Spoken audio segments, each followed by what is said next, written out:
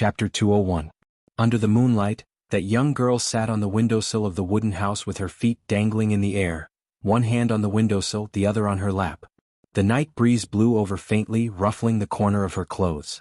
Occasionally her feet would gently kick a few times as if lingering with the wind, and also like a child suddenly floating up, just for fun. On her lips, there was a sudden smile, light but gentle, just like what a 10-year-old girl should have. The night was deep, the moonlight was cold. For some reason she still had no intention of leaving. She suddenly quietened down, not asking Lu Chen about Atsu's whereabouts, nor did she speak ill of Lu Chen. In that instant, Lu Chen suddenly had a very strange feeling that White Lotus was just sitting there playing. But of course Lu Chen would not really treat this girl as an ordinary 10-year-old girl. What a joke! With the vicious methods that she had displayed previously, Lu Chen felt that if his cultivation was slightly lacking, he would not be able to see the moon tonight. But this stalemate did not seem to be a solution. White Lotus did not seem to care at all, but this place was Lu Chen's wooden house. At least Lu Chen still wanted to sleep tonight. With an exceptionally dangerous girl like White Lotus sitting on the windowsill, no matter how brave Lu Chen was, he felt that he did not dare to close his eyes. So, Lu Chen felt that he still had to speak to White Lotus, thinking that since everyone had nothing to say, wouldn't it be best to go back to their own homes and sleep? When he was about to speak, he suddenly heard a low humming sound coming from White Lotus's mouth, and slowly she started to sing a little song. The crescent moon, seeing the acacia. Red clothes, dressing for whom? Yeah. Time passes like water, white hair flustered. Seeing the red makeup in the morning, separated by 1,000 mountains at dusk. Yeah. This song was short and simple, and the meaning of the words was graceful. However, when she sang it, it carried a trace of loneliness and loneliness. She was like a lonely woman that was filled with deep thoughts, and it was completely unlike the feeling she should have at her age.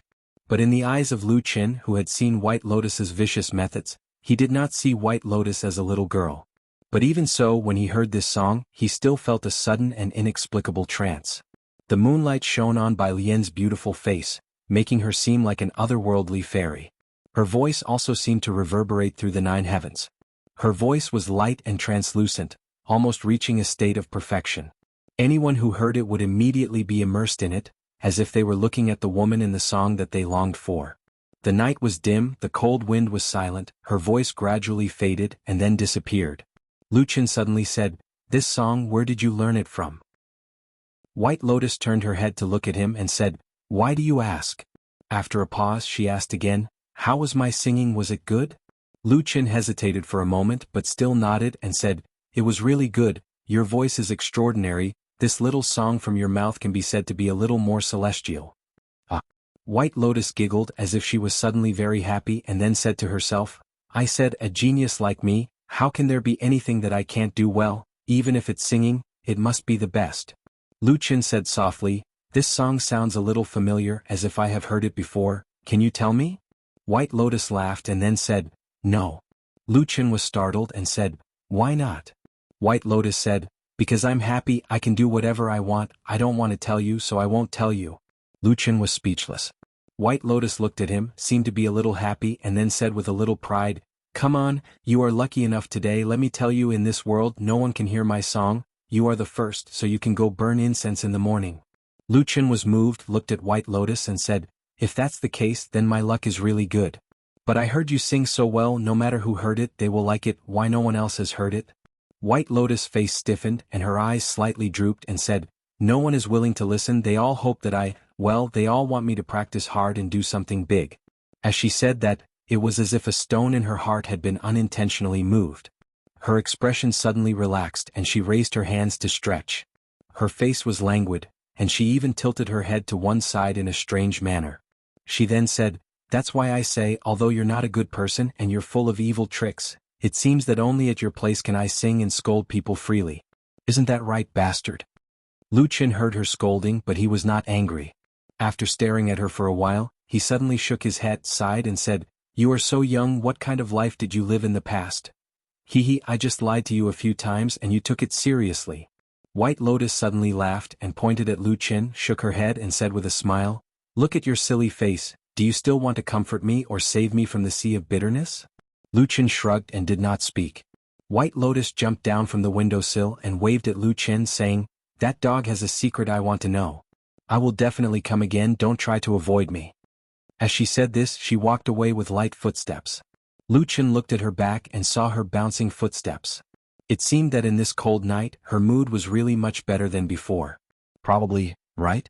The day of the sect council on the 15th of this month was getting closer and closer, so recently the Kunlun party had a more tense and solemn atmosphere. This kind of sect council was also a rule passed down by the ancestors.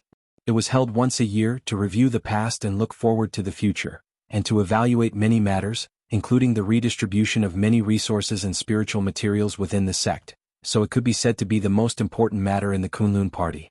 According to the rules of the Kunlun sect, cultivators above Jin Dan realm could attend the sect council, and all cultivators above Yuanying Jinren must attend. Of course, supreme existences like deity transformation stage Jinren still had special privileges. However, in the past few years, or to be exact, after Jinren Idol Month became the sect leader, Hakushin Jinkuin would appear in the sect council every year. On the contrary, because Jinren Tianlan was busy with many things in Zhengxianming, he did not come back to participate. Of course, the annual event had to be treated with caution. In the Xingyang Hall of Tiankuan Peak, some people had already begun to decorate the place. The other big and small matters in the sect had also gradually quietened down, giving way to the most important event of the year. Lu Chen was still quietly waiting for the arrival of the night of the full moon. However, there were still many doubts in Lu Chen's heart about the mysterious spy of the devil cult secretly arranging to meet on the night of the full moon. Not to mention other things, this coincidentally happened on the same day as the most important event of the year in the Kunlun party. Could it be another coincidence? Lu Chen did not believe it. He felt that there might be some strange twists and turns in this matter that he did not know about. However, he still knew nothing about the spy of the devil cult, so the only thing he could do was to wait.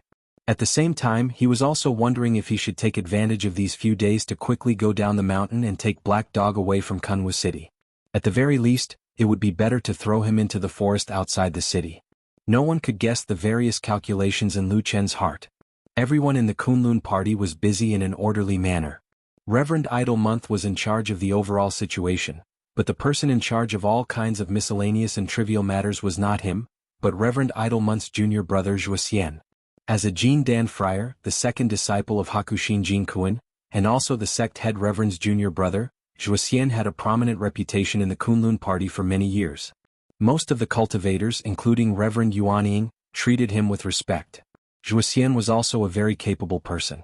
He was smart and capable, and he almost never made a mistake in handling big and small matters.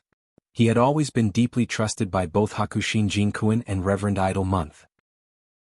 On this day, when Zhuoxian walked out of the winter peak above the clouds in the sky, he turned his head and saw the entrance of his third junior sister's cave not far away from his own cave. White Lotus was standing there looking into the distance in a daze.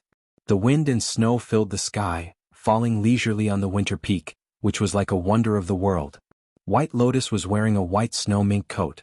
She stood there like a beautiful statue, so beautiful that it was suffocating. However, Zhuoxian was old and experienced, so he was not too surprised. He only smiled and said, "Junior sister, you're up so early?" White Lotus turned around. Her expression was cold, just like the cold snowflakes that filled the sky. She was polite but with a hint of alienation. She bowed to Zhuoxian and said, "Second senior brother, good morning." Zhuoxian nodded and said, "I have to go down the mountain to do something today. I might not come back during the day. Be careful on the mountain alone." White Lotus said, "Little sister knows. Senior brother, don't worry." Zhuoxian smiled. Just as he was about to turn around and leave, he suddenly heard Bai Lian ask, "Second senior, there's something I'd like to ask you." Zhuoxian stopped and said, "Junior sister, please say it." White Lotus said, "I heard that at the foot of the mountain, that is in the sect, there has been a big commotion recently. There is an evil faction spy who infiltrated our Kunlun party and killed an innocent disciple?" Zhuoxian was silent for a moment and then nodded and said, "There is indeed such a thing. The disciple who died is called He Changxing. His ancestor used to be a disciple of our Kunlun party. Later on his family declined. But when it came to his generation, it looked like he wanted to pull himself together. Unfortunately, he met with such a thing." White Lotus frowned and said, "I think I have heard of He family once before, but I don't have much impression of it. But this evil faction kills people and does evil. Why don't we go and catch them?" Zhuoxian said, "We have already sent people to investigate. Unfortunately, the evil faction is treacherous. So far we haven't found anything. Instead we have caused a lot of trouble for no reason. White Lotus looked at him and asked. Zhuxian was slightly surprised, but then he thought of White Lotus's family background and felt relieved. He said, "It's him. I heard that he hasn't been well recently?" White Lotus asked. Zhuxian looked at White Lotus strangely.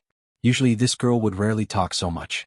But he still patiently said, "Yes, I heard that in the process of investigating, he had some conflicts with the Su family in Kunwu City.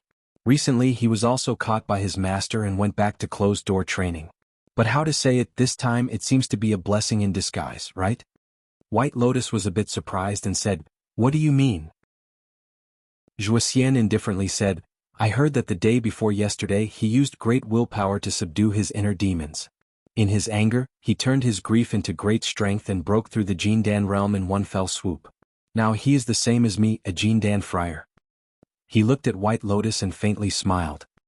He leisurely said, "At his age, his future is really limitless." Chapter 202. The Kunlun mountain range was majestic and towering on the western continent. It had attracted the attention of countless heroes for thousands of years. At this moment, on a quiet street in Kunwu City, there were two men standing side by side. They were looking at the undulating mountain range from afar. One of them had an ordinary appearance. He was wearing an old robe that had been washed so many times that it had turned white.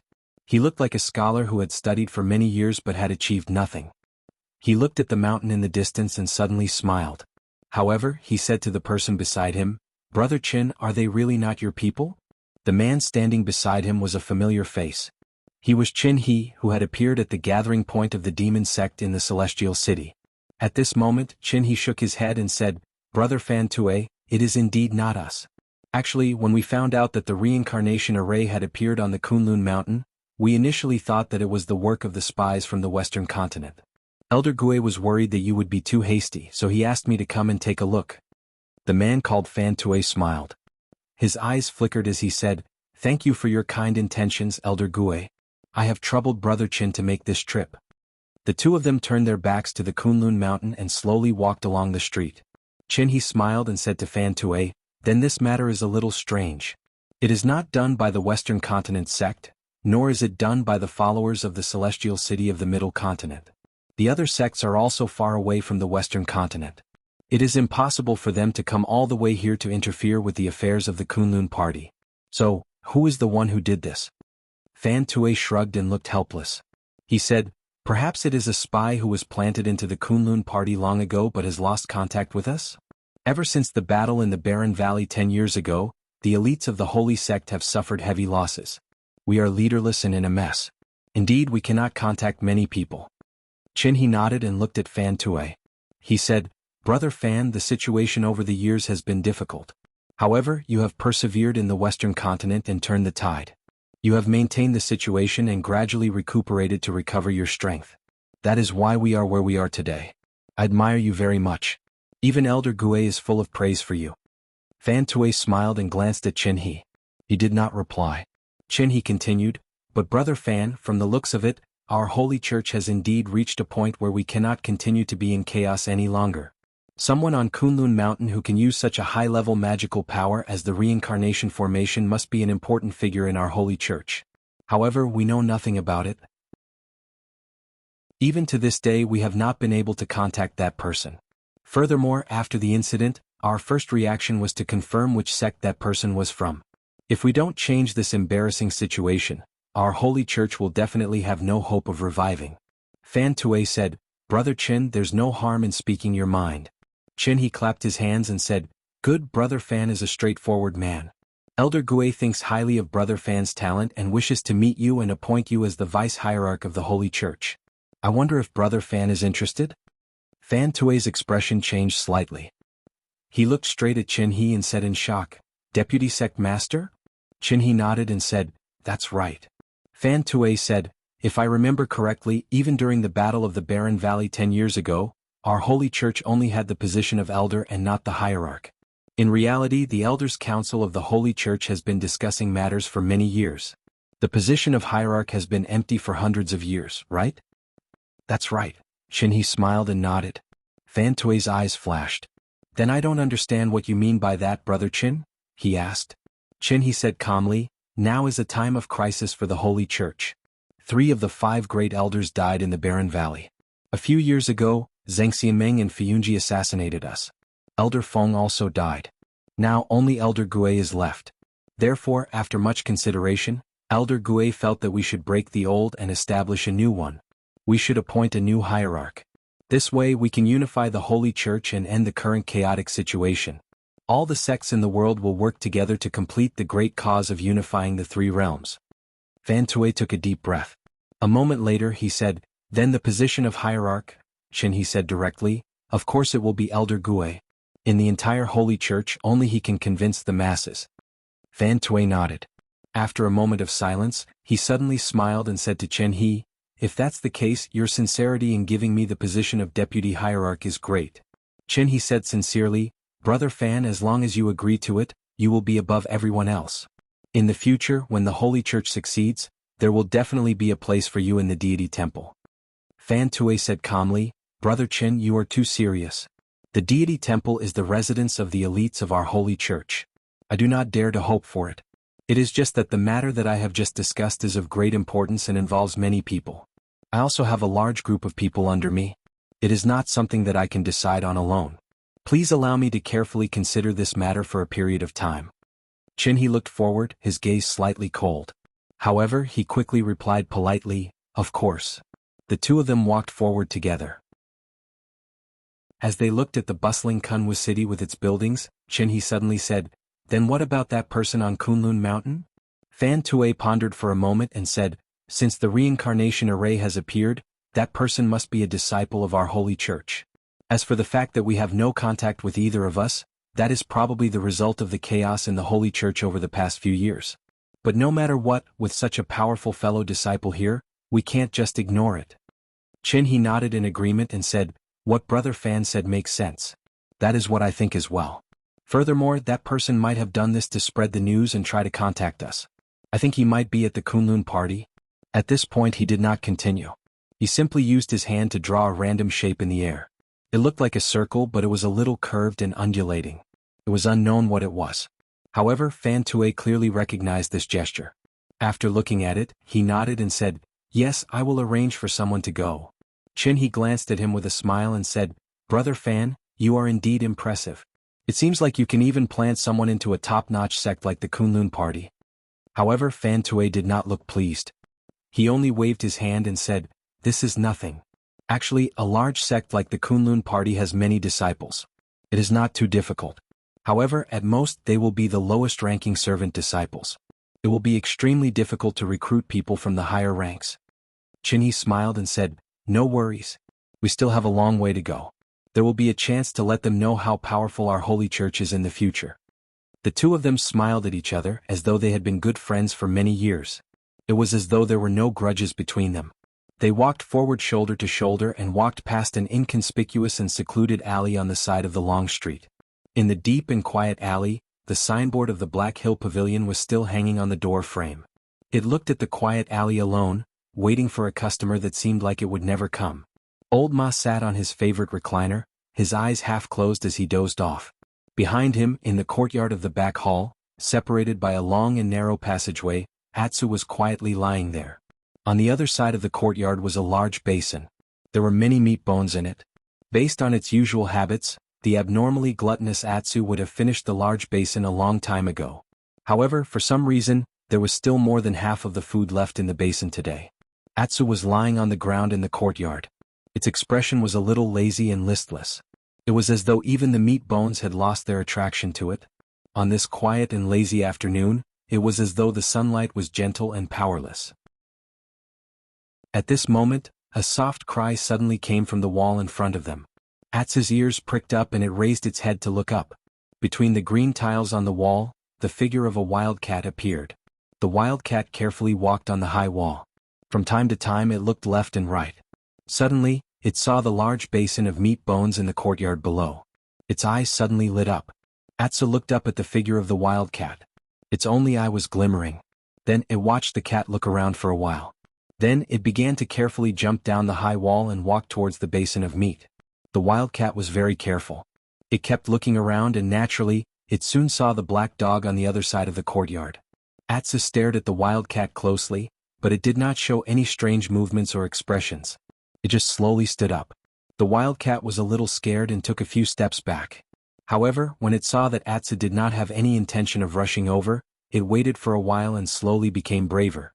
The fragrant meat bones seemed to be particularly tempting, and it could not help but walk over there.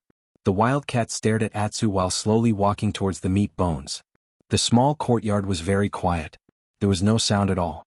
In the depths of Atsu's eyes, there was a faint beautiful luster that lit up like a green flame. The wildcat knew nothing about it. Most of its attention was now on the basin of meat bones in front of it. After a while it finally got to the edge of the basin. Then it could not bear it any longer. It buried its head and took a big bite. However, the wildcat still did not let down its guard. With the meat in its mouth, it immediately looked up at Atsu. However, Atsu still stood in the same place and did not move. The wildcat tried a few times and finally felt relieved. It meowed a few times and was overjoyed to start this hearty meal. Until it buried its head and ate happily, it suddenly found that there was a shadow covering the top of its head. It covered its entire body. In an instant, the fur on the wildcat's body stood up. It raised its head with a scream and saw that a black dog was already standing beside it. A single terrifying eye was flashing with jade-like flames as it stared intently at the wildcat. A terrifyingly large mouth slowly opened halfway, revealing snow-white and sharp fangs. The wildcat screamed in horror and jumped up to escape. However, suddenly a dog's leg quickly pressed down from mid-air. With just one move it was firmly pressed to the ground. The next moment, the dark shadow completely drowned and swallowed the wildcat. Chapter 203. There were many odd-job disciples in Kunlun Mountain. They were at the bottom of the hierarchy in this famous sect. They did most of the hard work, but they only received negligible rewards. What they hoped for was a very big dream. Most people were like this, but only a very small number of people could reach the sky in a single bound. To some extent, Lu Qin was actually one of them. However, there were not many people like Lu Qin. In the fragrance garden where he had worked before, there were still countless odd-job disciples who were still struggling to survive, unable to make a name for themselves. Jianghu was such an ordinary odd-job disciple. He had been in the Kunlun party for many years, but there had been no improvement. In the beginning, Jianghu had actually worked hard, diligently doing all the work that he could do, tenaciously persevering to do his best in the hard work, but even so, there were no opportunities falling on his head from the sky. Therefore Jianghu gradually slacked off. He had been dissatisfied, wronged, and angry, but he was just an ordinary person. Other than his average ability, he was actually very afraid of death. So in the end, Jianghu finally became a wily old fox, and not the kind of madman that occasionally appeared. Because he had been in the Kunlun Mountain for a long time, and because he was experienced enough in the fragrance garden, in general, Jianghu's life among the odd-job disciples was not bad. However, a few days ago he was at a disadvantage in a dispute with a person called He Changxing, and he was knocked unconscious on the spot. However, the main character of this dispute was not Jianghu, nor was it He Changxing. In fact, it was a few high-ranking aristocratic children, and the matter was later left unsettled. Jianghu was very angry when he was at a disadvantage, but one day after a while he heard something. He Changxing had died. He died very suddenly, inexplicably, and it was said that he died very miserably. Jianghu didn't see it with his own eyes, but he heard all kinds of descriptions from the people around him. At first he was happy with the misfortune of others, but after a long time when he calmed down, he also felt sad for the death of a rabbit. Moreover, they heard that the murderer was very likely to be a sorcerer from the devil cult, which was even more inconceivable. To be honest, Jianghu had known He Changxing for a long time. Although their relationship was ordinary, he really did not think that this person would have anything to do with the devil cult.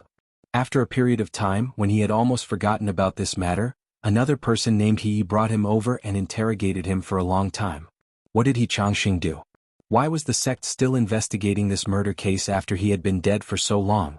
Jianghu didn't know why, but when he was confused he actually felt a little jealous and envious. He knew that if he died in an accident, it would never attract the attention of the Kunlun party. Not many people would even pay attention to it. After all, they were all odd-job disciples. Jianghu was such an ordinary person, a selfish person with some human emotions. He had dreams before, fantasizing that one day he would become an immortal and his name would shake the world. Of course, these things seemed to be impossible now. But who didn't want to be different? Well, if there was a chance to come. Every day when Jianghu woke up and went out, he would look at the house that he Changxing once lived in, which was now empty and abandoned. Then he would have a thought in his heart, thinking that probably now, other than those who wanted to catch the evil sect's evil people, he was probably the only one left who still remembered he Changxing. This was really a very strange thing.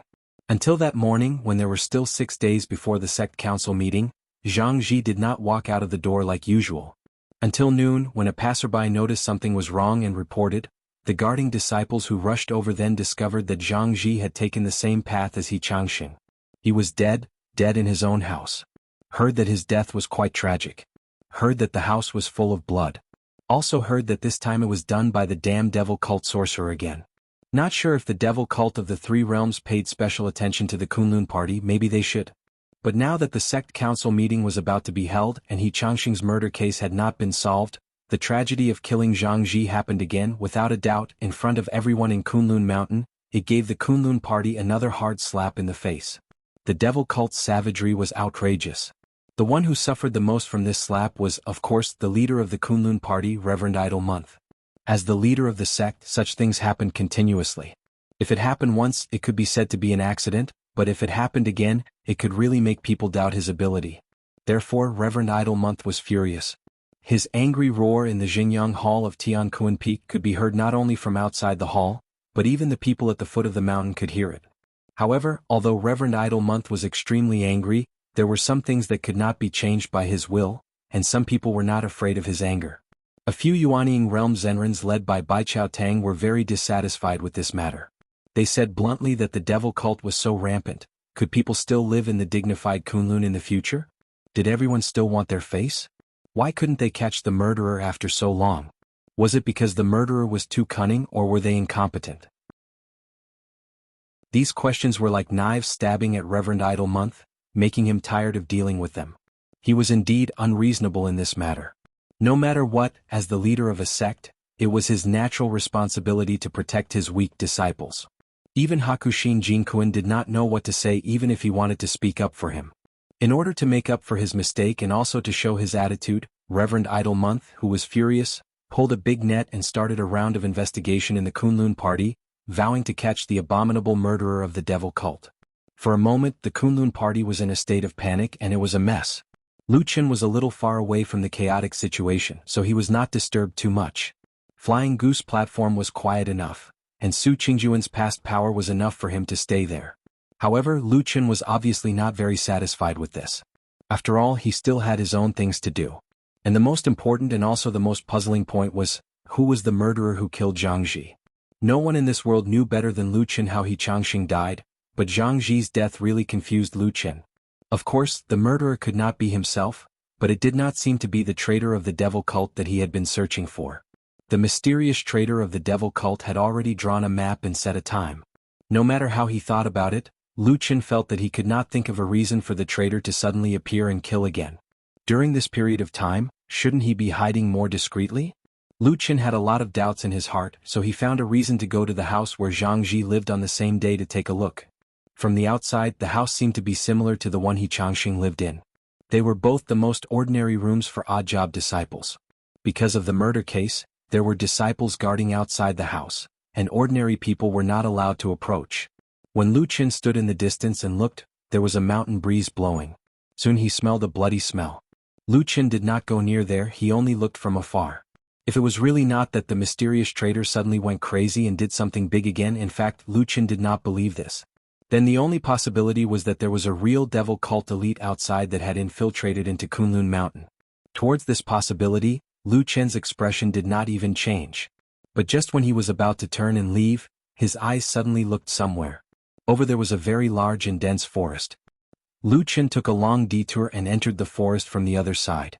He then walked towards the central area of the forest with ease and came to the big rock that he saw last time. He looked around and saw that all the trees were as dense as before, the air was fresh, but other than that, there seemed to be not much other than some collapsed stone pillars and slabs. Lu Chen searched the area but he didn't find anything suspicious. He also searched the tree bark, but he didn't find anything. Just when he thought that this new devil cult sorcerer did not seem to know the rules and did not leave any token pattern to prove his identity, Lu Chen suddenly discovered another place in the forest that was somewhat different. It was that big rock. He walked up and carefully searched for a long time. Finally, near the soil, he saw a pattern. A big tree pattern with 2 leaves and 1 flower. Please show yourself and reminisce about the past. This was the meaning that Lu Chen could see in the new devil cult pattern. Then Lu Chen's expression turned somewhat ugly. The matter was very obvious. He had used the reincarnation formation, which was rarely circulated, to set up a formation to kill He Changxing. This matter had simultaneously attracted the attention of the traitor of the devil cult and the other devil cult members outside Kunlun Mountain. They had even extended their hands into this place. However, Lu Chen also sensed a trace of abnormality from this strange situation. That was, the devil cult people outside of Kunlun Party did not seem to be aware of the situation of this devil cult spy in Kunlun Party. Therefore, regardless of the difficulties, risking the danger of being attacked by such a powerful and famous sect like Kunlun Party, they still wanted to show their existence, intending to make contact with that spy. This made Lu Chen very surprised.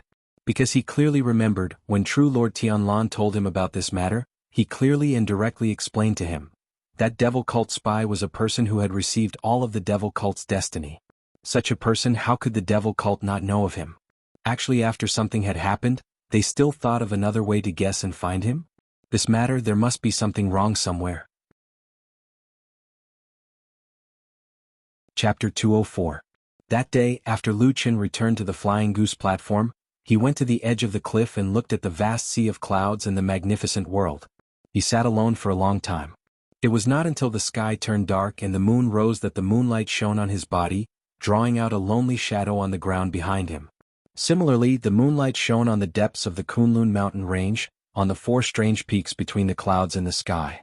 On one of the winter peaks, snow still danced in the sky. 2 figures stood side by side on the mountain path under the moonlight. They were the headmaster of Kunlun, Reverend Idle Month, and Zhuxian.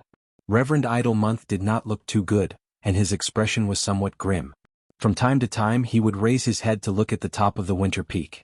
At the peak of the mountain, the howling snowstorm was wrapped into a ball. It was the cave where the legendary Hakushin Jinkuan cultivated.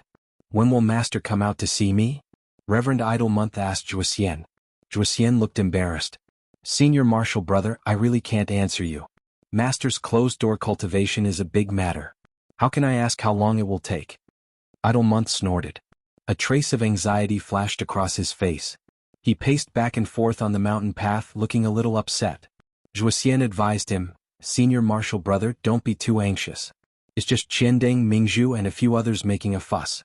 Can they really overturn the sky? Besides, no matter how bad the situation is, isn't Master still here? When the time comes, as long as Master appears, he will be able to intimidate everyone. I'm sure they won't dare to say another word. Idle Month nodded. It was obvious that he had the same thought in his heart. However, he quickly sighed and said, Junior Marshal Brother, what you said is not without reason.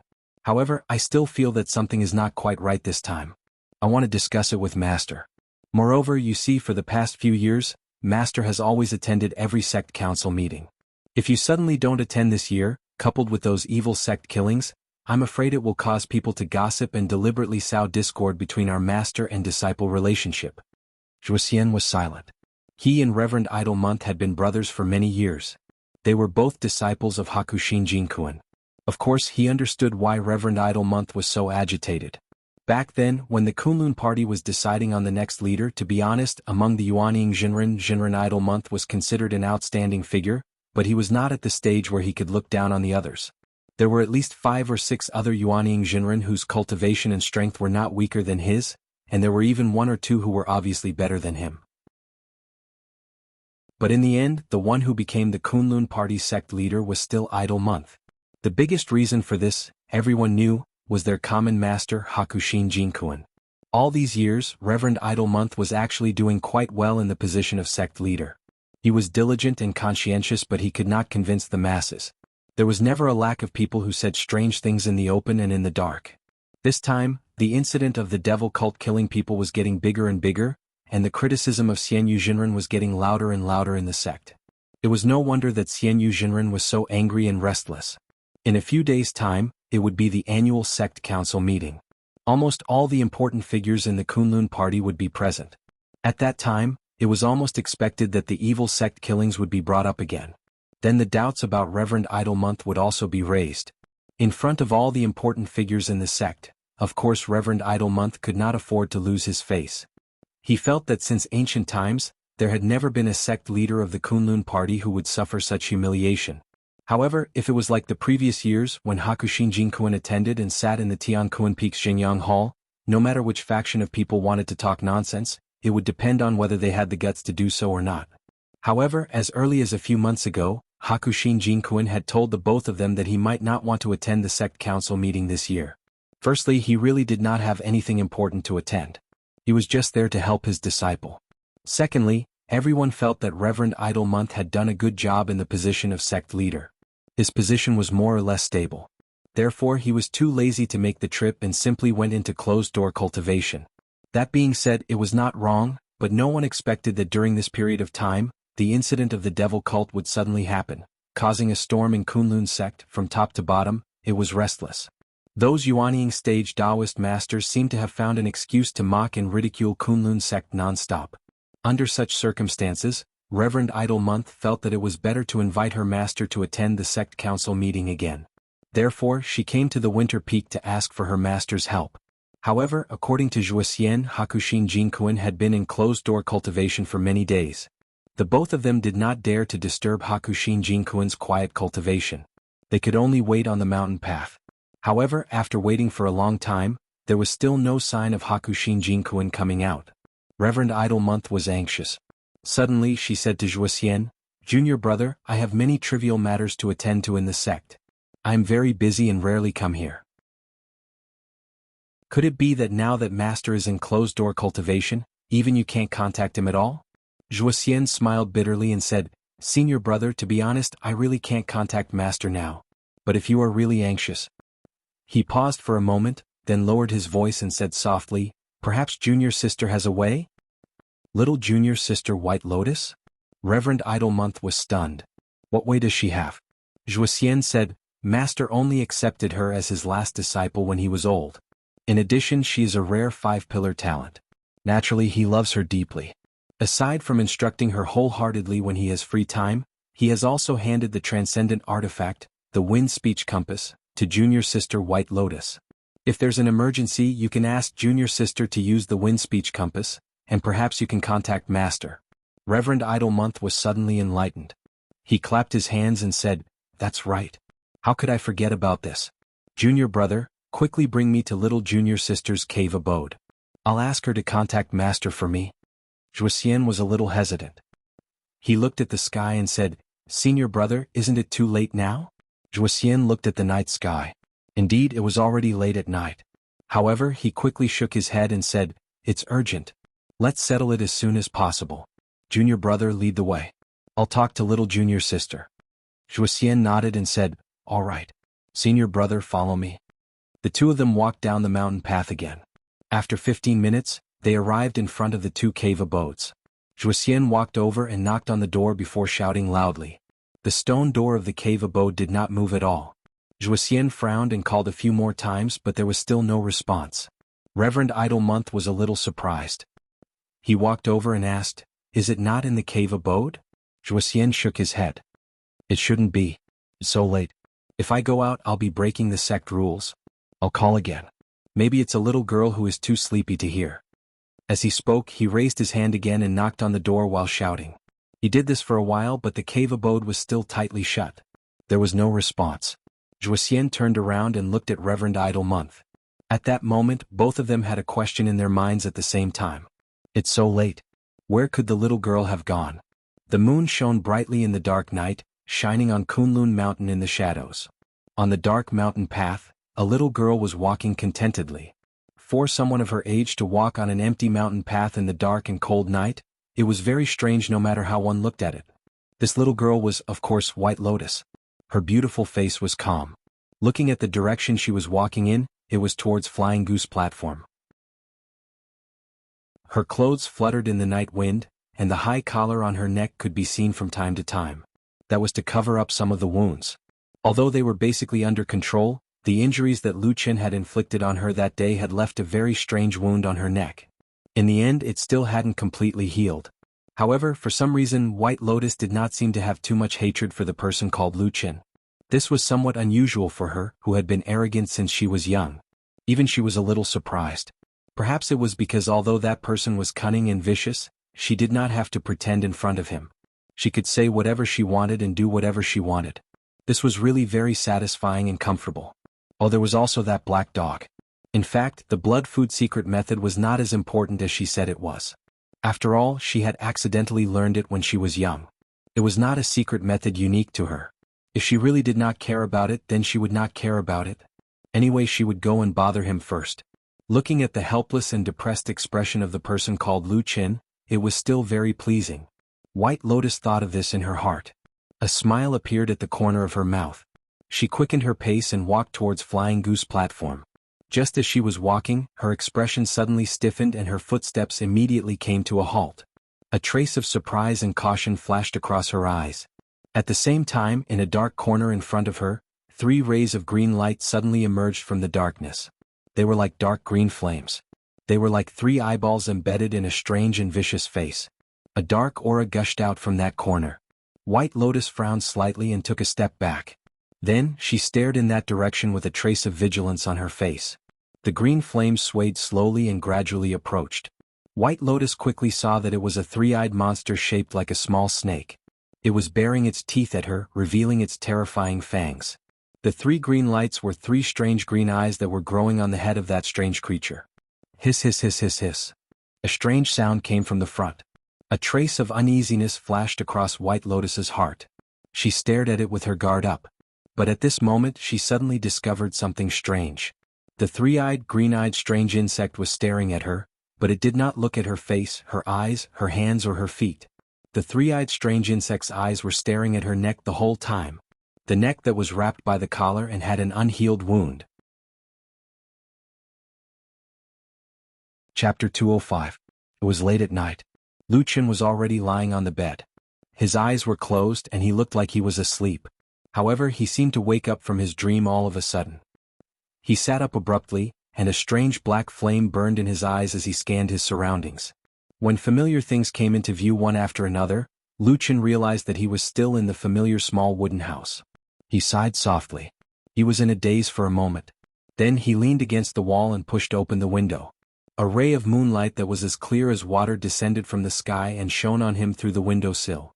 Lu Qin looked at the bright moon in the sky and realized that it was rounder than yesterday. Perhaps in a few days' time, it would become round again. The moonlight on the window sill was as white as a veil. The cold wind blew past, cold and lonely. Lu Qin looked at the lonely night outside the window and suddenly thought of the figure sitting on the window sill the day before yesterday. At that time, White Lotus did not look like a vicious and mysterious person. Instead, she looked more like an innocent and cute girl. However, just as he thought of this, Lu Qin immediately shook his head and threw this dangerous thought to the back of his mind. That White Lotus was innocent and cute? There must have been many people who had this kind of thought and died in her hands. At this moment, Lu Qin's expression suddenly changed. In his eyes, a black flame burned again. Somewhere in the distance, there seemed to be a throbbing power that was very familiar. He had been searching for it for a long time. It was the strange 3-eyed blood-devouring bug. Lu Qin immediately became spirited. After pondering for a moment, he pressed his hand on the window sill and floated out. Then he took advantage of the night and blended into the darkness, flying towards the mountain path. On the winter peak, in the snowstorm, Perfected Idle Month and Wuxia stood at the entrance of White Lotus's cave abode and looked at each other. Immortal Idle Month could not help but ask Wuxia, "Where did she go? There's a curfew in the middle of the night. If Junior Sister is still on Kunlun Mountain and someone sees her, it'll be a crime of disrespecting the sect's rules." Wuxia smiled bitterly and said, "Senior brother, I really don't know. Little Junior Sister is extremely intelligent and has always been personally taught by Master. I don't usually talk to her much." Taoist Master Idle Moon raised his head to look at the moonlight, and then looked at the even more beautiful spectacle of lightning under the moonlight, surrounded by the violent snowstorm. Then he exhaled deeply and then sighed again. Lu Qin moved forward in the darkness, heading towards the strange aura in the distance. That aura was very strange. For some reason, it actually triggered the power of the black fire that was hidden in the deepest part of his body. Lu Qin even had a faint feeling that it was the hunger of the black fire and the divine black flame board. They were like hungry and terrifying hunters, and their prey was the blood-devouring worms. As long as he could kill the blood-devouring worms, he could absorb even more terrifying aura of the undead. The dark aura was too obvious. It was like a beacon guiding Lu Chen's direction. However, when he rushed to the mountain path, even though Lu Chen had always been bold and calm, he could not help but change his expression. On the dark mountain path in front of him, there was a petite figure standing there. Her hands were raised high, and there were traces of ice and snow flowing from her fingertips. On the ground beside her, Lu Chen actually saw the corpses of several blood-devouring worms. Almost all of the blood-devouring worms were tightly wrapped in ice and snow. They looked extremely stiff. They were probably frozen to death. At this moment, White Lotus also seemed to have seen Lu Chen. She raised her eyes slightly and looked at him. Then she suddenly laughed and said, "How is it? Am I considered powerful?" Lu Chen glanced at the corpses of the blood-devouring worms on the ground and could not help but smile bitterly. Then he nodded and said, "Powerful." Ah. White Lotus seemed to be happy all of a sudden. She put down her raised hands and walked towards Lu Chen. Then she said casually, "I originally wanted to go to the Flying Goose platform to find you, but I did not expect to encounter such strange things on the way. They were extremely vicious, so I simply killed them all." "Admirable." Lu Chen nodded and said to White Lotus. White Lotus laughed and kept walking. At the same time she said, "Are your words sincere or not?"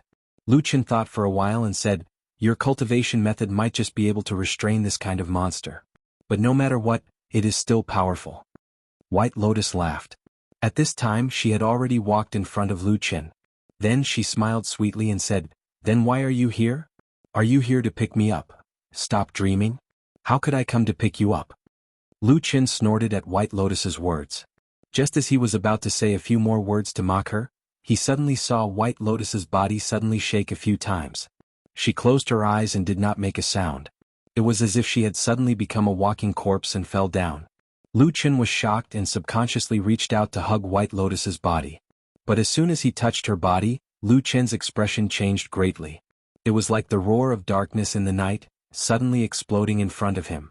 A wave of darkness surged over and instantly wrapped around his body. This feeling was the aura of the strange three-eyed worm. Could not be wrong. Lu Chen's expression changed several times. Suddenly, he stretched out his hand and tore open Bai Lian's right sleeve with a ripping sound. Immediately, a strand of black qi appeared on her abnormally white wrist. At the same time, a twisted, protruding mark suddenly sprang up from the back of her hand. Then, it crazily rushed up and it looked like it was about to rush past her shoulder and into her chest. Lu Chen snorted coldly. He suddenly grabbed White Lotus's shoulder with one hand and then fiercely clawed down. His 5 fingers instantly turned black. Then, black flames gushed out from his hand and directly burned into White Lotus's flesh. White Lotus lost her voice and cried out in pain. But at the same time, the black gas that was rushing up suddenly stopped. It seemed to have seen the most terrifying thing in the world. For a moment, it did not dare to rush forward. Instead, it turned around and fled. But at this time, Lu Chen grabbed White Lotus's shoulder with one hand. His other hand followed the root and directly wrapped around White Lotus's elbow. After a moment, there was a sudden scream. A strange three-eyed worm rushed out from White Lotus's wrist with its fangs and claws bared. After the strange worm broke out, White Lotus moaned and directly fell to the ground. It looked like she had fainted. And Lu Chen looked at the evil blood-sucking worm that flew into the air and seemed to want to escape. He suddenly reached out and directly grabbed the body of the blood-sucking worm in the air. The blood-sucking worm roared and turned its head. It seemed to be completely enraged. Just as it was about to attack Lu Chen, there was suddenly a deep and boundless black flame that was like an iron curtain that suddenly burned. It burned on Lu Chen's hand. It also burned on White Lotus's arm. Even from her neck, there were a few strange black lights that lit up. Under such a pincer attack, the blood-sucking worm had no way out. It was instantly burnt and melted in that raging black flame. Everything quieted down and the tranquility of the night was restored. Lu Chen stood in the same place and muttered to himself for a moment. Then he bent down and picked up all the carcasses of the blood-sucking worms. Carrying the unconscious White Lotus, he turned around and left with large strides. Lu Chen brought White Lotus back to his wooden house. In fact, he didn't really want to do this.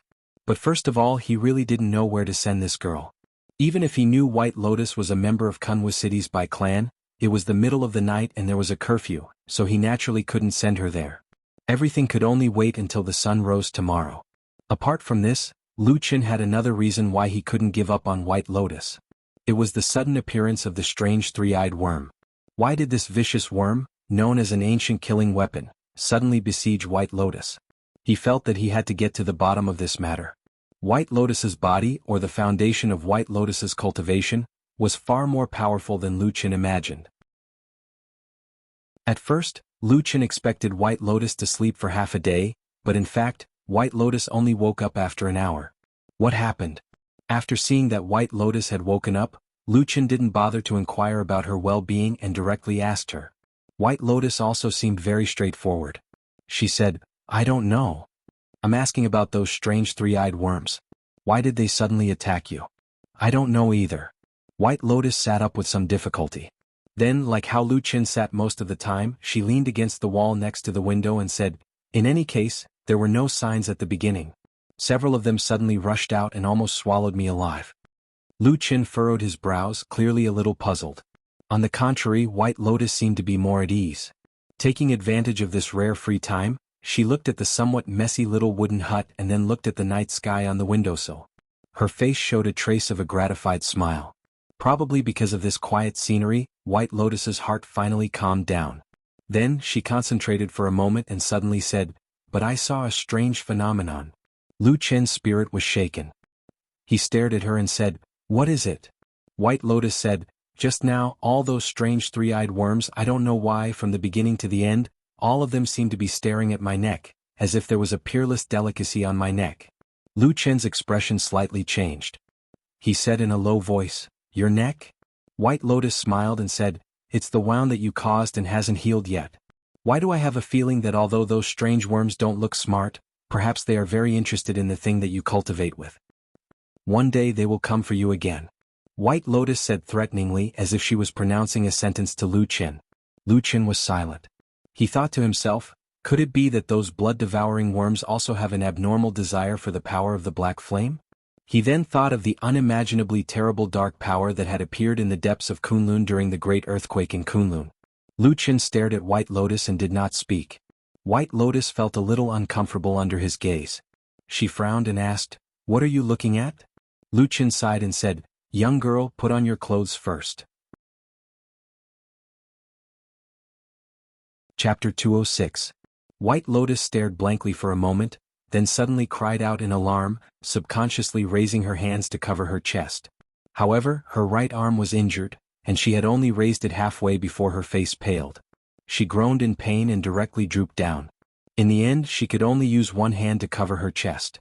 But very quickly, just as she was about to yell at Lu Qin for being despicable and shameless, White Lotus suddenly discovered that most of her clothes were still intact. The only thing missing was her injured right arm. The sleeve from the shoulder down had been torn off, revealing her white jade-like skin. It was an exceptionally moving sight. But at this moment, on her arm, there were still a few wounds. The flesh on her wrist had split open, and there were a few startling black fingerprints on her shoulder. At this time, Lu Qin opened his mouth and said, "What are you screaming for? Isn't it just a torn sleeve? I kindly advised you to put on some clothes to prevent you from catching a cold. Why do you look like your entire body has been seen by someone?" White Lotus spat and looked at Lu Qin with disdain. "You're a man and you're taking advantage of my tongue. Aren't you embarrassed?" Lu Qin rolled his eyes and said, "Hey little girl, speak clearly. What do you mean I took advantage of you? Just now, I risked my life to save you from the mouth of that strange three-eyed insect." White Lotus sneered and said, "Don't give me that. You stinky men, do you think I don't understand? Don't you all see that I am beautiful and want to take advantage of me? You have all kinds of dirty thoughts. Do you dare say you don't?" "I don't." Lu Qin's expression was solemn as he said to White Lotus, "I have to make this clear to you. I don't have the slightest bit of that kind of thought." White Lotus looked at him and said, "Then let me ask you, what do you think of my appearance? Is it considered beautiful?" "Of course not." Lu Qin paused for a moment. It seemed that he still couldn't deceive his conscience. He muttered and said, "All right, you are indeed beautiful, but I am not interested. Only a ghost would believe you. There isn't a single good man in this world." Lu Qin said, "You're just a little girl, where did you learn so many messy things? I won't talk about those cruel and vicious methods. You're so young, what do you know about these matters between a man and a woman?" White Lotus said angrily, Don't look down on me. I know everything.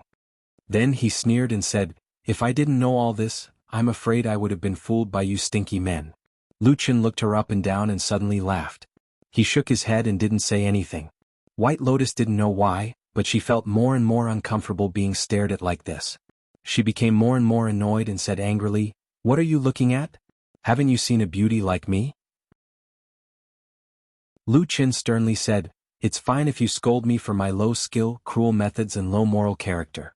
In any case, we've fought and killed several times these past few days, we're enemies and not friends. But no matter what, you can't slander me for liking a little girl like you. I'm not interested in you. White Lotus was furious. She slapped the windowsill and said angrily, tell me clearly, what do you mean by this? You're saying I'm ugly? Lu Chen said, you're not ugly, but I'm not blind. I'm just not interested in you. Seeing that White Lotus was so angry that her face turned pale and looked like she was about to get up and fight, Lu Chen hurriedly waved his hand and said, hey, do you have any upbringing? You're still a girl at such a young age. You're always talking about killing people at the slightest provocation. Can you listen to me properly? White Lotus angrily sat back down and glared at Lu Chen. Tell me, what do you mean by your words? Lu Chen shrugged and said, I don't mean anything. I do like women, but they have to be mature women. You're just a 10-year-old girl. How could I be interested in you? White Lotus was stunned for a moment. Her expression softened a little, but then she revealed a suspicious expression. She looked at Lu Chen and said, are you serious? Lu Chen laughed and said, why would I lie to you? In short, if you're worried, you can leave now. I won't send you off. White Lotus thought for a moment. She put on her clothes and got off the bed. She said, I'd better go. You're unreliable. I want to stay away from you. Lu Chen didn't know whether to laugh or cry. He stepped aside and shook his head with a smile. Then you'd better keep your word. Stay away from me in the future. Don't come looking for me. White Lotus walked a few steps and suddenly turned her head to look at him. She said, have you slept with other women before? Lu Chen was stunned. Then he nodded calmly and said, yes. Disgusting. White Lotus said. What do you know? Lu Chen scolded with a smile. White Lotus thought for a moment and said, I don't believe that the women you slept with before were more beautiful than me. What makes you say that I'm not as good as them? Lu Chen was speechless for a moment. After a moment, he waved his hand to drive away White Lotus. He said, you're getting more and more outrageous. Is this something a little girl like you can ask? White Lotus was unmoved.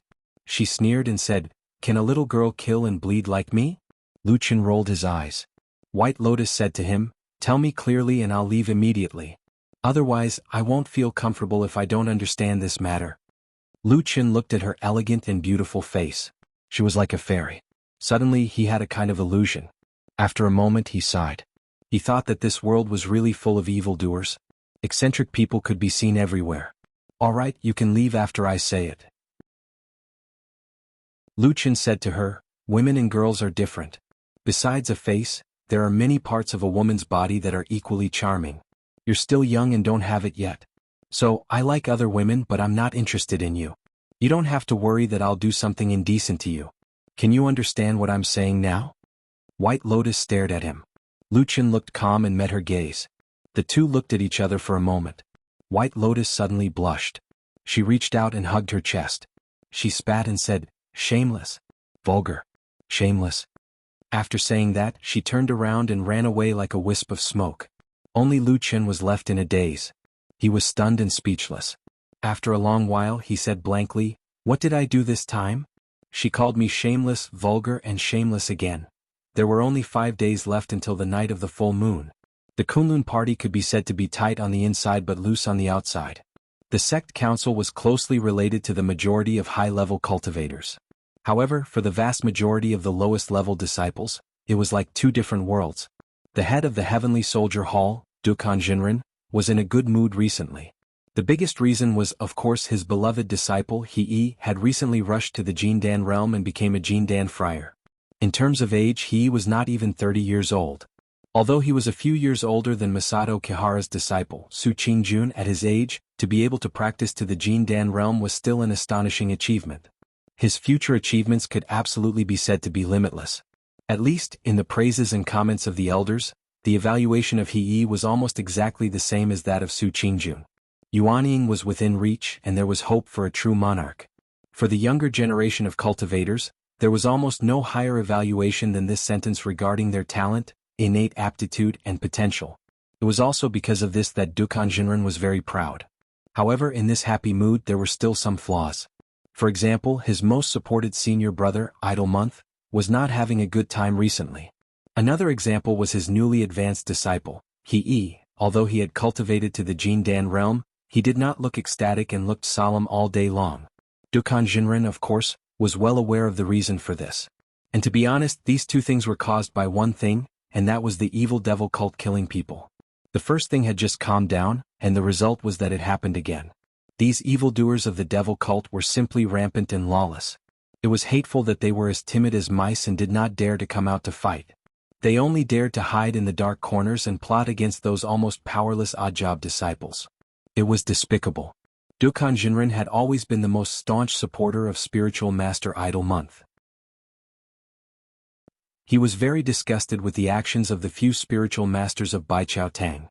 It was clearly the evil deeds of the evildoers of the devil cult, but Qian Deng Mingzhu and the others were pointing the spearhead at their senior brother. However, although he thought so in his heart, when someone suggested to him that he should come out again to continue investigating the devil cult, Dukan Jinren still firmly refused. He really felt sorry for his disciple and did not want him to get involved in this mess again. These days, because the sect council was imminent, he was also very busy. But occasionally when he had free time, he would call He along for a walk as a way to ease his anxiety. He knew his disciple too well. He was talented, but his thoughts were too deep and many things were bottled up in his heart. And a few days ago, the death of his most valued younger brother, He Gang, had a much deeper impact on He than what he showed on the surface. Therefore, on this day when he and He were casually walking on the mountain and chatting, he also deliberately mentioned this to him. He was an extremely intelligent person, and almost immediately understood his master's deep meaning. He immediately thanked his master. Dukan Jinren had a gratified smile on his face, but he still sighed in his heart. The more normal he behaved, the more it showed that the knot in his heart had not been untied, and could only be left for the future. The two walked for a while, and when they were ready to return to the mountain, He said to Dukan Jinren, "Master, I don't want to go back for the time being, so I'll just walk around here. You are busy, so you should go back first." Dukan Jinren glanced at him and said, "All right, then you take care of yourself, remember what I said to you just now." He smiled and said, "Master, rest assured, disciple understands." Dukan Jinren smiled and flew up into the air. He looked at his master's disappearing figure, the smile on his face slowly disappeared. Not long after, he heaved a long sigh, but his face revealed some melancholy as he turned around and walked away. Just that he had only walked a few steps when his footsteps suddenly froze, and his expression changed greatly. He suddenly discovered that beside him, a huge figure had suddenly appeared there. Like a ghost, even with his current cultivation, he did not sense it at all. Chapter 207. To a Jindan friar, in terms of cultivation realm, it could already be said to be extremely powerful. Looking at the entire cultivation world, countless cultivators, countless families, wherever he went he could be considered as an elite. And with Jindan friar's sharp senses, perhaps if they really fought, he might not be a match for the more powerful Yuanying realm Jinren, but for a Yuanying Jinren to suddenly approach Jindan friar without anyone noticing, that was also extremely difficult. But right now, he suddenly met such a person, a huge and fat figure, suddenly appeared beside him. So close at hand. At that moment, it was like the blood in He's entire body had frozen, and he practically instinctively let out a furious roar as he retreated. At the same time, he swung his arm and struck out with his strongest Tao art and divine ability. A bright light suddenly lit up, pierced through that shadow, his body like an arrow leaving the bow retreated, looked like he was about to break through the darkness. But the strange thing happened again, that huge figure like a shadow followed, directly followed up, and following what seemed to be a casual sound of a sleeve fluttering, an instant later, all of He's supernatural powers were all broken, dissipated into nothingness. Heaven and earth were silent, all living things were silent. A gust of aura came from the shadow in front of He, that tall and sturdy figure, had a mountain-like imposing manner, like covering the sky and covering the earth, pressing down on him. He's body shook violently, staggered back, suddenly his legs softened, he almost knelt down. But he tried his best to hold on, until that tall and fat man lowered his head, a pair of eyes landed on his face. Like a sudden clap of thunder instantly exploded, He's mind went blank. In that instant he directly sat on the ground, his entire body drenched in sweat, his face pale, almost devoid of blood. The pressure like landslide and tsunami swept over, he felt that his entire body's flesh and bones seemed to be out of control, perhaps the next moment it would collapse and explode. His heart was also extremely shocked. This was the first time in his life that he met such a terrifying person, almost not like a mortal, like a deity. At that moment, his eyes suddenly widened. He stared at the tall and sturdy figure in front of him. For some reason, even though he was right in front of him, even though that person seemed to be looking at him, his mind still couldn't reflect that person's face. Was this the might of a true monarch of the divine transformation stage? He didn't dare to look anymore. He was afraid that if he held on any longer, he would really turn into ashes. He could only lower his head and kneel on the ground with a thud. He said in a hoarse voice, "Disciple, he pays respect to Immortal." It was rare for Su Qingjun to get up early in the morning. After she greeted Lu Qin, she hurriedly went down the mountain. Her destination was her home in Kunwu City.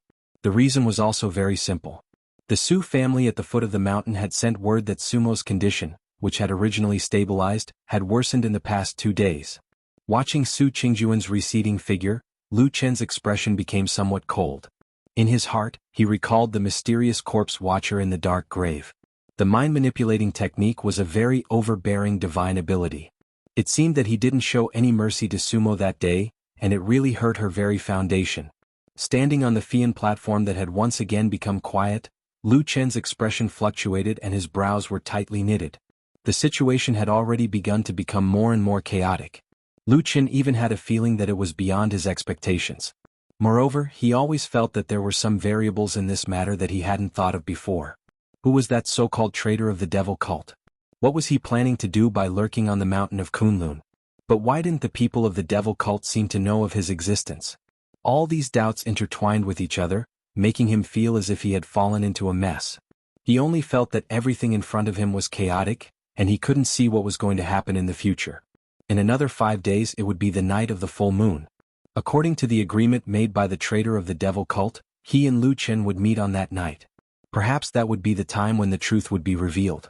But would things really be so simple? Perhaps because he had been in the dark for too long, Lu Qin always subconsciously felt doubtful. He always felt that there was no such simple thing in this world.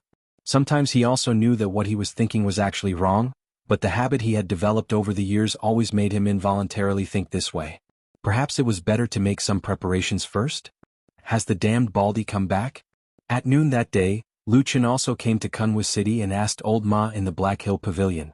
Seeing that Lu Qin had come, Atsu was very happy. It ran to his side and jumped up and down, appearing to be very affectionate. Seeing Atsu's appearance, Lu Qin also smiled and kept reaching out to stroke its head. He then raised his eyes to look at Old Ma. Old Ma shrugged and said, "I don't know. But since he promised to come back before the night of the full moon you mentioned, it should be in the next few days." Lu Qin nodded and said, "Good. If he comes back and contacts you, find a way to notify me or tell him to come find me. I have some things to ask him."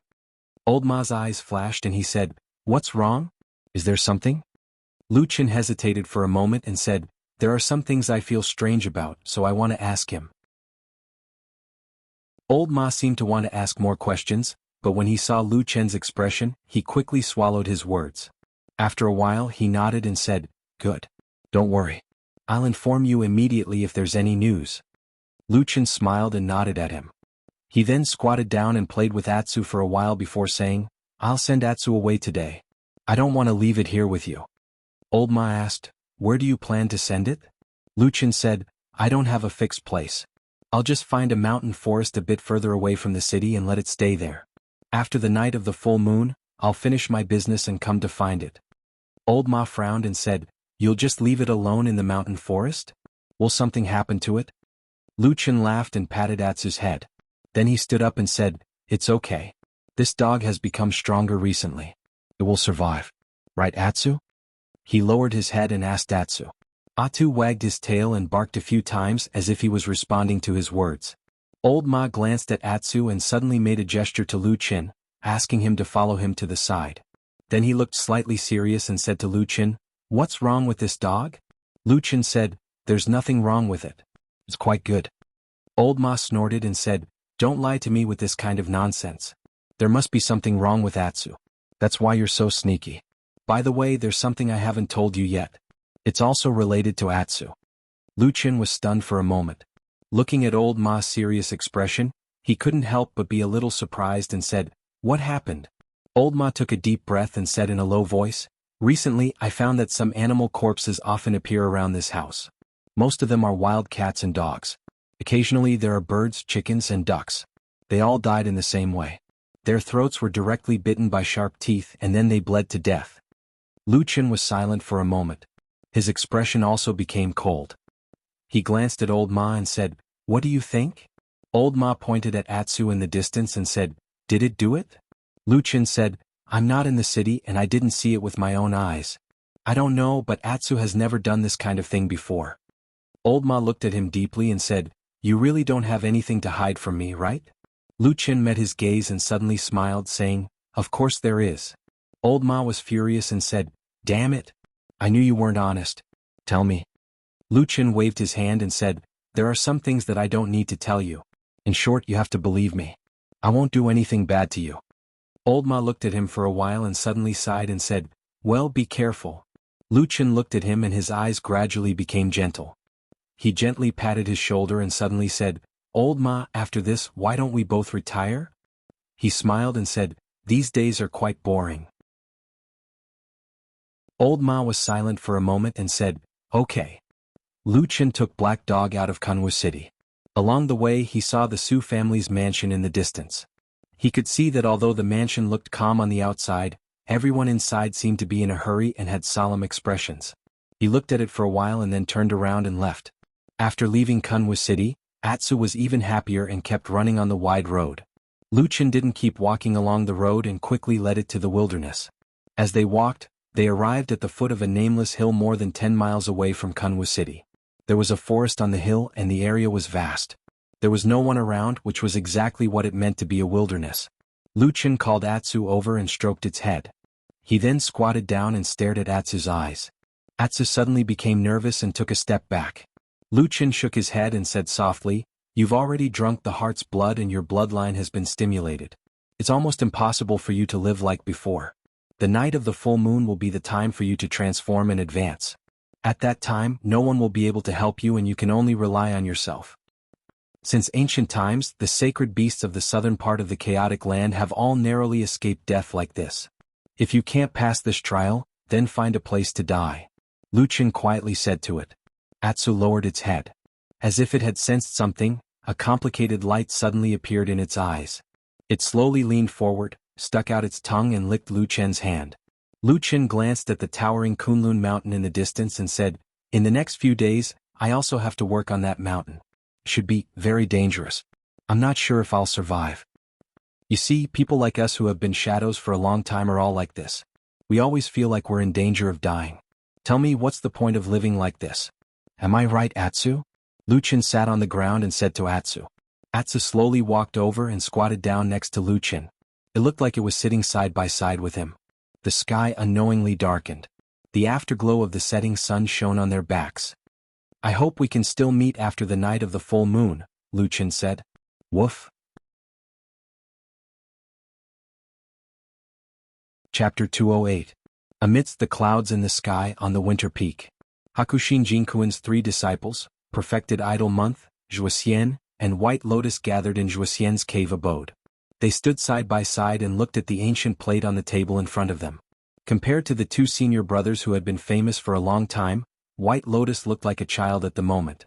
However, her temperament was cold and otherworldly, and she had a different kind of bearing. However, White Lotus did not seem to be in a good condition today. Her face was a little pale and she looked a little haggard. Perfected Idol Month and Zhuoxian saw this. Perfected Idol Month looked at this little junior sister with a rare look of pity in his eyes. "Little junior sister, are you not feeling well?" White Lotus shook her head and said softly, "No, thank you for your concern, senior brother." Perfected Idol Month nodded and said, "All right, in that case let's see Master." White Lotus agreed. Then, under the gazes of Master Xianyu and Zhuoxian, she walked up to the ancient plate on the table. She gently brushed her palm over it and used some unknown method. Suddenly, smoke rose from the center of the ancient plate. Then there was the sound of a violent snowstorm. The howling was violent as if it was right next to their ears. A vast expanse of white snow appeared on the ancient plate. This Dharma treasure was naturally the wind speech plate that was previously given to White Lotus for safekeeping. Perfected Idol Month and the other two looked solemn as they bowed. A moment later, a deep and slightly hoarse voice suddenly came from the depths of the seemingly endless snowstorm. "What's the matter?" Perfected Idol Month took a step forward and cupped his hands. "Master, Disciple Idol Month wishes to see Master." The snowstorm blew past as if it would never stop. The three could only see the snowstorm dancing in the sky, but there was no trace of a human figure. But strangely, Hakushin Jinkuin's voice was still very clear. "Speak." Perfected Idol Month did not dare to be negligent. He quickly reported to Master the major events that happened in the Kunlun party recently, including the matter of the evil cult secretly killing the Oddjob disciples, which caused the anger of the other Yuanying Jinren and caused him to fall into a somewhat embarrassing situation. At the end of his speech, Taoist Master Idol Moon's complexion turned solemn. He looked at the snowstorm in the wind whisper plate and said, "Master, given enough time, this disciple will certainly be able to get to the bottom of the devil cult. But the sect council meeting is too close and Chen Deng, Mingzhu and the others are pressing too hard. This disciple is afraid that there will be some troubles at that time. I'm here to sincerely ask Master to attend again this year, so as to deter the rascals and prevent those people from being too arrogant." The wind speech plate was silent for a moment, and then Hakushin Jinkuin's voice was heard. "Yes." Perfected Idol Month was overjoyed and quickly bowed to thank him. Then Hakushin Jinkuin said again, "I'm not dead yet, Chen Deng, Mingzhu and the others shouldn't be like this. Is junior brother Tianlan back?" Perfected Idol Month hesitated for a moment and said, "I've followed Master's instructions. Every year, 1 month before the sect council meeting, I'll specially write to Martial Uncle Tianlan, asking him to return to the mountain to discuss the important affairs of the sect.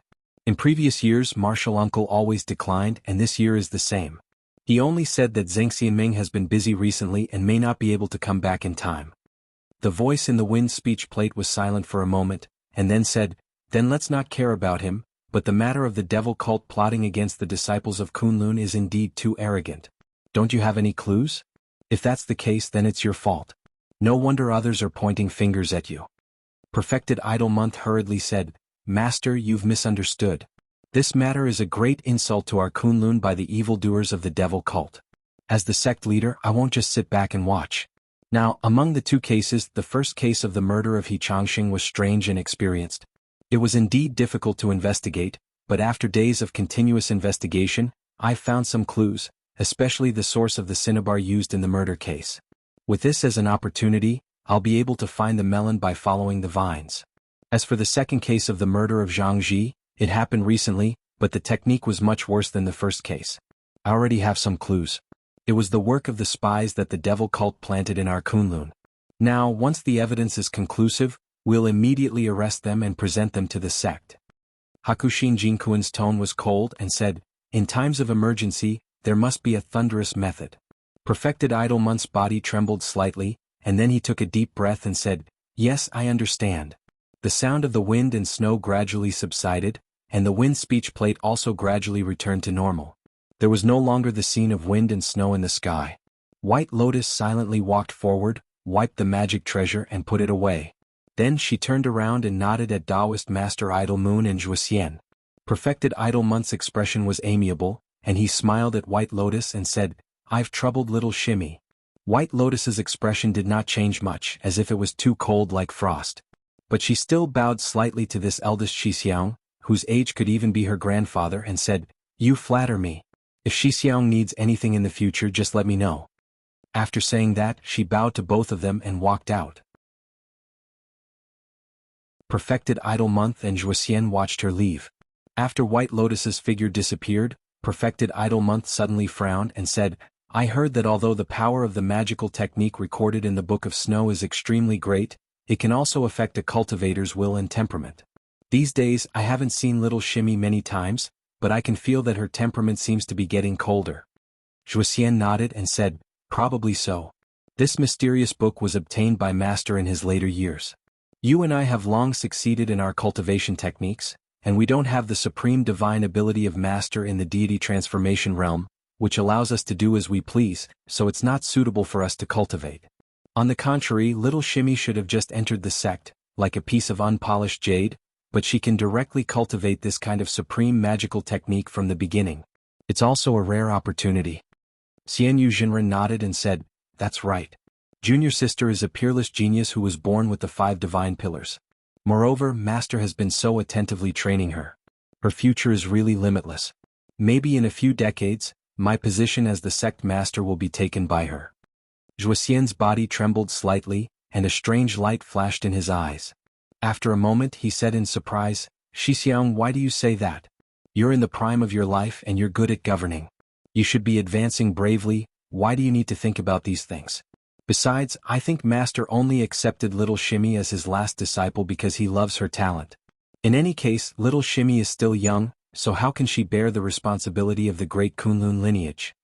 Perfected Idlemonth smiled, then reached out and patted Zhuoxian's shoulder and said with a smile, "What Shimmy said makes sense, I was thinking too much. But Master must have made arrangements for these things, so it's not up to us to think too much." Zhuoxian said, "Shixiang is thinking too much. I think the person Master relies on the most is still you. Otherwise, why would he hand over the heavy responsibility of the sect master to you?" Perfected Idlemonth made a sound of and didn't say anything else. He just slowly walked out of the cave with his hands behind his back. Zhuoxian looked at his back and slightly frowned as if he was thinking about something, then he also followed him out. The next day at the foot of Kunlun in front of the mountain gate, an execution rack was suddenly erected. The disciples of the sect and the people in Kunwu City who were far away quickly received the news. In an instant, many people swarmed over and surrounded the mountain gate. There were all kinds of people in the crowd, including many itinerant cultivators and cultivators from other sects who were passing by. There were even ordinary mortals and villagers who lived in the nearby cities or villages. All of them rushed over to watch the commotion. In a hidden corner of the crowd, there were 2 men who didn't seem to attract any attention. They were Fan Tue and Chen He from the Three Realms Demon Sect. At this moment the 2 of them did not look good, especially Fan Tue. His face could be described as ghastly pale, and his fists were tightly clenched under his sleeves. His gaze was fixed on the person who was tied to the wooden rack. Chen He sighed softly and pulled Fan Tue with his hand without batting an eyelid. He used a little more strength in his hand. Fan Tue turned his head and looked at him. After a moment, he slowly nodded and said in a low voice, "I'm fine." Chen He was silent for a moment, then said, "We have also underestimated the Kunlun party. Thinking about it, for such a large and famous sect to be able to prosper after 5,000 years, they must have their own strengths. We should be more careful when dealing with them in the future." A hint of embarrassment flashed past Fan Tue's eyes. He didn't say anything and only clenched his teeth. At the other end of the crowd, Old Ma was also standing in the crowd. Strangely, Lu Qin, who was dressed in casual clothes, was also standing beside him. However, the 2 of them didn't show any signs of conversation. It was as if they were 2 strangers who didn't know each other. They didn't even look to the side. Their gazes were also looking at the execution rack at the foot of the mountain gate, looking at the person who was tied to it. Looking from afar, that person's limbs were tied up, and his head hung limply in front of his chest. There were many bloodstains on his clothes and he looked a little wretched. From time to time, whispers could be heard from the surrounding crowd. Old Ma stared for a moment, then suddenly said as if he was talking to himself, "I remember that the Kunlun party had also captured many spies from the Devil sect in the past, but they had never done it in public like this, right?" His voice wasn't loud and probably only Lu Qin, who was standing a few feet away from him, could hear him. However, Lu Qin's expression didn't change at all, as if he didn't have any reaction to the fatty's words. It was only after a while that Lu Qin let out a faint smile. Without turning his head, he said in a low voice, "That sect leader must have been forced into a corner recently." Old Ma grunted, a hint of disapproval in his eyes. Just as he was about to say something, there was a commotion in the surrounding crowd. The 2 of them looked over and saw a person walking out from among the Kunlun party disciples at the Kunlun mountain gate. That person had a dignified aura, and his footsteps were steady. Was he? At this moment he was holding a sharp long sword in his hand, walking toward the execution rack step by step. The surrounding crowd instantly became excited. He stopped in front of the execution rack and suddenly looked around. Then he shouted in a deep voice that shook the entire place and reverberated in front of the Kunlun mountain gate, Spies from the devil sect have committed heinous crimes. Everyone has the right to punish them.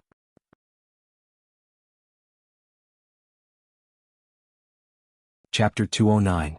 He Yi's loud shout was like a clap of thunder, instantly silencing the entire place. Countless gazes landed on the sharp long sword that was as bright as autumn water in his hand. In the crowd, Fan Tue and Qin He's expressions turned extremely ugly.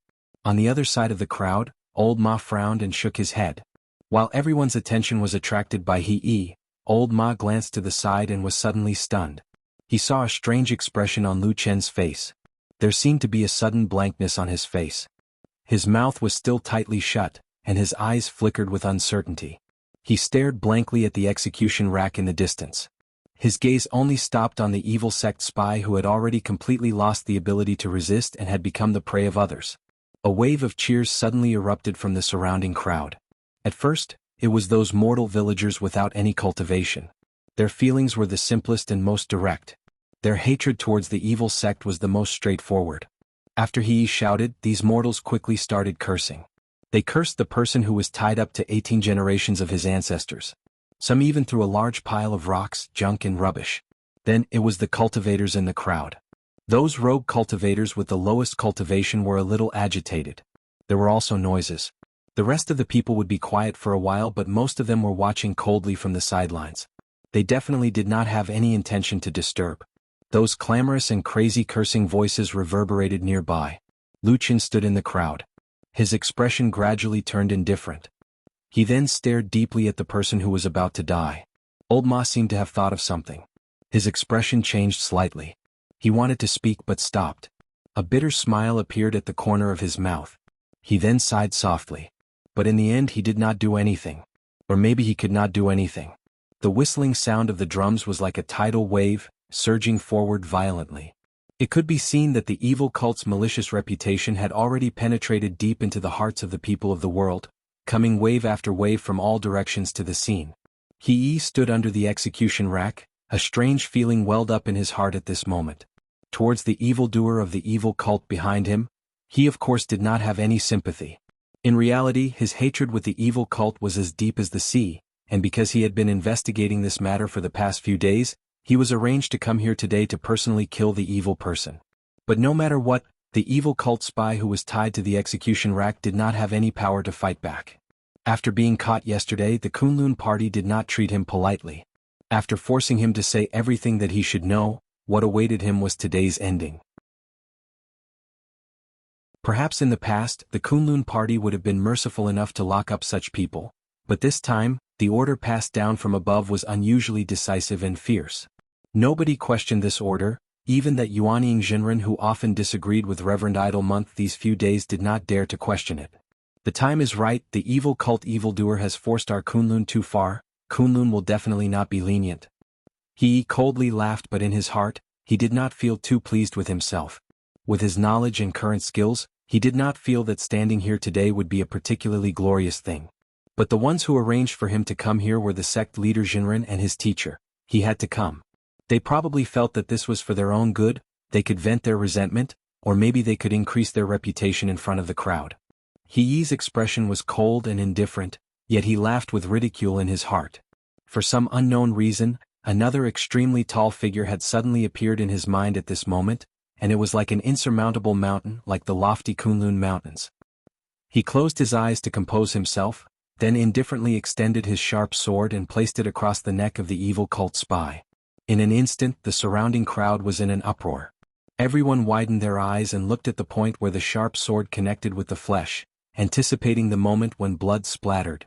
Blood seemed to always be able to stimulate the hearts of people. It had never been the same since ancient times. In the corner of the crowd, Qin He's eyes were slightly closed, his lips moving slightly as though he was softly reciting some scripture. Fan Tue, on the other hand, had a cold gaze and stared at He Yi's face like a sharp sword. Further away, Old Ma looked at Lu Chen with a hint of worry in his eyes. Lu Chen's breathing was a little hurried, the corners of his eyes twitching slightly. Everything seemed to be waiting for that moment. In front of the mountain gate of Kunlun, all sounds suddenly disappeared. It was silent. Everyone held their breath and stared, waiting for the arrival of death. The long sword suddenly shone brightly. It was bright and dazzling, like a brilliant ray of sunset in autumn. It was also like a willow leaf that floated past in spring. It was beautiful but brief, flashing across the sky. That person's head was lifted up by the long sword and was seen by the world. That face was young and handsome. There were traces of blood and he looked a little haggard. His eyebrows, his eyes, his mouth, and his ears were no different from those of an ordinary person. He seemed to have been unconscious all this while. However, perhaps the coldness of the long sword had woken him up, or perhaps the roaring curses had woken him up. The young man suddenly opened his eyes. The first thing that was reflected in his eyes was the dazzling radiance of the sword. The image of the sharp sword filled his eyes, and the entire world turned cold. In that instant he seemed to have suddenly seen everything around him clearly. The sharp sword, the execution rack and the countless onlookers. In that instant, his entire body seemed to tremble, and there was an unconcealable fear in him. However, when the radiance of the sword swept across the sky and landed on him, the young man suddenly quietened down. He laughed out loud. He tried his best to raise his head and look at the clear and bright sky. The sky was blue and it was like a gentle gaze. At the same time, it was like a boundless ocean. The waves were about to drown him and merge his body into the clear sky. The young man's face suddenly lit up. It was as if he had seen a magnificent scenery. The crowd was in an uproar and they were all shocked. Chen He and Fan Tui's bodies trembled at the same time. There was shock on their faces and a glint of tears flashed past Fan Tui's eyes. In the distance, Lu Chen suddenly took a step forward. His expression was a little twisted. However, at that moment, a hand suddenly reached out from the side and grabbed him. That hand was plump and warm and it was as strong as iron. Lu Chen immediately quietened down and lowered his head. The descent of a true god, the unification of the three realms. The young man suddenly shouted at the top of his lungs. His voice was as shrill as a cicada in autumn, and it shook people's hearts. However, after a moment all the sound stopped. It stopped at the bright radiance of the sword. He calmly swung his sword, chopping off the young man's head. The decapitated head landed on the ground and rolled forward for a while. Following that, fresh blood spurted out and splattered all over the place. It was so red that it was glaring and suffocating. There was a look of disgust in He's eyes. He retreated and avoided the spurt of fresh blood.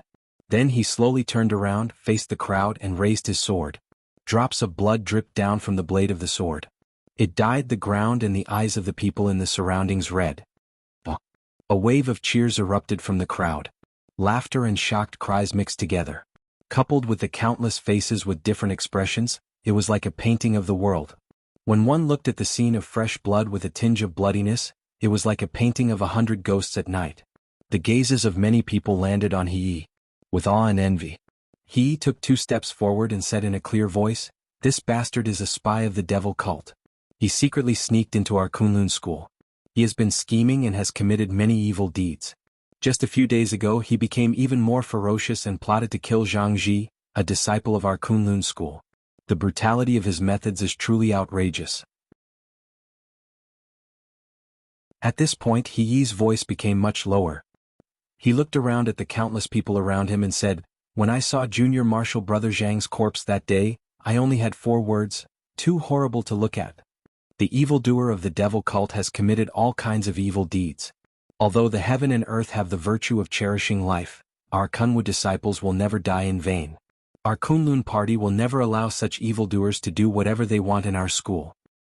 Today's punishment is our Kunlun party enforcing justice on behalf of the heaven." This last sentence was said with a sonorous tone and imposing manner. For a moment, everyone turned to look at He, who casually tossed his sharp sword into the air. He then turned around and strode away, heading straight for Kunlun Mountain. Behind him, there was a sudden sound of wind. The sound was sharp and the sound of the air being torn apart instantly became urgent. The long sword descended from the sky like a sharp blade of the heavens.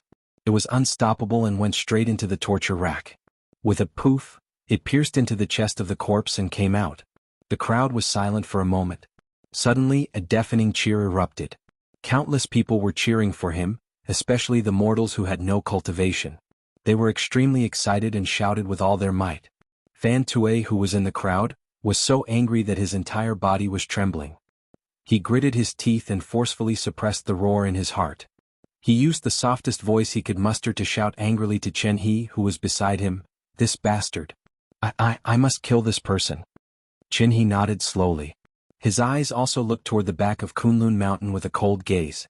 That day the Kunlun party publicly executed a traitor of the evil sect. They announced that it was this person who had plotted against and killed their servant, Jianghu. It had only been a few days since Jianghu's death. The Kunlun party's thunderous and iron-blooded determination shook the mountains and rivers. The blood-stained torture rack was erected outside of Kunlun Mountain. It was not taken down for many days, and no one collected the corpse of the evil sect's demon. After this incident, the atmosphere in the Kunlun party suddenly changed. Jinren Idle Month's reputation soared, and the voices of criticism immediately decreased. Qian Deng, Mingzhu, and the rest of the Yuanying Jinren also expressed their appreciation for this. They praised Jinren Idle Month's methods and said that he was a great talent with deep foresight and decisiveness. This was a blessing for the entire Kunlun party. On the night of that day when the moon rose once again, the sky was dark. Lu Qin sat alone on the cliff of the Flying Goose platform. He looked up at the cold and lonely moon with a cold expression. He thought to himself, there are only 4 days left until the night of the full moon.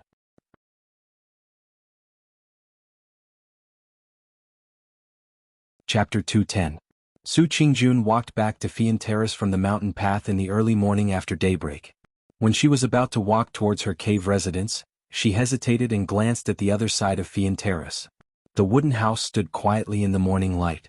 Su Qingjun hesitated for a moment, but in the end she still walked over. Just as she was about to knock on the door, she seemed to suddenly remember something. She looked at the sky, where the sun had yet to rise, and lowered her raised hand. She stood at the door for a moment and was about to turn around to leave when she suddenly heard a voice calling out to her from the cliff of Fian Terrace. Su Qingjun was startled and turned her head to look. She saw Lu Qin sitting with his back against the stone wall on the other side of the cliff, waving at her with a smile. Su Qingjun walked over and looked at Lu Qin with a trace of surprise. "Why are you here?" Lu Qin pointed at the vast sea of clouds below the cliff and said, "I suddenly thought of something last night. I've lived here for so long and I've seen quite a few sunsets, but I've never seen a sunrise here." Su Qingjun sighed and looked at the sun that was about to rise on the horizon. She said, "What's so good about a sunrise?"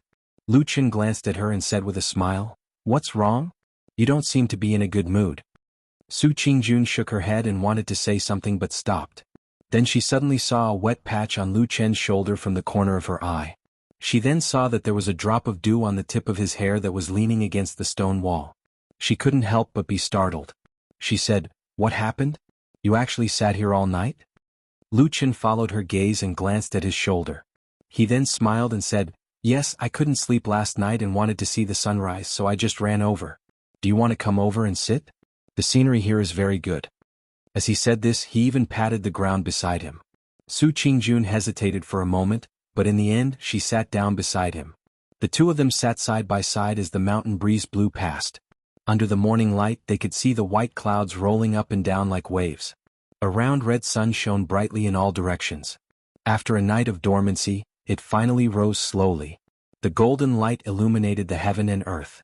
At that moment the world seemed to be filled with dazzling light. Su Qingjun gazed into the distance with a look of pleasant surprise on her face. She said sincerely, "Ah, the sunrise is so beautiful."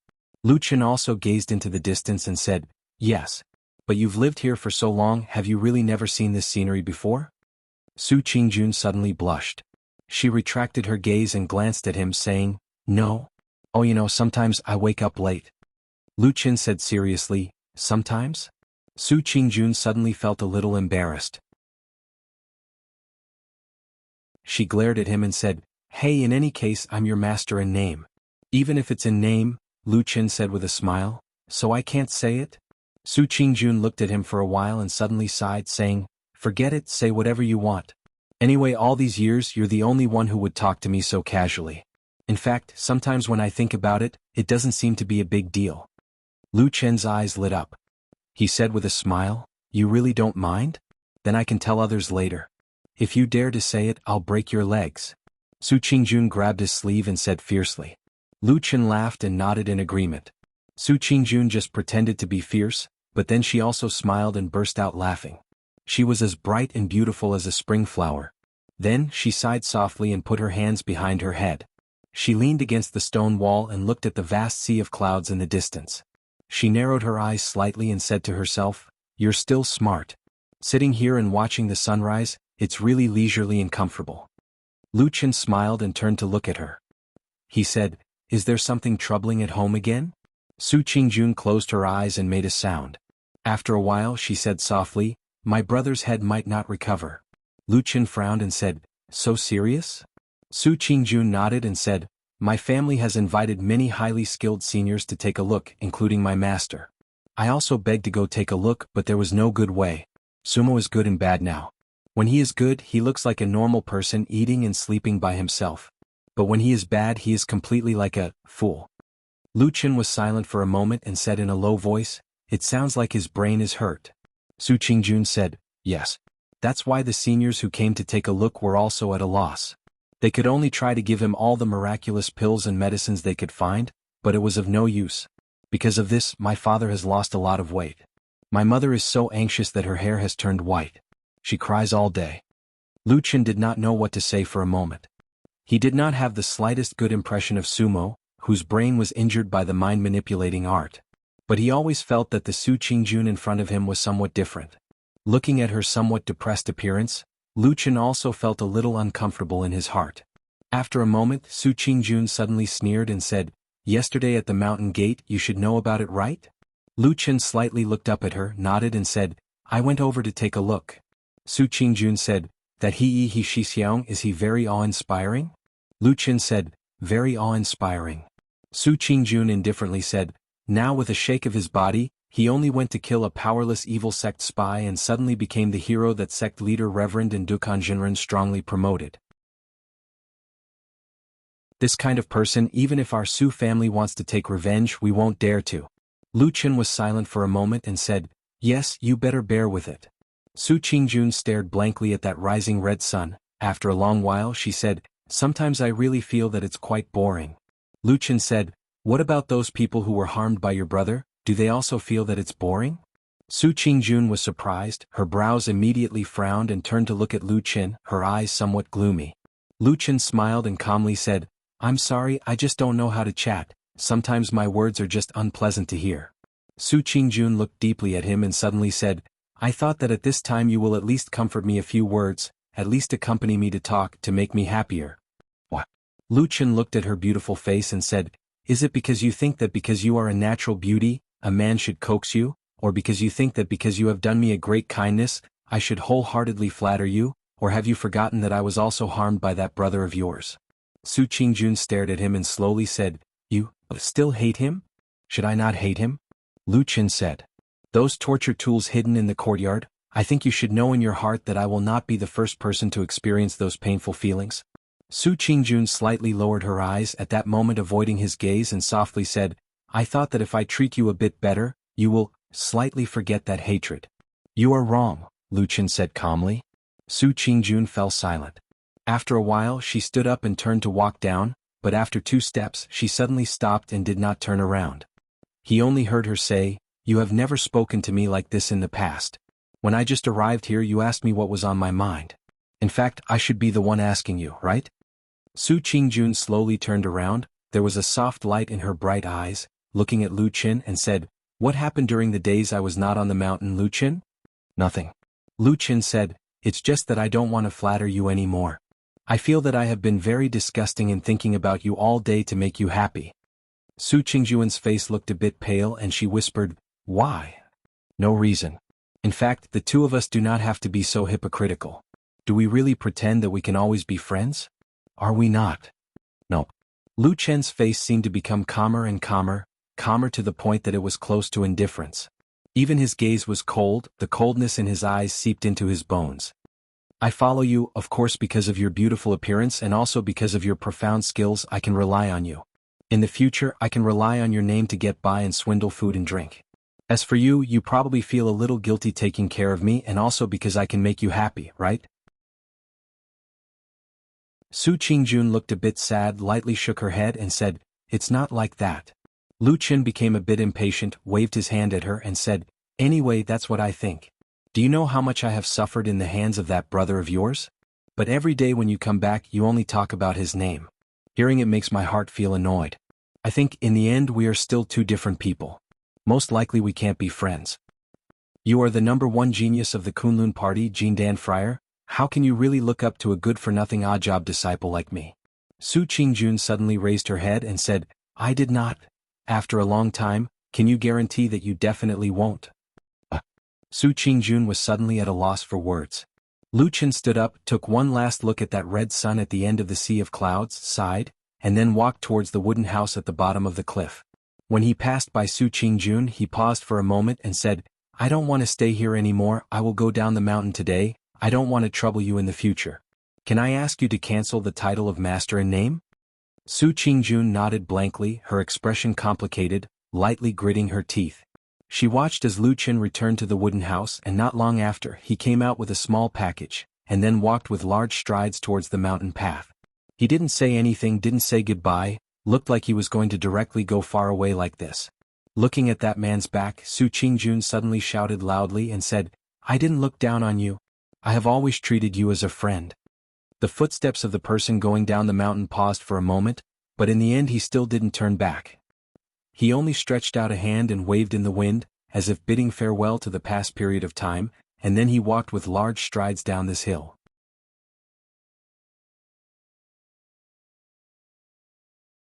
Chapter 211. The path down the mountain was not easy to walk on. Zigzagging, it was as if he was always walking on a steep slope with no flat ground. There was no one on the nearby mountain path, and the flying goose platform was usually quiet. Lu Chen walked alone for a long time. After leaving the flying goose platform, he walked around casually, as if he did not have a clear and definite direction to go. He was like a cold and lonely shadow, walking in the mountains until a deep voice suddenly rang in his ear and said gently, Where are you going? Lu Chen stopped and said, I'm waiting for you. The person seemed to smile. Then, he heard the sound of the wind and the rustling of the trees on both sides of the mountain path. The light from the sky seemed to be twisted for a moment, refracting a strange rainbow in front of him. A huge and burly figure appeared behind Lu Chen. In the next moment, the two of them had already left the mountain path and arrived at a quiet neighboring forest. Lu Chen stood in the forest and looked around. He mumbled something, but no one knew what he was saying.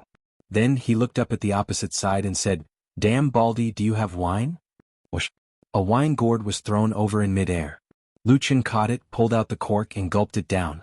Then he wiped his mouth and lamented, What kind of lousy wine is this? You're a divine transformation stage true lord after all. Can't you get some immortal wine that can extend your life by 10 years?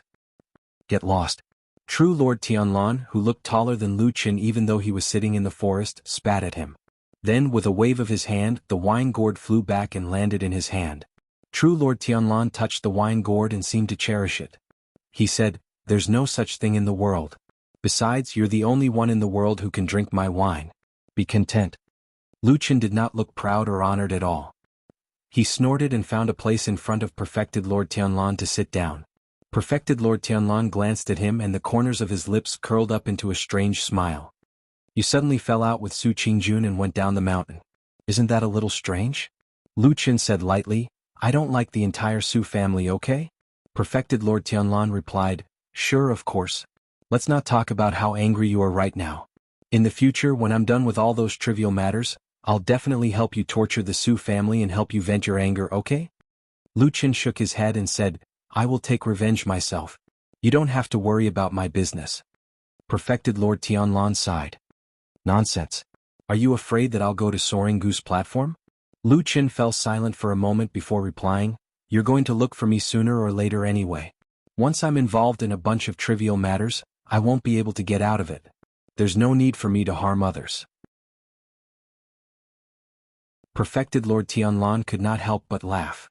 Seems like you don't trust me. Also, this is the first time I've seen you feeling compassion for someone. What? You've fallen for that lady? Lu Chen shook his head. It's not that. Initially, I wanted to go to Soaring Goose platform to find the traitor. However, that person doesn't look like one and she's passable, so I let it go. In any case, the truth will be revealed in 3 days. Perfected Lord Tianlan stared at him and his expression gradually turned solemn. Are you so sure? Lu Chen replied, That pattern is the highest level of the demonic cult in the 3 realms. It can't be faked unless it's someone like me who has been in the demonic cult for many years. Perfected Lord Tianlan didn't question him any further. He nodded and said, All right. Then he smiled and said, I didn't sneak back all the way here in vain. Lu Qin raised his head and looked at him. Sneak? Perfected Lord Tianlan chuckled. That's right. Right now, not many people in the Kunlun party know that I'm back. Don't go out and spread it. Lu Qin replied, even if I say it, someone has to believe me. Even if I run to the mountain gate and shout that the damn fatty is back, not only will they not believe me, they might even beat me up. Perfected Lord Tianlan laughed out loud. See, this is the benefit of having many disciples and grand disciples. Lu Qin scoffed. What disciples and grand disciples do you have? You don't even have a single disciple, right? Perfected Lord Tianlan smiled. Isn't it just you? Lu Qin turned his head away and did not look at him. He asked, if the traitor is indeed lured out to meet me on the night of the full moon, what should I do then? Perfected Lord Tianlan replied without hesitation, capture him, of course. Lu Qin asked, who's going to do it? Perfected Lord Tianlan smiled. Isn't that why I rushed back? Don't worry, I'll hide near you. Once the traitor appears, I'll naturally take him down. Lu Qin stared at him for a while. That's it? Unless he doesn't come. Perfected Lord Tianlan shrugged. Leaves fell from the forest and landed between Perfected Lord Tianlan and Lu Qin. Lu Qin looked at the half-withered leaves. After a while, he suddenly said, I have something to ask you. Yes, old Ma has mentioned this to me before. Go ahead and ask. Lu Qin looked up at Perfected Lord Tianlan's eyes. Why are the people of the fiend cult like us? They don't seem to know about the traitor that's hidden the deepest in Kunlun Mountain? I don't know. Lu Qin's expression darkened. What do you mean by that? Perfected Lord Tianlan said, I really don't know. I'm not a shadow that stays in the fiend cult all day long like you. I'm indeed not too clear about the internal affairs of the fiend cult over the years. I understand what you mean. However, don't forget that I'm a soul formation perfected lord, not a fraud. There are many things that I'm not omniscient about. Lu Qin looked at him quietly and said, I think it's a little strange. Perfected Lord Tianlan's eyes fell on his face for a moment. Then he smiled and said, so, you secretly tracked down the second spy of the fiend cult and then revealed the identity of that person to Idle Month through Old Ma? Lu Qin said lightly, that guy is an idiot. He doesn't care about hiding at all. Not to mention me, even an experienced person in Fuyunji can find him directly. Perfected Lord Tianlan grinned and said, so that person is dead. Lu Qin looked down. After a moment of silence, he nodded and said, good. All the people of the fiend cult should be killed. He looked sincere and said to Tianlan, you did really well this time, Perfected Lord Tianlan said. I didn't misjudge you. You're the only one in the world who can find such a well-hidden spy of the fiend cult. Lu Qin said, but I haven't caught him yet. Perfected Lord Tianlan paused and said with a smile, it'll be soon. It'll only take a few days. Lu Qin thought for a while and suddenly asked him, but I killed a servant disciple of the Kunlun party this time. Don't you blame me for killing good people? Perfected Lord Tianlan said, do you think that he Changxing is a good person? Lu Qin wanted to say something but stopped. After thinking for a while, he shook his head and said, I'm not sure. Perfected Lord Tianlan smiled and said, I don't blame you because I trust you. He said with some emotion, back then when you sneaked into the devil cult alone, it was a real dragon's pool and tiger's den. Under those circumstances I could trust you for many years. Today on this Mount Kunlun, why wouldn't I trust you? Lu Qin nodded. After a while he said, okay. On the night of the full moon, I'll wait for you in the dense forest at the foot of the mountain. Lu Qin said. Perfected Lord Tianlan nodded and said, don't worry about me. Just go there by yourself. I'll hide in the dark and show up to catch the spy when necessary. Lu Qin frowned and said, don't tell the other people of the Kunlun party? For example, Immortal Idle Month, the head of the sect? Perfected Lord Tianlan shook his head and said, not for now in case there are too many people talking, right? Lu Qin nodded slowly. After pondering for a moment he said, what if we find out that the spy is an important figure in the Kunlun party? Perfected Lord Tianlan said, isn't that even better? It means that we've caught a big fish and we're not afraid of anyone. Lu Qin said, even if it's perfected Yuanying? Perfected Lord Tianlan smiled and said, what perfected Yuanying can compare to me? Don't worry, I'll catch one for you when the time comes. What about someone more powerful? Lu Qin asked. Perfected Lord Tianlan frowned and said, what do you mean? Lu Qin said, can you catch someone more powerful than perfected Yuanying? Perfected Lord Tianlan's expression turned serious for the first time. He looked at Lu Chen and said, "You mean my senior brother Bai Chen?" Lu Chen said indifferently, "Can you catch a soul formation Perfected Lord for me as well?" Perfected Lord Tianlan suddenly laughed and shook his head. "Do you have any proof?" Lu Chen said, "No, I'm just talking nonsense. Let's see how you're going to answer me." "That's impossible." Perfected Lord Tianlan smiled and said, "As a soul formation Perfected Lord of the Kunlun party, he has nothing. How can he be an elder of the fiend cult who is like a stray dog? Do you think he's stupid?" Lu Chen looked at him for a while and nodded. "You're right. It can't be Hakushin Jinkuan. Is there anything else? If not, I'm leaving," Perfected Lord Tianlan said to Lu Chen. "We've said everything that needs to be said. Can I really turn over a new leaf after I catch that fiend cult spy?" Lu Chen asked. "Of course," Perfected Lord Tianlan said with certainty. Lu Chen nodded and said, "Then let me ask you for one more thing." "Say it." "Collect the corpse of that fiend cult spy at the foot of the mountain. Otherwise, if one day his head is separated from his body and his corpse is exposed on the streets, it will look a little tragic." Perfected Lord Tianlan frowned and looked at Lu Chen. "Are you pleading for that fiend cult spy?" "Yes," Lu Chen replied calmly. Perfected Lord Tianlan was silent for a moment and said, "Didn't you secretly find this person?" "I want to collect his corpse, can I?" Lu Chen asked again as if he did not hear Perfected Lord Tianlan's words and did not seem to care about Perfected Lord Tianlan's gradually darkening expression.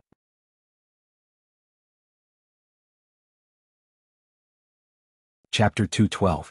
"No," Perfected Lord Tianlan said. "Don't be meddlesome." Lu Chen quietened down. After a while, he nodded without saying anything. Perfected Lord Tianlan looked at him and frowned. "Ma Xiaoyan is right. You do seem to be a little off lately." "Because I want to collect that person's corpse?" "Because your heart softened." Perfected Lord Tianlan said, 10 years ago, you weren't soft-hearted or hesitant. You didn't care about other people's feelings or worry about dragging them down. I think I told you a long time ago that shadows like you don't live long." Lu Chen was silent. After a while he said, "You're right. I've probably changed in the past 10 years. What? You don't like it?" Perfected Lord Tianlan said, "Of course I don't like it because you might lose your life. But I think it's all right." Lu Chen said calmly, "Although my heart softened and my cultivation was crippled, I saw things that I never saw before and felt a state of mind that I never knew before. I think it's all good." Lu Chen looked up at the famous Perfected Lord in front of him and said, "Actually, sometimes I also wonder if I would still stab Yun Shouyang to death without hesitation if I was in that desolate valley now." Perfected Lord Tianlan narrowed his eyes and looked at Lu Chen. "What? Do you think what you did 10 years ago was wrong?" Lu Chen shook his head. "No, I don't regret it." After a pause he said, "You're right. I was probably soft-hearted. A shadow shouldn't be soft-hearted. I think I'm not suitable to be a shadow anymore." The forest quieted down. After a while, Perfected Lord Tianlan said, "It's been hard on you all these years. Fortunately, you'll be free after this matter is done." Lu Chen smiled. "Really?" Perfected Lord Tianlan laughed. "Why would I lie to you? You're my only disciple and I'm counting on you to inherit my legacy in the future. Oh, speaking of this, my lineage has a habit. Every generation's patriarch will pass on one of his Taoist titles to his favorite disciple, which will then be passed down from generation to generation. My master is old ancestor Tian Hong. He imparted the Taoist name, Tian to me, so I'm called Tian Lan. In the future, I will also pass on the word, Tian to you, Lu Chen," Perfected Lord Tianlan said to Lu Chen with a smile. Lu Chen shrugged and said, "Then what should I be called, Lu Tian? Tianchen? Lu Tianchen? It doesn't sound imposing at all. It doesn't sound good." Perfected Lord Tianlan thought for a moment and said, "How about Heavenly Shadow? Sky Shadow?" Lu Chen repeated. Perfected Lord Tianlan smiled. "How is it?" "I think it's pretty good." "Forget it, don't talk to me about this. Otherwise, I'll be entangled with a shadow for the rest of my life. Damn Baldy, let's make a deal. This is the last time." Lu Chen said to Perfected Lord Tianlan with a smile. Perfected Lord Tianlan nodded. "Yes, it's the last time. But this name is really not bad. Think about it again, ha." Amidst the laughter he stood up.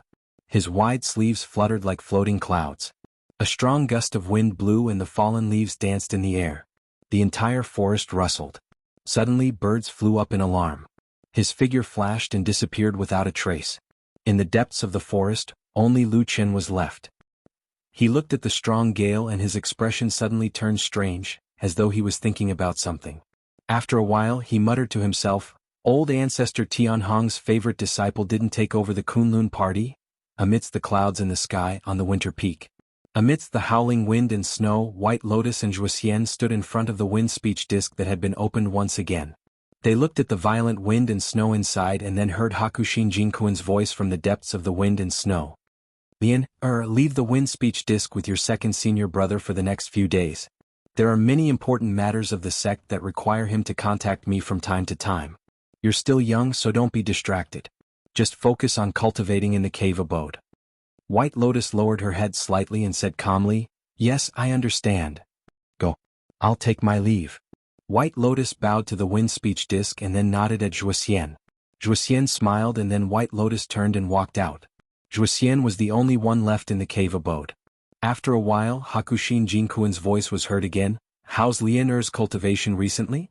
Zhuoxian said, "Junior sister is a genius. Her cultivation progress is extremely fast and has long surpassed me when I was her age. I'm really ashamed of my inferiority." Hakushin Jinkuan's voice sounded like he was in a good mood.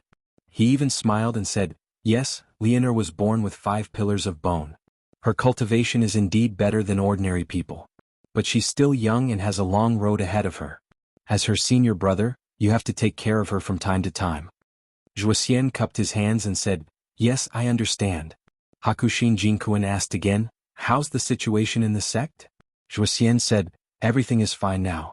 The day before yesterday, senior brother Idle Month resolutely ordered the execution of the devil cult spies. His thunderous measures deterred everyone. Those rumors have decreased a lot these days." Hakushin Jinkuan sneered and said, "Those troublemakers are just people who look fierce but are weak inside. Even if they cultivate to Yuanying, they won't be able to achieve anything big. Now the only one the sect has to worry about is my junior brother Tianlan. As long as he doesn't return to the mountain, there won't be any big trouble." Zhuoxian's eyes flashed. He lowered his voice and said, "Master, do you mean that Martial Uncle Tianlan is dissatisfied with eldest senior brother? The person he's dissatisfied with is probably me." Hakushin Jinkuan seemed to be in a good mood today. He did not hide anything from his second disciple and said lightly, "But it doesn't matter. As long as I'm here he can't do anything."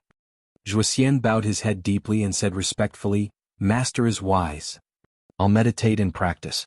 But since I promised Idle Month, I'll still go to the sect council on his behalf that night. You can come to me then." "Yes."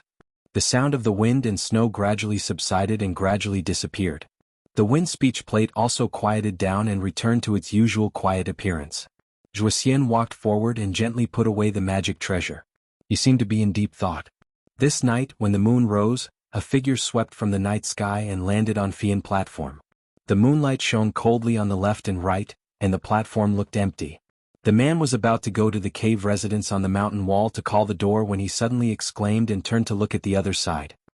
He saw a woman not far away from the wooden house. It was Su Qingjun. She was standing there looking up at the moon, lost in thought. The man walked over and deliberately increased his pace. Su Qingjun immediately felt the movement behind her. She turned her head and was stunned at first. Then she called out, "Master, why are you here?" The man was Masato Kihara, the leader of the Kunlun party. He walked to Su Qingjun and looked around. Finally, his eyes fell on Su Qingjun's face. He said with some surprise, "What are you doing here?" Su Qingjun said, "Tonight's night is not bad. The moonlight shone on the sea of clouds. It is quite magnificent. I wanted to come over and take a look." Masato Kihara rolled his eyes and said, "You have lived here for a few years. You should be tired of it." Su Qingjun was silent for a moment and said, "No. I was immersed in cultivation for the past few years. After I came back, I often hid in the cave residence. If no one told me about the surrounding scenery, the sun rising and the moon setting, the sea of clouds and so on, I really did not look at it seriously." Masato Kihara looked at the sea of clouds in the distance. Under the moonlight, the sea of clouds shimmered with silver light. It was like the waves of the sea. It was very beautiful. He nodded and said, "Yes, we cultivators sometimes need to understand the nature of heaven and earth. Although this state can only be understood by cultivators above the realm of Yuanying, but for a genius with extraordinary talent like you, it is beneficial for your cultivation to understand more in the realm of Jindan. Su Qingjun nodded and said, "Yes, disciple understands." She looked at Masato Kihara and said, "Master, you came here tonight. Is there something you need me for?" Masato Kihara did not look at the sea of clouds. After a moment of hesitation, he said to Su Qingjun, "Yes, tonight I went to see an old friend. I passed by here on my way back to the mountain. I wanted to come down to see you and have a chat with you." Su Qingjun nodded and said, "Oh, Master, please wait for a moment. I will go get some spiritual tea. We can enjoy the moonlight together." Masato Kihara waved her hand and said, "I don't want to drink. The taste of the tea is too bland. I will drink my own wine." As he spoke, he took out a flask of wine out of nowhere and stuffed it into his mouth before gulping down a few mouthfuls. Su Qingjun couldn't help but laugh. She shook her head and said nothing. Masato Kihara drank the wine and let out a satisfied sigh. "Qingjun, you have been my disciple for so many years. Do you have any regrets?" "Regret?" Su Qingjun was taken aback. She said in astonishment, "Master, why would you say that? I have never regretted it. It is all thanks to your guidance that I can improve day by day. How could I have any other thoughts?" Masato Kihara smiled and said, "Yes, you are a good child." As he spoke, he drank another mouthful of wine and continued, "But I think you know what's going on in our Kunlun sect. Our Taiji has been declining for many years, and there are still many areas where we suffer losses. Although I've tried my best to help you fight for it, sometimes it's inevitable that there will be times when we can't do it well. I'm afraid that you'll be wrong because of your talent." Su Qingjun smiled and said, "Master, you think too much. I'm very good." Masato Kihara stared at Su Qingjun's beautiful face and suddenly smiled. He said, "Yes, you are really a good child. But don't worry, there will be a day in the future when Master will properly train you and let you be like all the other geniuses in the sect. You will be able to display your strengths and make our Tetsu branch flourish." As he spoke, he seemed to be a little excited. He unconsciously exerted force in his hand and directly crushed the wine bottle with a muffled sound.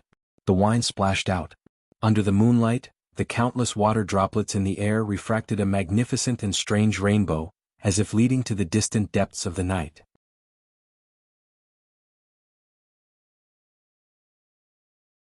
Chapter 213. In the dead of night, the bright moon hung high in the sky. Outside Kunwa City, in a nameless mountain forest, hurried screams and desperate running mixed together, piercing through the silence of the mountain forest, creating ripples in the darkness like water. A black shadow rushed out of the forest. It was a huge black bear.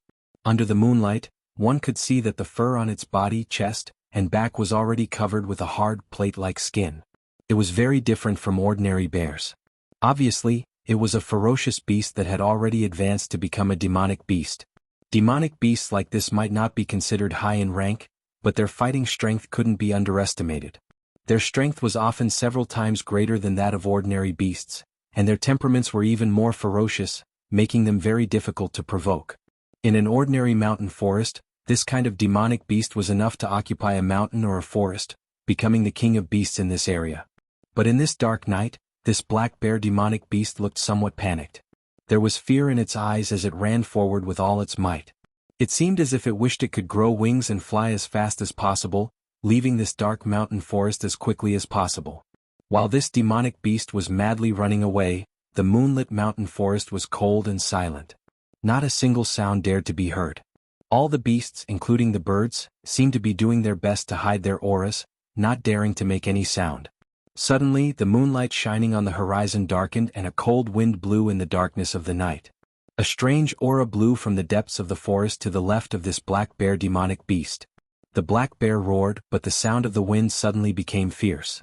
Like a thunderclap, a black shadow blocked the moonlight in the sky and covered the black bear's shadow. Roar!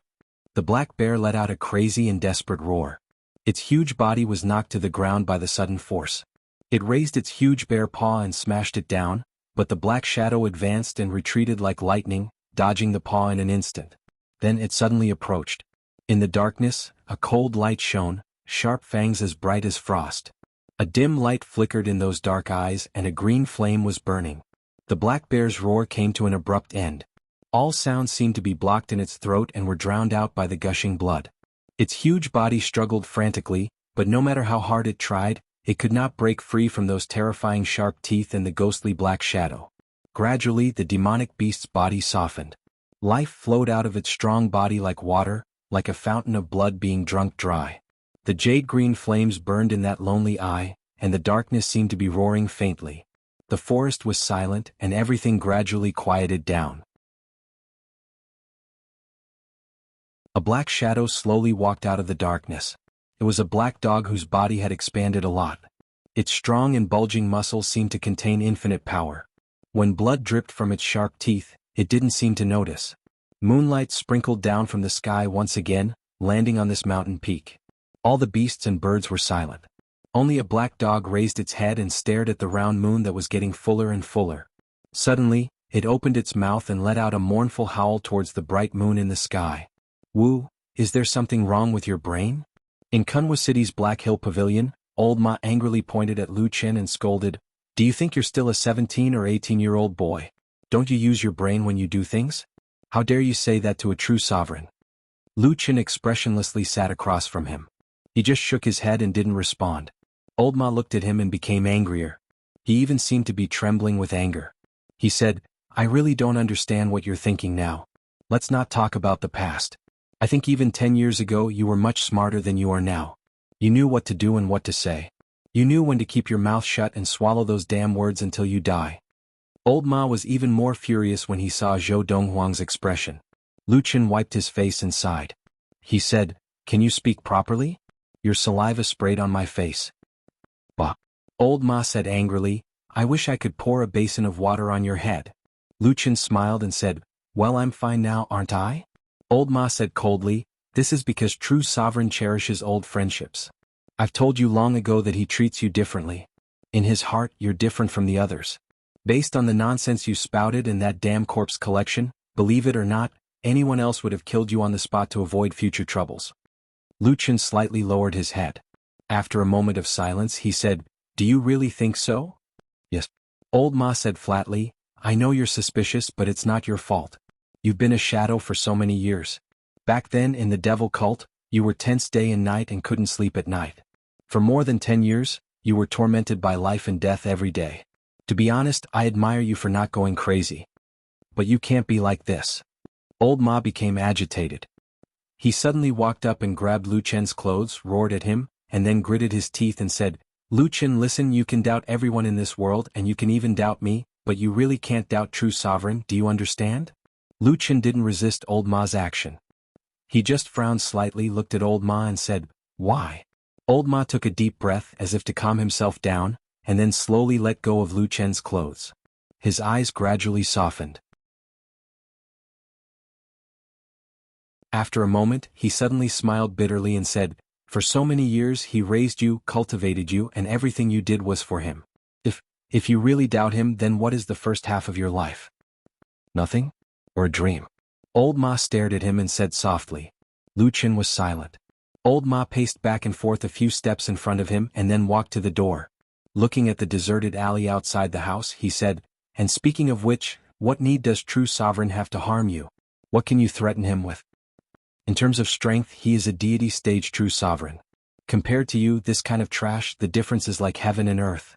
In terms of reputation, his name shakes the world, you are unknown. In terms of secrets? What you helped him do was to deal with the evil sect. But his reputation of being the most effective in dealing with the evil sect has long been known by the world. So I really can't think of any reason why he would harm you, and why is it worth your suspicion?" Lu Chen was silent for a long time. Then he smiled bitterly and said, "So you're saying I was too suspicious and blamed him wrongly?" "Yes." Old Ma nodded, then stared at Lu Chen, his expression solemn, and said, "Brother, listen to me, don't let your imagination run wild, don't go the wrong way. Just follow true sovereign and you will naturally have a bright future." That day when he left the Black Hill Pavilion and walked out of that deep alley, the sun shone from behind him. Lu Chen saw the shadow on the ground in front of him. He stopped, somewhat in a daze. He took a step and the shadow moved. He took a step and the shadow moved again. He looked to the side and found that there was a shady place under the high wall where the sun could not reach. He walked over and stood under the wall. The sun could not shine on him. He looked at his feet. The shadow was gone. Lu Chen looked silently. After a long time he stepped forward and walked out of the alley. Heavenly Soldier Hall of Kunlun Mountain. When he walked all the way, the Kunlun disciples along the way were very respectful to him. He had cultivated to the Jindan realm at a young age and was recognized as one of the most outstanding geniuses in the sect. Not to mention that he had a promising future, he was also nurtured and cared for by the head of the Heavenly Soldier Hall, Dukan Jinren. Even the head of the sect, Immortal Idol Month, valued him very much. Such a talent was really worthy of the 4 words, God's favored one. However, he had never been arrogant. On the contrary, after he broke through to the Jindan realm, his temperament and self-restraint seemed to have gone up another level. He treated people with courtesy. Whether it was ordinary disciples or odd-job disciples, he treated them equally. The way he talked and handled things made people feel like they were bathing in the spring breeze. At the same time, he was even more respected. His reputation in the sect was rising day by day. When Dukan Jinren saw his favorite disciple walk in, he could not help but smile. No matter who it was, even if he was a famous Yuanying Jinren for many years, to have such a satisfactory disciple was the most satisfying thing for him. Why did you come today? What's the matter? Dukan Jinren asked He with a smile. He respectfully bowed to his master as usual before he spoke. Dao Master Dukong laughed and helped him up. Then he said, there are no outsiders here. So you don't need to be so polite. He straightened his body, smiled and said, it's what I should do. After speaking, he straightened his expression and said to Dukan Jinren, Master, I really have something that I need to report to you. And say it. He took out a piece of cloth from his bosom and passed it to Dukan Jinren. Dukan Jinren unfolded it. It was a rubbing of a pattern. The pattern was twisted and complicated. It looked vaguely familiar. He could not help but was stunned. What is this? He said, ever since I caught that evil faction spy, disciple was inspired. I once again carefully investigated the first case of He Changxing's murder. Finally by chance I found this pattern. Dukan Jinren's spirit was roused. What does this pattern mean? Do you know? He said, disciple is very familiar with the evil faction's secret language. I can tell that the meaning of this secret pattern is, on the night of the full moon, we will meet at the same place. Dukan Jinren suddenly stood up. Really? He nodded and said, that's true. And this secret pattern is much more brilliant than the one used by the evil faction spy. In addition to the reincarnation formation that appeared, it must be an important person from the evil faction lurking in our Kunlun party. Dukan Jinren beamed with joy. He patted He's shoulder hard. You are indeed my good disciple. You will have a great merit. He smiled. Actually, disciple came here this time to report to master. With my meager skills, I'm afraid I may not be able to accomplish such a big thing. Perhaps if we really have to capture this person, master will have to do it yourself. Therefore, the one who deserves the greatest credit should be you, master. Dukan Jinren was shocked. Me? He nodded his head. It has to be you.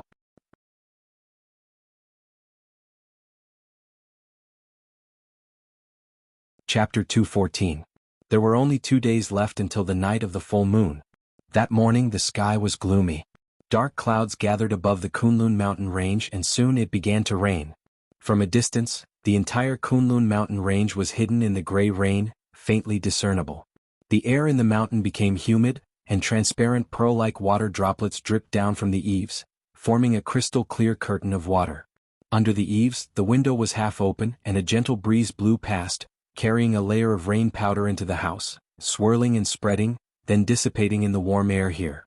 The faint fragrance of tea spread from a wisp of smoke curling up from the table in the house, refreshing the mind as if one could already feel the sweetness before drinking it. There were 2 people at the table, a white-haired man and a woman, sitting opposite each other, sipping tea. Melaleuca japonica carried a small and exquisite teapot, pouring a cup of tea into the teacup of the person opposite her, then smiled and said, "This is the tea from your precious disciple's house, what do you think?" The man opposite her was naturally the one who had accepted Exin as his disciple, Dongfang Tao, who had recently broken through to become a Yuanying spiritual master. He picked up the teacup and smelled it, nodded slightly, then took a sip, exclaiming, "Good tea." Melaleuca japonica smiled and said, "Stop pretending, don't think that I don't know you didn't drink tea before, and now you know what good tea is? It's for the sake of your disciple, isn't it?" Dongfang Tao chuckled, put down the teacup and looked at Melaleuca japonica and said, "I can't hide anything from you. But to be honest, I've been in seclusion these days, unable to take care of EXN, and it's all thanks to you taking care of her outside, thank you very much." Melaleuca japonica waved her hand and said, It's just a small matter, and speaking of it, I've also been negligent, causing that girl EXN to suffer so much. Even now, I still feel bad thinking about it." Dongfang Tao went silent for a moment before he shook his head and said, "That matter is already in the past and it's not your fault. There's no need to bring it up again. Moreover, I heard a few days ago that He Gang suddenly died in Kunwa City. This can be considered as retribution for evil." Melaleuca Japonica lightly nodded her head and said, "At least EXN is a broad-minded child. After suffering so much, if it was any other girl of her age, I'm afraid they wouldn't be able to bear it. However, she actually managed to pull through after the incident. Now, it looks like she has almost forgotten about those things. It's really rare." Dongfang Tao smiled faintly and said, "Just take it as a form of tempering for her temperament. As long as it's beneficial to her cultivation in the future, then it wouldn't have been in vain." Melaleuca Japonica nodded in agreement. In the life of a cultivator, the most important thing was naturally the cultivation of one's own cultivation. What Dongfang Tao said was actually the common view of many cultivators. She picked up the teapot and once again added water boiled from the spiritual spring in the mountain. For a moment, a fragrant aroma filled the air. Coupled with the soft sound of rain outside and the sound of water dripping, the room seemed especially elegant. When EXN brings people over later, you should at least give her some face and be a bit more polite to that Su Qingjun, Melaleuca Japonica said as she poured tea for Dongfang Tao. A hint of helplessness appeared on Dongfang Tao's face as he said, "That girl only knows how to make trouble for me all day long. The sect council meeting is in 2 days and I've just ascended to Yuanying. It's the time to make friends with fellow cultivators in the same realm as me in the sect. But she's really good. She's been begging me for half a day, insisting that I go and treat someone." Melaleuca Japonica smiled and said, "EXN is a kind-hearted child. She's good friends with that Su Qingjun, and they even address each other as sisters. This time I heard that the Su family is really at their wits' end. They've begged everywhere but to no avail. Su Qingjun's younger brother is probably in a desperate situation. She's begging to come over and let you see if there'll be any pleasant surprises." Dongfang Tao snorted and said, "I'm not one of your Baichao Tang people. I can't treat people." Melaleuca Japonica scolded him with a smile and said, "Don't talk nonsense. In any case, you're already here today. You should at least see her. Moreover, I've seen that girl Su Qingjun a few times. She's well educated and has outstanding talent. Especially now that she's only 22 years old, she's already cultivated the Jin Dan. This achievement is much better than when we were young. I'm afraid she'll be an amazing genius in the future. Your disciple will also benefit in the future if he's on good terms with her. Old man, don't be unreasonable here. Just think of it as paving the way for your good disciple." Dongfang Tao rolled his eyes. Although he was now a spiritual master of Yuanying, he was very casual in front of Melaleuca Japonica. Obviously, the two of them had a very close relationship. Even if Melaleuca Japonica scolded him with a smile, he didn't care at all. He just shrugged and agreed. Halfway up the mountain, far away from the tea room, a group of people were walking over in the rain. The two people in front were young women holding umbrellas. They were EXN and Su Qingjun. Behind them, there were several servants carrying a sedan chair. The curtain of the sedan chair hung down, making it impossible to see the situation inside. However, one could vaguely see the figure of a man sitting inside. The rain floated down, hitting the cloth of the umbrella with a low sound. Sparkling and translucent water droplets continuously slid down from the umbrella. The woman under the umbrella stared ahead, looking at the misty mountain rain. White mist curled up among the green mountains and trees. The world was hazy. Her face was slightly pale, and there was a trace of tiredness between her eyebrows. When the breeze and drizzle brushed past her temples, it seemed to add a trace of sorrowful beauty. "Sister Su, don't worry too much." EXIN's voice came from the side. Su Qingjun made a sound of agreement, smiled at her and nodded. "This time I really have to thank you, Sister EXN." Su Qingjun said, "If you hadn't begged, I'm afraid that Martial Uncle Dongfang might not have been willing to take the time to look at Sumo's situation. This is a small matter. Don't take it to heart." EXN shook her hand and said with a smile, "On the other hand, my master's temper is very difficult. I've already told him to go down the mountain to visit your Su family, but he refused to go and insisted on staying on this mountain. He even had to trouble you to bring people over. He's really pissed me off." It's fine. Su Qingjun hurriedly said, "As long as Martial Uncle Dongfang is willing to help take a look at Sumo, we should go up the mountain. There's no reason for him to move. Sister, you can't say that. Yexen pouted and complained. It seemed that she was still somewhat dissatisfied with her master. However, she quickly turned to something else and moved closer to Su Qingjun. She lowered her voice and said, Sister Su, these troubles are actually nothing. It's fine as long as he can be cured. But I'm afraid that if... Su Qingjun sighed, but her expression didn't change at all. She only smiled bitterly and said, Sister, you should know about my current situation. I've invited quite a few seniors of the sect to take a look, but none of them can do anything. Today I've asked to see Martial Uncle Dongfang, but it's actually a desperate attempt. I'm just holding on to a sliver of hope. If there's really no way to cure him, then it's Sumo's fate. I can't ask for anything more. Let him be. Yexian nodded. There was a hint of sympathy in her eyes. She turned around and saw the shadow of a house in front of her. She hurriedly said, It's right in front. We'll be there soon. Su Qingjun looked at the house that had appeared in front of her. The scene that she had seen that day when she and Lu Chen had gone to the martyr's grave together suddenly appeared before her eyes. In the dark and mysterious courtyard of the martyr's grave, Dongfang Tao and the corpse watcher had engaged in a short but intense battle. Sumo's mind had been damaged, sometimes good, sometimes bad. The root cause of everything had clearly started from that martyr's grave. However, due to the current situation, the Su family could not pursue the matter further. It was just that when she had searched everywhere for experts to treat her to no avail and everyone in the family had almost given up all hope, Su Qingjun thought of Dongfang Tao. Although she didn't know much about this newly ascended nascent soul Taoist master, from what she had seen that day, Dongfang Tao seemed to have some unknown relationship with that grave and that mysterious corpse watcher. Perhaps, a miracle would happen if she came to his place? Su Qingjun did not know. She could only come here with this last bit of hope. At home, her father was haggard and her mother was sad. Right now, she could only rely on herself. However, at this time she did not know why. In this clear and cold misty rain that was falling from the mountains, as she walked in the pitter-patter of rain with an umbrella, she suddenly thought of Lu Chen.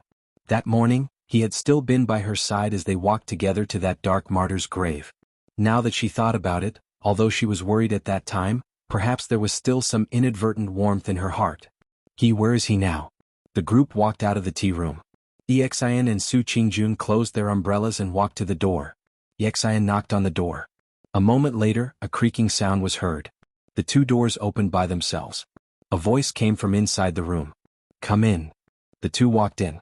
The room was decorated simply and elegantly. In the middle of the room there was a tea table. Two people were sitting there. It was Dongfang Tao and Melaleuca japonica. Su Qingjun bowed respectfully. Disciple Su Qingjun pays respect to Dongfang Shirshu. Melaleuca japonica Shirshu. Apologies for disturbing you today. Dongfang Tao did not say anything. Melaleuca japonica smiled and said, Get up. We are all so familiar with each other. There is no need to be so polite. Come and sit. Exan, who was at the side, had already run over to Dongfang Tao's side. She grabbed one of his hands and said coquettishly, Master, don't forget what you promised me. You must take a good look at Sister Su. All right. I know. Dongfang Tao was obviously very fond of Exan. He shook his head helplessly. Then he looked at Su Qingjun. He looked her up and down. He smiled and said, You are Su Qingjun. I have long heard that senior brother Mohara has accepted a good disciple. Seeing you today, you really live up to your reputation. You are really a talented genius. Su Qingjun blushed. She bowed her head and said, Shirshu is too kind. Dongfang Tao smiled gently at Su Qingjun. Yexian has already told me everything. Don't worry. I will naturally do my best to help you take a look at your brother. Get someone to bring him in. Su Qingjun's face lit up. She said gratefully, Thank you, Shirshu.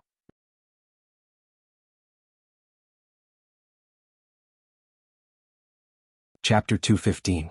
Because Dongfang Tao wanted to examine Sumo carefully, the two young women Exan and Su Qingjun left first and stood in the corridor not far from the tea room, waiting.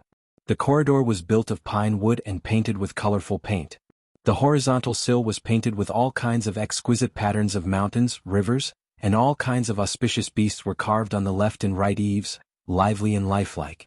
Outside the corridor there were all kinds of trees, tall and straight. The leaves of the closest banana trees had been washed by the rain until they were verdant and tender. It was a very lovable sight. The raindrops fell on the eaves and the ground, making pitter-patter sounds, adding a trace of serenity to the originally quiet place. Su Qingjun looked at the misty rain outside the corridor, her brows slightly furrowed as if she was in a trance. "Sister Su, don't worry, there's always hope." EXN saw Su Qingjun's expression and couldn't help but comfort her. Su Qingjun smiled and said in a low voice, "I know, thank you, sister." EXN nodded and also looked at the rain outside the corridor, but there was no melancholy on her face. After a while, she seemed to remember something and said to Su Qingjun, "Right, Sister Su, I want to ask you something." "Yes, what is it?" Su Qingjun said. EXN said, "I went to Flying Goose Terrace yesterday because I hadn't seen Brother Lu and Atsu for a long time. But when I went to see, I found that Brother Lu and Atsu were not there, and..." She stole a glance at Su Qingjun and said, "Brother Lu's things don't seem to be in his wooden hut anymore. It looks like he's moved away." Su Qingjun was silent. After a while, she nodded lightly and said, "Yes, Lu Qin moved away." EXN was shocked and said, "What's going on, Sister Su?"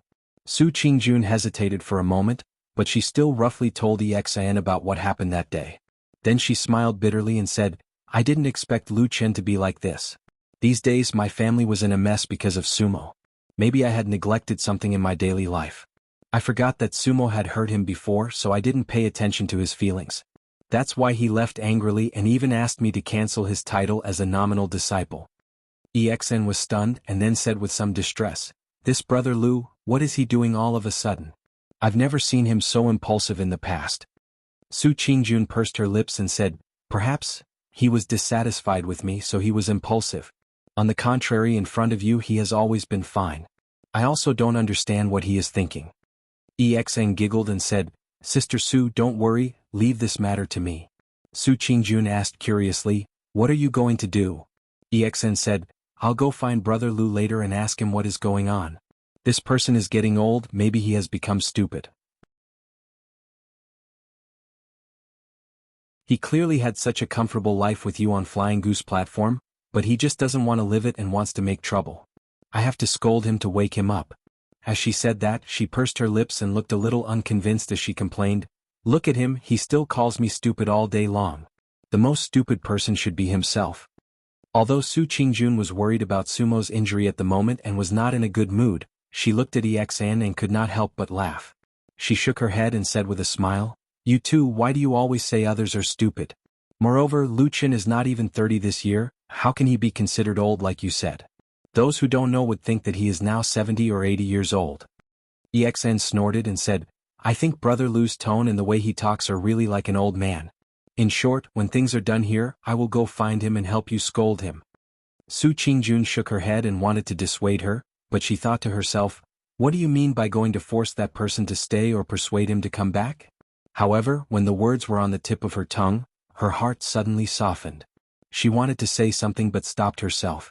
In the end, she laughed bitterly and thought to herself, "Go ahead, I still have a lot of things to do here. I can't care so much. If EXN wants to say it, then say it. Who cares if you want to come back or not?" At this time, Dongfang Tao's slightly bewildered voice suddenly rang out in the originally quiet tea room, as if he had discovered something shocking. Su Qingjun and EXN were both shocked. After looking at each other, they hurriedly ran to the tea room and pushed the door open. In the tea room, they saw that Sumo had been placed on a recliner to the side. Her face was pale and her eyes were tightly shut, as if she had already fainted. Dongfang Tao stood beside him with a rather ugly expression on his face. Without waiting for Su Qingjun to speak, EXN had already rushed to ask, Master, did you discover something?" Dongfang Tao's expression was dark as he said coldly, "It's the mind-altering technique." Su Qingjun was shocked at first, then overjoyed.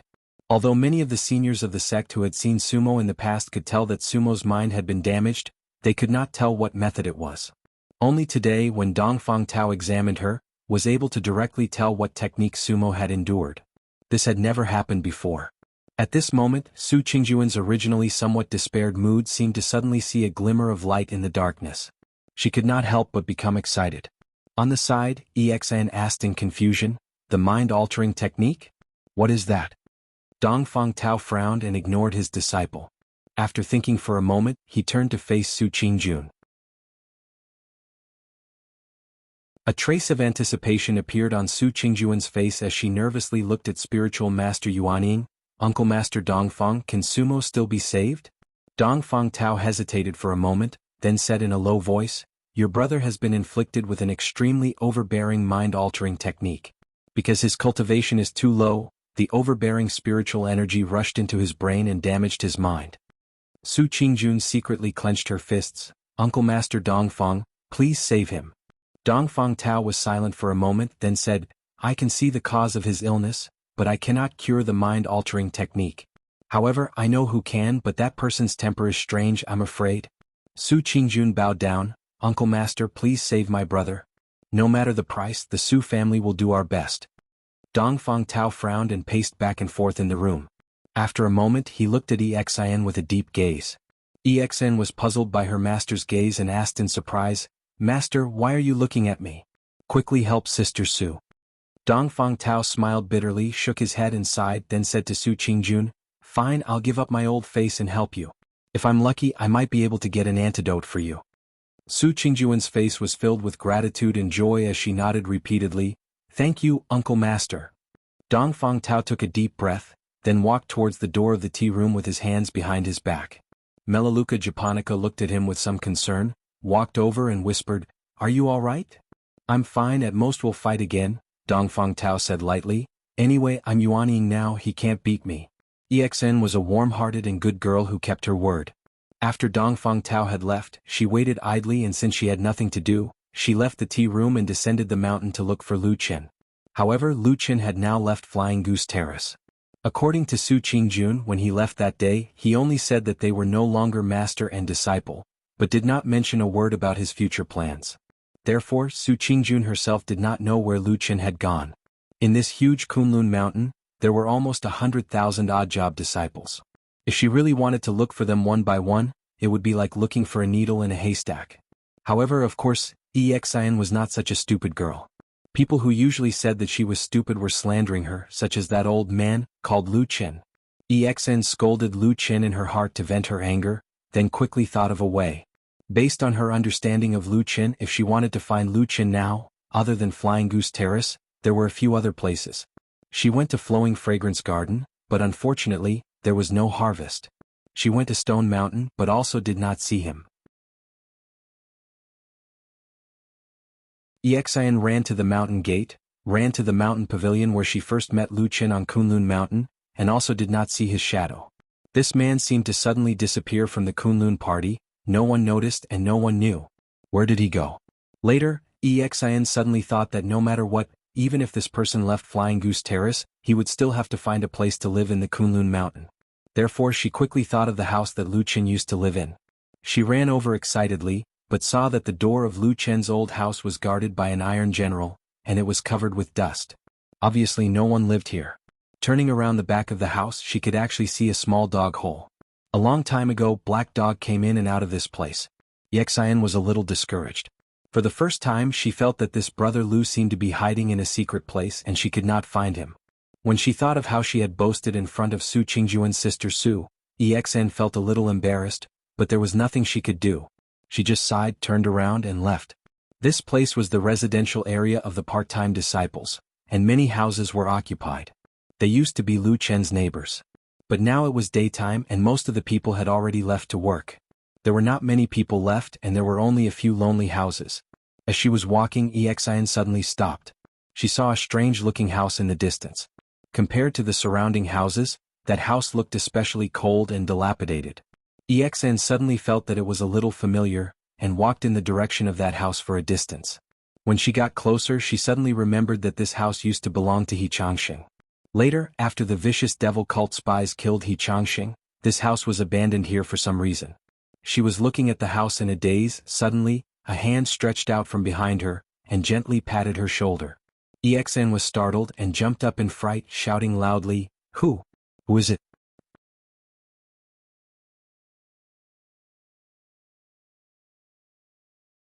Chapter 216. The surroundings were cold and quiet. Anyone would be scared to death if they were suddenly patted on the back like this. Exin's heart was in her throat. She turned around and saw a person standing behind her. It was Lu Chen, whom she had been looking for a long time. "Ah, it's you, brother Lu?" Exin called out subconsciously. Lu Chen smiled and said, "Isn't it me? What about you? What are you doing here?" He looked around and his eyes stopped for a moment on the abandoned house where the dead person used to live. He said to EXN, "No one usually comes here. I heard that after the person died, the house is often haunted in the middle of the night." EXIN's body trembled again, and even her face turned pale. But she soon found that Lu Chen was smiling. She immediately reacted and became angry. She hit his arm hard and said angrily, "You scared me again." Lu Chen laughed. For some reason looking at EXIN made him feel better. He smiled and said, "I heard it but I haven't seen it." "Oh, you haven't told me why you are here." "To look for you." EXIN glared at him. She gnashed her teeth in hatred and said, "Do you know how many places I've been looking for you today? Let's not talk about the Flying Goose Terrace. I've gone to the Fragrance Garden and Rock Mountain one by one, but I didn't see your shadow." Lu Chen was startled. He stopped smiling and said with some surprise, "So urgent? Why are you looking for me?" "Yes, I have something." EXN said, "I heard that you and Sister Su had a falling out. Not only did you leave with your bag, but you also asked Sister Su to cancel the nominal master-disciple relationship?" Lu Chen nodded and said, "That's true." EXN stamped her feet and said, "I say, why are you so stupid? Do you know what kind of person Sister Su is now? In the whole Kunlun Mountain, there are at least 99,900 odd job disciples who are crying and begging to be her disciple. But you ran away by yourself?" Lu Chen smiled and said, "Did Su Qingjun ask you to come see me?" "Bah, in your dreams." EXN looked at his disappointed face and said angrily, "Of course it's impossible. Sister Su is now the youngest Jindan friar in the Kunlun party. She has a bright future and is even likely to become Yuanying Jinren. Do you think she will really value an ordinary disciple like you?" Lu Chen said, "Oh." EXIN patted her forehead. It seemed that she was completely speechless because of Lu Chen's fearless look. After a while she said, "Brother Lu, listen to my advice. Go back and apologize to Sister Su. A man should know when to yield and when to stand tall. What's there to be afraid of? Moreover, I can see that Big Sister Su has good intentions towards you. As long as you give in a little and I help you put in a few good words, you will definitely be able to make her retract her order." As she said that, she rolled her eyes again and suddenly laughed. She pulled Lu Chen and whispered, "Brother Lu, why don't you pretend again and say that you have encountered some tragic and sad thing and shed some tears? I guarantee that Sister Su will definitely not be able to bear it and will definitely take you back." "Nonsense." Lu Chen said seriously, "A man should bleed but not shed tears. You actually want me to cry?" "Oh, I said it's just an act." EXN glared at Lu Chen, then encouraged him with a grin, Go. You can't go wrong listening to me. I'm doing this for your own good. Otherwise, when you get older in the future without a backer or something, it will be difficult to survive in this mountain. I tell you." Lu Chen looked at EXIN's face and his eyes gradually became warm. He smiled and said, "You actually think so far?" EXN grumpily said, "Everyone would think like that, okay? I say you are a little strange recently. I always feel that you are becoming more and more stupid. Maybe it's because you are getting older." Lu Chen laughed and looked at her, shaking his head and said, "If that's the case, then when I am old in the future, I will look for you to be my backer and let you raise me. Is that okay?" EXN was stunned and said in surprise, "Me?" Lu Chen nodded and said, "Yes, aren't you also a disciple of Yuanying Jinren?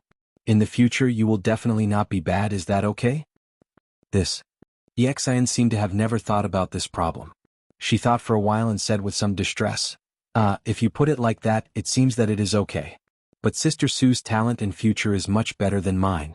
To be honest, you should still follow her to have a future. If you really can't do it, then you can look for me." When she said the last sentence, EXIN's cheeks suddenly seemed to brighten a little. She looked a little proud. She raised her head and put her hands on her hips and said, "Hey, come, call me master for me to hear."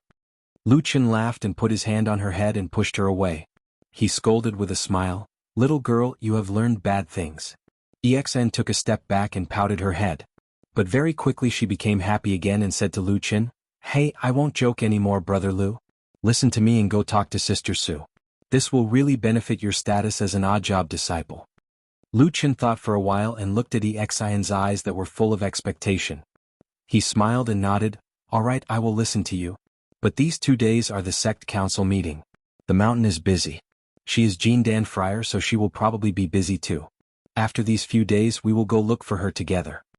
EXN thought for a while and said, "Well, this is also good. Sister Sue has been really busy recently. Today she even sent her brother to Melaleuca japonica martial ant's tea room to ask my master to help treat him. Then in a few days I will look for you. Lu Chen smiled and said, "All right, it's a deal."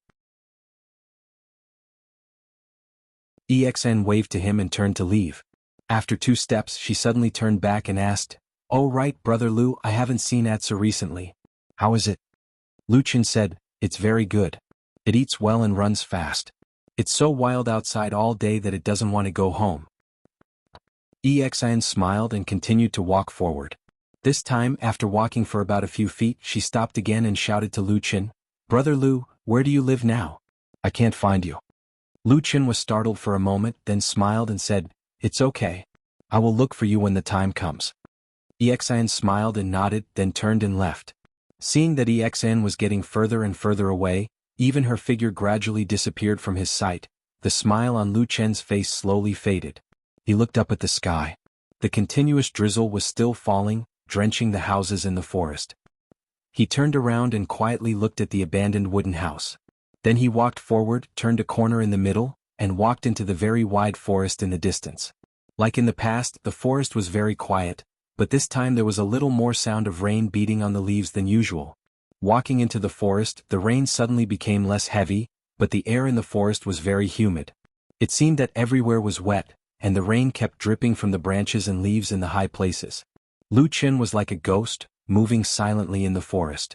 Even if he occasionally passed by the wet ground, he didn't know what method he used, but he didn't leave any footprints. He didn't know how long he walked, but he finally saw the big rock in the depths of the forest, as well as the big tree that was different from the surrounding trees. The forest was abnormally quiet and the wet rain fell. Not only did the birds and beasts stay away, it seemed that even the insects were silent.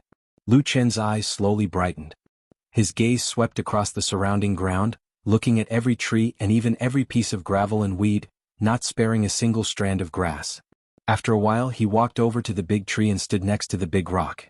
Rain dripped from the top of his head, falling on the top of his head and flowing down his cheeks, but he didn't seem to care at all. His gaze became brighter and sharper, even faintly fierce. He looked everywhere and finally lowered his head, looking at his feet. The ground was black, wet and dirty soil, and a thick layer of withered leaves had fallen on it. Who knew how many years had passed, day after day, year after year, piling up here? Many of the withered leaves seemed to have rotted, their scorched and withered color similar to the color of the soil. Perhaps after a while, these rotten leaves would also become a part of the soil.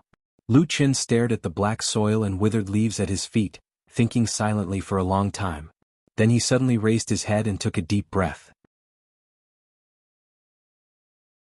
In the ancient land of the divine Central Plains, there had been a saying passed down from ancient times, to be buried in peace. This meant that no matter how a person lived, they would eventually die. Only after death could they be buried in the ground in the boundless ancient soil, would the dead feel at ease, and would find the best place to return to in this life. No one had ever thought about what it was like to be buried in the soil, because only the dead would lie deep underground, covered by the soil. Lu Chen wasn't a dead person, but on this day he was lying in the black soil of this place. In a very strange way he was like a cold snake hiding in the shadows. The damp, black, dirty soil was mixed with rotten leaves, and there were even all sorts of unimaginable insects as well as a nauseating stench. This was not a place an ordinary person could stay in. However, Lu Chen was like a dead man as he stopped under the dark soil. The black soil and thick, withered leaves completely covered his body. After the rain fell from the sky for a night, there was no longer any trace of his existence in the forest. There was only an extremely thin, hollow twig stuck into the soil amidst the withered leaves. It stood unremarkable, and after a long time, it would tremble slightly. The rain continued for an entire night.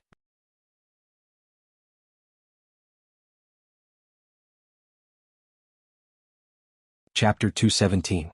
Another night passed. The rain stopped in the morning, but the sky was still hazy. The dark clouds continued to gather, and it looked like it would rain again at any time. After a night of rain, Kunlun Mountain appeared much clearer and brighter in the morning.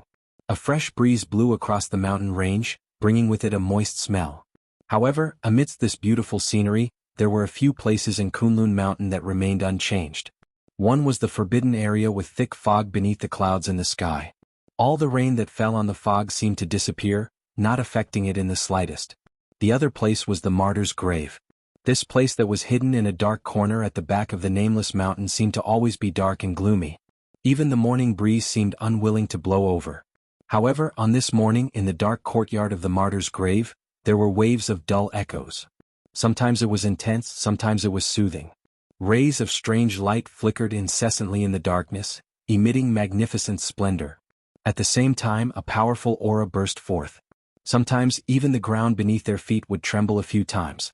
After a long time, the fierce battle in the courtyard of the martyr's grave finally came to a stop. The various rays of light dimmed and disappeared. All kinds of sounds stopped as well. Everything seemed to have returned to normal. In the dark courtyard, Dongfang Tao and the corpse watcher stood facing each other.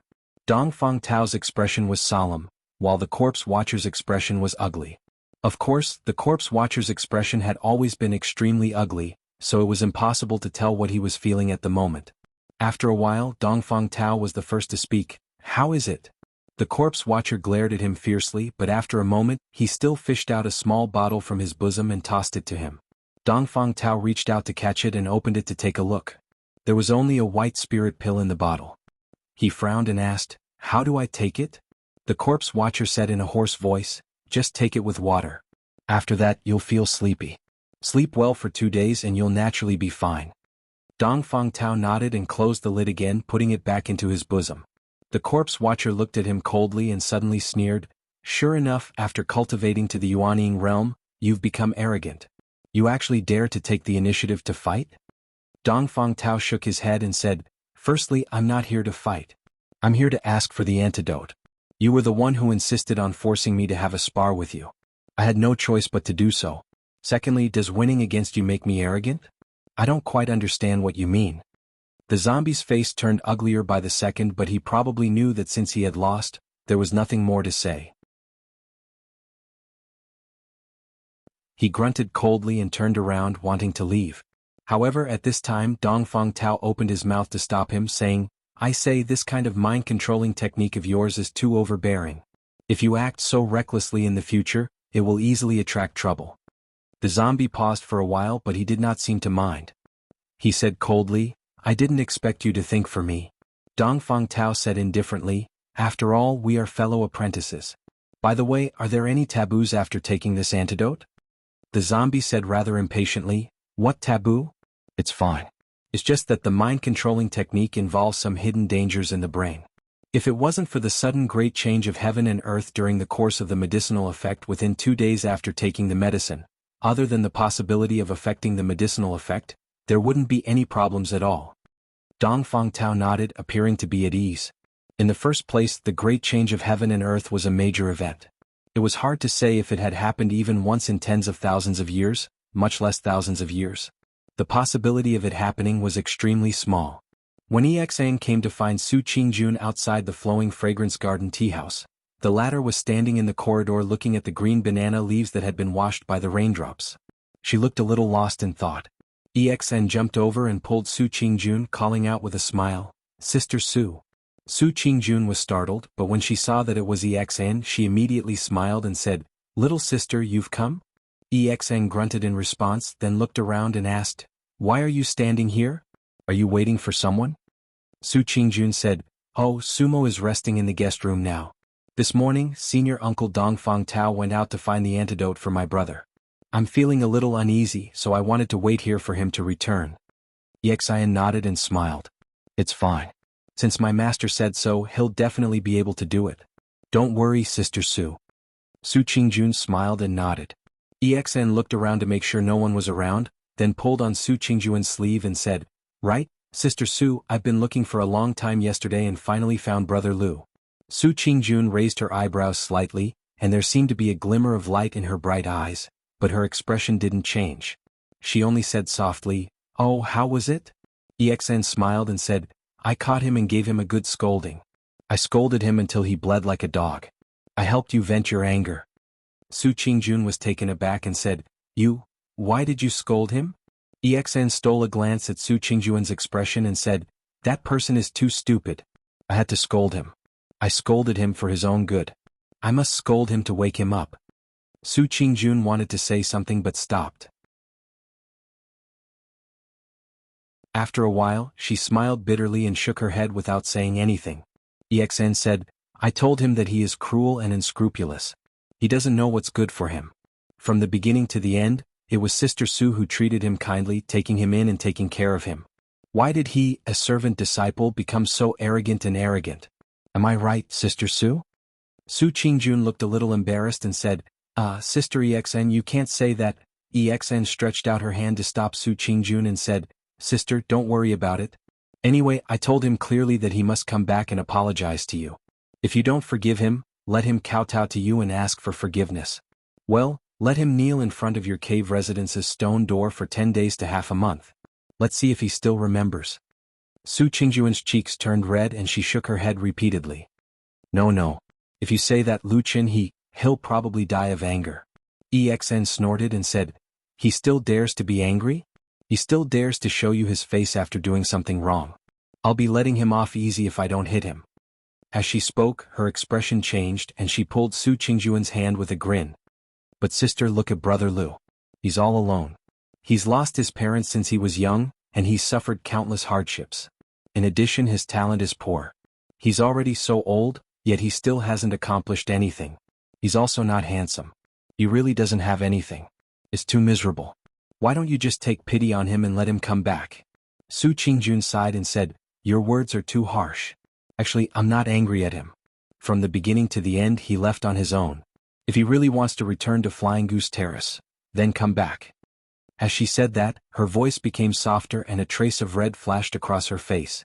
But she still said it clearly. Yexan was overjoyed. She clapped her hands and said, that's good. When I get back, I'll tell Brother Lu and let him come back to apologize to you. You ask me, men are so stupid. They can live a peaceful life, but they insist on making trouble. As she said that, she had a disapproving look on her face. It seemed that she despised Lu Qin very much. Su Qingjun smiled and nodded.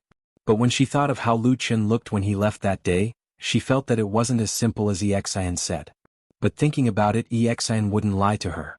She said that she was going to find Lu Qin, so she must have found him and said those words. When Lu Qin's face flashed across her mind, Su Qingjun had a faint strange feeling. After a moment of silence, she said to Exen, Sister Exen, how about this? Tomorrow is the Sex Council meeting. As Jindan Friar, I have to participate. I can't leave. After tomorrow, if he's willing, you can bring him to see me at any time. Okay. Exen clapped her hands and said with a smile, okay, I got it. Actually, when I told Brother Lu about this yesterday, he also mentioned this point. He said that you'll be very busy these few days and asked me not to disturb you. As she said that, Exen smiled and said, see, the two of you have telepathy. You're thinking of the same thing. Su Qingjun blushed and said angrily, hey sister, don't talk nonsense. These things. Everyone can think of these things, they can see it. What's there to care about telepathy? Nonsense. Exen covered her mouth and giggled. Su Qingjun didn't know why, but her mood suddenly seemed to be a lot better. She felt relaxed and said to Exen, anyway, this matter is settled. You can come with him later. Oh, but there's still a troublesome matter. Exen said, what is it? Su Qingjun said, I'm going to attend the sect council tomorrow. Dongfang Shirshu and Melaleuca Japonica Shirshu will also be there. But Sumo can't leave him alone yet. Feels a little. It's fine. Exen said readily, I'll help you look after him. It's only a day. Su Qingjun said gratefully, then I'll trouble you, sister. Thank you. Exen smiled and said, no need to thank me. It's just a small matter. As she said, she moved closer and put her face on Su Qingjuan's fair and tender cheek. She said softly with a smile, as long as you promise to let Brother Lu come back, it'll be fine. Su Qingjun patted Exian's forehead and scolded with a smile, you little girl, I'm also curious. You don't seem to care about other people like this. Why are you only so concerned about Lu Qin? Don't tell me you've fallen in love with him? Exian was stunned, then her cheeks turned red. She stamped her feet and said, Sister Su, what nonsense are you talking about? I only help Brother Lu because he's pitiful. Who would like him? As she spoke, she muttered to herself, he has no money, no power, and is in dire straits. His talent is poor, and he's not even handsome. If I were blind, would I fall for him? Su Qingjun laughed for a moment and didn't care. Hearing footsteps at the door, it seemed that Dongfang Tao had returned. She hurriedly called Exian and rushed to the door. In the corridor, Exan didn't immediately follow. She frowned slightly and looked at the banana leaves outside the corridor. Suddenly she was lost in thought. After a while she suddenly shook her head, pouted and said angrily, "Who would like him, humph?"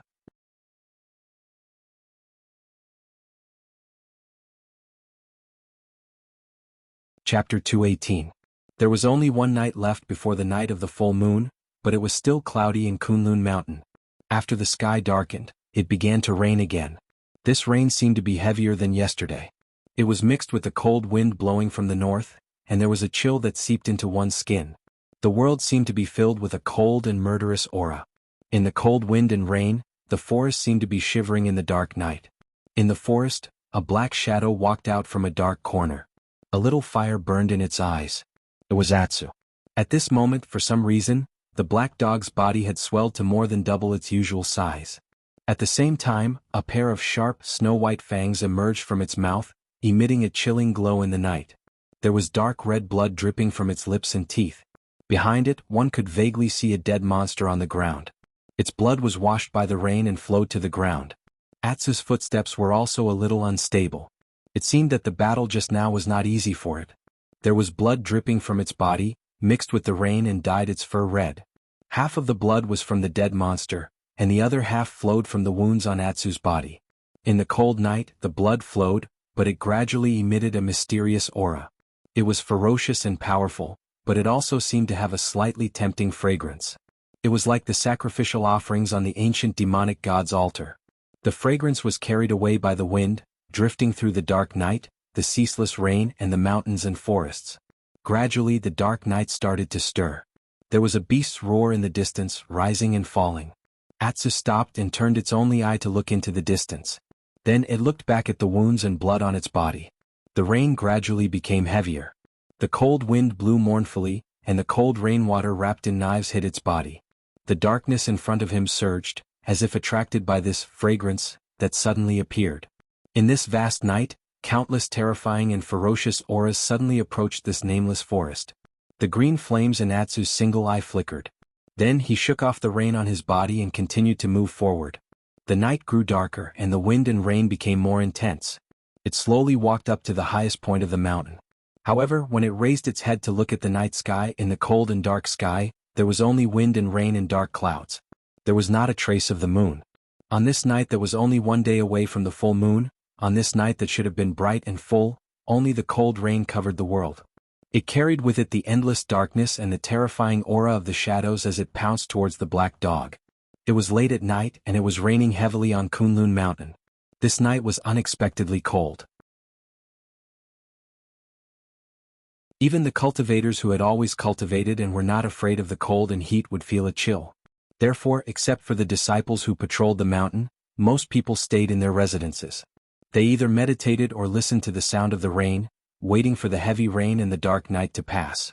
Jinren Idle Month was alone in his room. Because of his special identity as the Jinren of the Kunlun party, he did not have his own cave like most Yuanying realm Jinren, nor did he live on the winter peak between the clouds because he was the eldest disciple of Hakushin Jinkuan. Although, logically speaking, he could receive both kinds of treatment. Since he was the Jinren of Kunlun, he could only live in one place, which was the Jinyang Hall of Tiankuan Peak. This was the place where the previous Jinren of the Kunlun party lived. It was the center of the power of the entire Kunlun party. For thousands of years, many extraordinary people and peerless figures had appeared here, and many shocking events had happened here. However, as time passed, geniuses came and went, but only the silent mountain peak and the towering hall had always stood here, never changing. In the dead of the night, Jinren Idle Month had no intention of sleeping. He lit a candle and closed the door and windows. When the wind and rain outside blew against the closed window, he was in front of the bronze mirror in the room, wearing a solemn dress that only the Jinren of Kunlun could wear. This dress was solemn, elegant, and beautiful. Under normal circumstances, there was no opportunity to wear it, unless there was a special festival or a major event. Only then would the Jinren of Kunlun wear this dress. Over the years, the Kunlun party had been peaceful, so Jinren Idle Month only had one opportunity to wear it a year. It was tomorrow. His hand gently stroked the solemn and dignified gown, and a trace of complacency and pride appeared on his face. In this life, although there were twists and turns and pain on the road of cultivation, in general, it could be considered to be very smooth. The achievements he had achieved at this age had far exceeded most people in this world. He could indeed be proud. However, in front of him, there was still a long road ahead of him on that seemingly endless path from the ancient times to the present. However, Taoist Master Idle Moon felt that he could already see his master's tall and broad back. Perhaps one day he would truly be able to catch up to him. At that time, what would it feel like? Jinren Idle Month smiled and looked at his majestic self in the bronze mirror. The Heavenly Soldier Hall was one of the most important and powerful halls in the Kunlun party. The head, Dukan Jinren, was also highly respected in the sect and had an illustrious reputation. On this night, Dukan Jinren stayed in his cave residence. Similar to Jinren Idle Month on Chengkuan Peak, Dukan Jinren was also in a good mood. He had supported the head of the sect, Immortal Idle Moon, for many years. In these years, although the Kunlun sect was peaceful to the outside world, there were always some fights at the level of Immortal of Yuanying stage that would not be seen by others. Some people did not like Jinren Idle Month and did not want Jinren Idle Month to take the position of the Jinren sect master. But Jinren Idle Month himself was very outstanding. Not to mention, he had a true monarch master who was second to none in terms of cultivation and reputation. Therefore, from the beginning, Dukan Jinren firmly stood on the side of Jinren Idle Month. He was his pawn, his left and right hand, waving the flag and shouting for Jinren Idle Month. Finally, he obtained the trust of Jinren Idle Month and the true monarch behind him. This trust quickly gave Dukan Jinren a huge return. It made him and his Heavenly Soldier Hall famous in the sect. They also obtained more and more cultivation resources. There was nothing better than this. Dukan Jinren was very satisfied with the choice he had made for so many years. He had never wavered in the slightest. Watching the night pass, he would still stand beside Jinren Idle Month at the sect council meeting tomorrow, waving the flag and shouting for him. Of course, before that he would go with his favorite disciple, Hei, to catch that hateful traitor of the devil cult. Dukan Jinren closed his eyes with a smile and began to meditate. At the same time, in a place not far from his cave, Hei, who was also from the Heavenly Soldier Hall, was also awake. He quietly stood under the eaves, watching the rain falling from the cold and dark night sky. In front of his eyes, the rain dripped down from the eaves, rustling into his ears, turning into thousands of crystal-clear water droplets floating in the wind. Finally, they fell on the bluestone floor on the ground and quietly burst into pieces. In the darkness, the water droplets turned into powder and flowed into the depths of the distant darkness. His face was a little pale, probably because of the chill brought by the cold wind. The powder of the rain fell on his face, but he did not move an inch. He stared into the distance of the night, his mouth moved a few times as if he was whispering to someone. That night, Su Qingjun stayed in the guest room of the flowing fragrance garden. Dongfang Tao kept his promise and brought her the antidote that was said to be able to cure Sumo. After taking the antidote, Sumo immediately fell into a deep sleep and did not wake up. According to Dongfang Tao, this was a normal situation. Usually one would sleep for at least 2 or 3 days. At the same time, he told Su Qingjun some things that needed to be paid attention to and taboo things. Su Qingjun was naturally very grateful for this. Since Sumo was unconscious and injured, it was inconvenient for him to move around, so she stayed here to take care of him. Her family in Kunwa City also sent people back with the news, so it was easy to imagine how happy her parents were. She walked to the bed and looked at Sumo. She saw that he was sleeping very quietly, even a bit like a child. She suddenly became somewhat absent-minded. She suddenly remembered the appearance of her younger brother when he was born many years ago, as well as the many cute moments when he slowly grew up. Her eyes gradually softened, and she gently pulled the blanket over Suemo a little tighter. She thought to herself that after this incident, she would take some time to properly teach Suemo a lesson. He had been so cute since he was young and his nature was not bad. A gust of cold wind suddenly blew open the window and extinguished the candles in the room. Su Qingjun walked over and closed the window again. Before completely closing the window, she glanced at the dark night outside. She suddenly thought, on such a rainy night, where is that person now and what is he doing? In a dark and quiet forest, the damp rainwater continuously poured into the soil, mixed with the smell of decay, giving people a creepy feeling. A poisonous snake slowly crawled out of the grass, bending its body as it crawled forward. However, when it was about to reach the ground covered with rotten leaves, the snake suddenly stopped. It raised its triangular head and hissed its tongue at the front. A gloomy light flashed in its ice-cold vertical pupils. After a moment, the snake suddenly changed direction and crawled to the side. and on the quiet soil under the rotten leaves, a small hollow branch slightly trembled, then became quiet again, hiding in the darkness, quietly waiting. It was the coming dawn.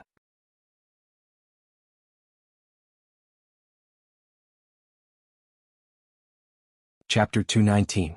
On the day of the full moon, the sky brightened very late. It was probably because there were still thick dark clouds in the sky that had yet to disperse, and even the sun had yet to be seen. However, in the early morning, the rain that had been raining for an entire night gradually stopped, as if to give the world some time to breathe. Even the cold wind had disappeared.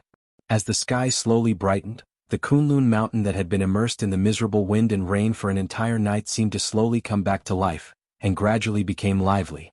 The people in the mountain each did their own thing. After that, some of the Kunlun cultivators with higher status walked towards the direction of Tianquan Peak from all directions one after another. The annual sect council of the Kunlun party lasted for a day, and could basically be divided into two sessions, one big and one small. The big session started in the day and was the grandest. The participants were almost all the elites of the Kunlun party, all the cultivators above the Jindan realm, and a small number of the most outstanding genius disciples in the foundational realm would participate. On the other hand, the small session was much smaller. It was held at night, and the participants were only the 10 or so Jinren of the Yuanying realm. Although there was a huge difference in the size of the big session and the small session, in terms of importance, it was actually the small session at night, where the discussion at the level of the Yuanying Jinren seemed to be more important. Perhaps because of this, during the big session during the day, there were not many Yuanying Jinren of the Yuanying Jinren who came to Tianquan Peak's Jinyang Hall. Those who could come, in fact, had tacitly expressed their support for Jinren of the Idle Month. Most people below the Yuanying Jinren of the Yuanying Jinren would not feel these subtle things that could only be understood, but the Kunlun party was so big, and there were also many elite cultivators. There were always some smart people who had sharp ears and eyes, and were experienced in the ways of the world and could see some things. At this time, there were already many people in the majestic and spacious Jinyang Hall. At the same time, there were still people coming from outside the hall, making the solemn hall that symbolized the center of power of the Kunlun party become lively, which was rarely seen. Dongfang Tao and Melaleuca Japonica also came here. When they walked into the hall, many Jindan friar and foundational realm cultivators who passed by saluted to Dongfang Tao. This was a natural respect for the strong cultivators of the Yuanying realm. It should be known that among the countless cultivators in the world, those who could cultivate to the level of Yuanying Jinren might not even be 1 in 100,000, let alone 1 in 10,000. Dongfang Tao's expression was indifferent, and did not reveal any arrogance, nor did he reveal any overly gentle expression. In general he looked up. This was the expression that most Yuanying Jinren of the lower level. Yen Luo looked around and said with a smile, "It's indeed impressive. It's different now that you're a nascent soul-perfected cultivator." Dongfang Tao's expression did not change. His expression was still solemn, but he said in a low voice, "This is all because I am afraid of trouble. If I were to give those people a slightly better attitude, do you believe that there would be people who would immediately try to befriend me and ask for advice?" Melaleuca Japonica smiled. She did not refute his words. She probably knew what was going on in her heart. However, since this matter did not concern her, she could not be bothered to care. She only smiled and said, "In any case, it has nothing to do with me. I will follow you. This year I will be able to get a good seat." Dongfang Tao smiled. His gaze turned and saw that most of the people were standing in the center of Jingyang Hall. However, the special small tables at the side of the hall were mostly empty. At a glance there were only 2 or 3 people. As if sensing Dongfang Tao's gaze, those people also turned their heads and looked over. Both parties' gazes met in mid-air, after which they politely nodded to each other in greeting, and then turned their gazes away. Melaleuca Japonica's voice came from the side. This time she also lowered her voice and said softly, "Not many people came." At this time there were already many people standing in Jingyang Hall. Furthermore, there were still people coming in from outside the door. It showed that the Kunlun party was thriving. Of course, it could not be that not many people came. However, Dongfang Tao's expression did not change. He said, "It is still early. There should be more people by afternoon." Melaleuca Japonica looked at him and said, "I thought you would only come at night." Dongfang Tao was silent for a moment. Then he sighed and said, "You also understand these things in the sect. Those who came today during the day more or less have an explanation. At least it can let the sect leader and the true monarch know my intentions. Melaleuca japonica nodded and said, "You are right. It is just that I really thought that after you cultivated Yuanying, you would be as honest as before and not stand out to express your stance." Dongfang Tao shook his head. A bitter smile flitted across the corner of his mouth. He said, "It is not that I did not think that way. But when I really reached my current position, only then did I realize that there are also difficulties. The number of Yuanying Zenrins is too few." As he said this, Dongfang Tao looked at the empty tables at the side and said softly, "In the past I could hide and fight because there were many Jin Dan Friar Zenrins. But there are only a dozen or so Yuanying Zenrins. It is clear who is right and who is wrong. Everyone is staring at you. You have no choice but to express your stance." Melaleuca japonica sighed and said, "So, you chose the sect leader's side?" Dongfang Tao said, "If I don't choose Senior Brother Idle Month's side, what else can I choose? Am I really going to rely on Senior Brother Qiandeng and Mingzhu from Baichao Tang's side? The sect leader's faction is now the strongest in our sect. Senior Brother Idle Month also has Hakushin Jinkuin backing him. Who can compete with him? Since I don't have any backing, if I want to find one, of course I have to find the thickest thigh to cling to." Melaleuca japonica shrugged and said, "You are right. If it were me, I would probably choose the same." Dongfang Tao smiled and glanced at the high and mighty main seat in the hall in the distance. He said, "Just watch. There will definitely be a lot of Yuanying Zenrins coming today. I heard that Uncle Master Bai Chen might be coming today." Yen Luo was taken aback. She said in a low voice, "Didn't he say that he was going to cultivate in peace last year and would no longer participate in the sect review meeting?" Dongfang Tao smiled without saying a word. Melaleuca japonica quickly reacted and shook her head with a wry smile. Then, as if she suddenly thought of something, she said to Dongfang Tao, "But I haven't seen that person from the Heavenly Soldier Hall today. That's a little strange." Dongfang Tao thought for a moment and nodded. "Well, now that you mention it, I also feel it. Senior Brother Dukong has always been a strong supporter of Senior Brother Idle Month. He has always been the first to come in the past. I didn't expect him to be late today. But he will definitely come. It's probably because something urgent happened at the Heavenly Soldier Hall." Melaleuca japonica grunted in acknowledgement. Clearly she didn't pay much attention to the matter. Instead, her eyes suddenly lit up. She saw a beautiful and outstanding woman walking in from the entrance of Jinyang Hall. It was Su Qingjun. From afar, Su Qingjun seemed to see them. She immediately smiled, waved at the two and bowed slightly. Dongfang Tao and Melaleuca japonica both smiled and nodded. Melaleuca japonica said with some emotion, "This young lady is really not bad. It would be great if I could accept such a disciple in the future." Dongfang Tao chuckled and didn't say anything. In the Heavenly Soldier Hall, Dukan Jinren was dressed neatly. He looked radiant and in high spirits. His bearing was very dignified and awe-inspiring. As for he accompanied him all the way out. According to the results of yesterday's discussion, after Dukan Jinren left the Heavenly Soldier Hall, he did not immediately head to Tiankuan Peak Jinyang Hall. Instead, he turned and walked towards the direction of the house where he Changxing died. Anyway, although the big meeting during the day was very grand and enthusiastic, the importance was not as important as the small meeting at night. What was more important was that there was a chance to catch the evil faction spy, which was a great merit.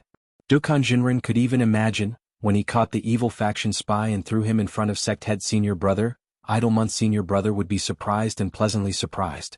And from this, there was no need to say how highly Idle Month Senior Brother would regard him. The person that others couldn't catch, Dukan Jinren had done it and caught him. Wasn't this enough to explain the problem? Dukan Jinren was in a good mood and his footsteps were not slow. And he had been following his master all the way to that abandoned house.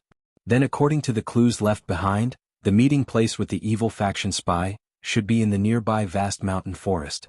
At this time the surroundings were very quiet, there was no one walking around. There were quite a number of odd job disciples living in this place, but they had nothing to do with the grand sect meeting that was currently being held. In fact, most of the odd job disciples had gone to work as usual. Dukan Jinren didn't mind at all and soon strode towards that stretch of forest. He watched his master's back figure. A trace of complicated expression flashed past his eyes, but very quickly he still followed closely. Just that when both of them walked to the edge of that stretch of forest and were about to enter, Dukan Jinren suddenly frowned and stopped his footsteps. He was stunned for a moment and said, "Master, what's wrong?" Dukan Jinren muttered to himself, I suddenly thought of something. This evil faction spy matter is not a small matter. By right, before I make a move, I still have to inform sect head senior brother, at least after a discussion, get his permission before making a move.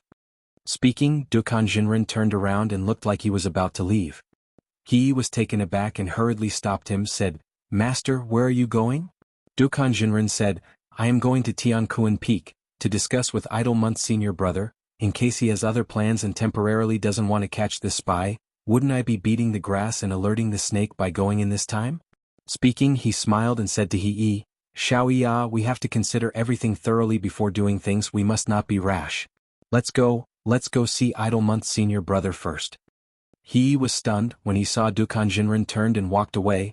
His face suddenly turned pale, even a layer of cold sweat faintly appeared on his forehead.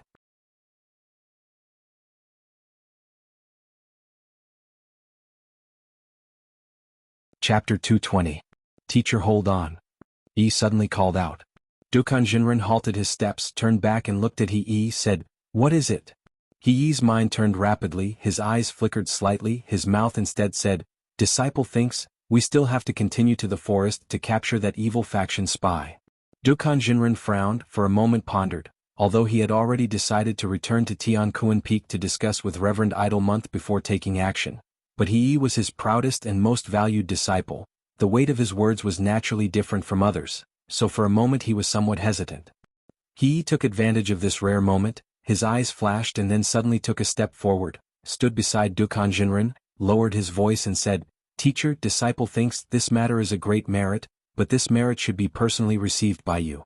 Dukan Jinren's eyes flashed, after a moment of silence, said, "What do you mean by that?" He took a deep breath and said, "After you capture the evil faction spy and detain him to Tiankuan Peak, then the merit of eliminating the spy will be mostly credited to you.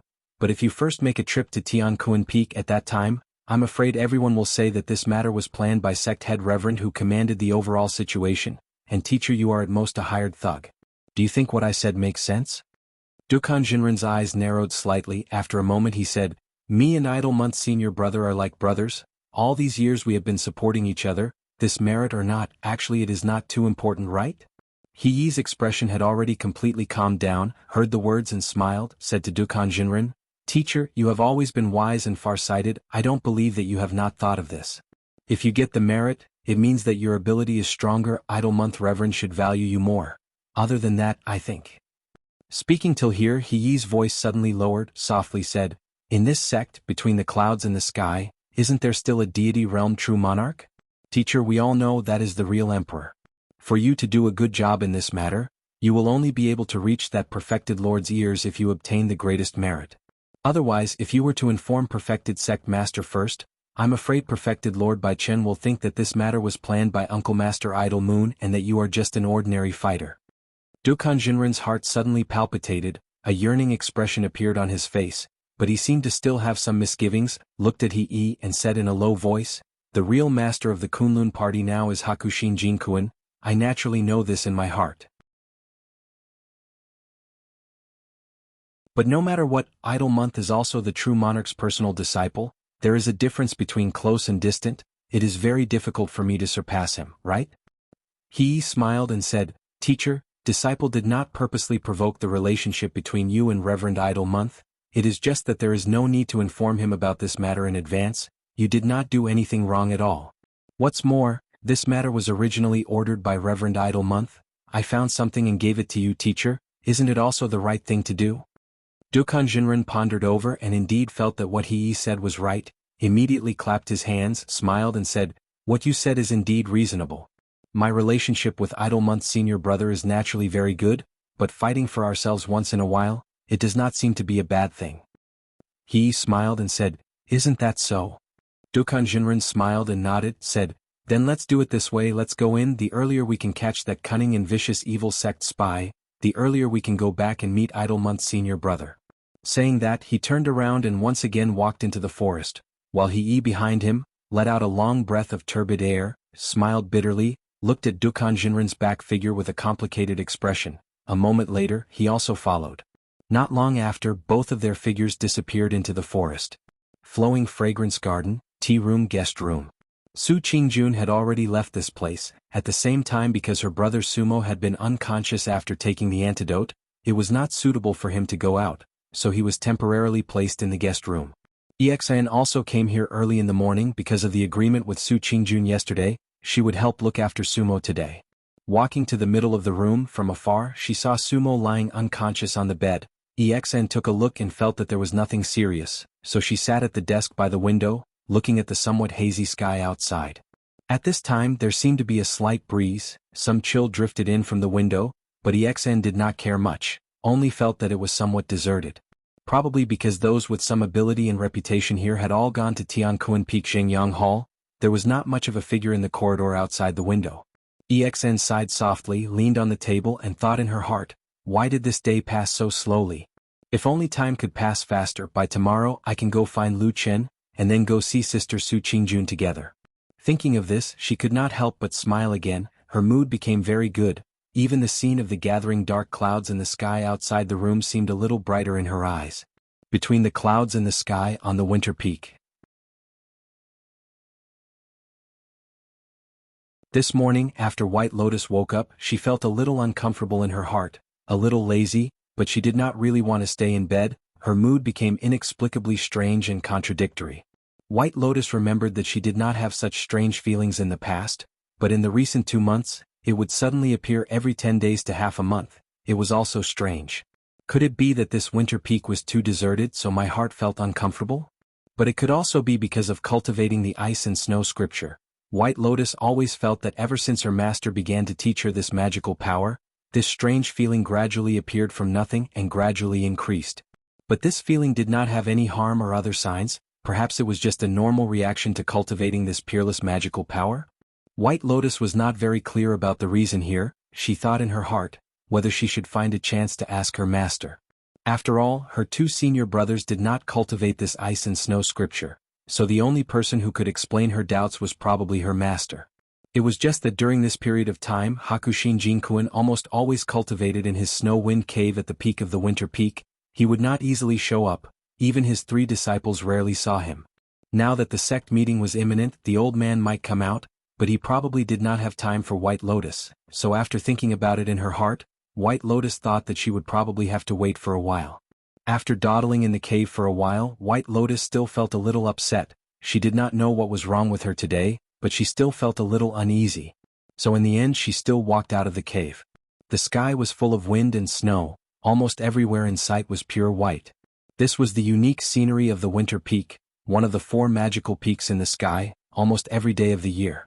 White Lotus had lived on this winter peak for a while, but most of the time she was still attracted by this strange and beautiful scenery, the coldness that belonged to the world of ice and snow. It was not something that most people in the world could see.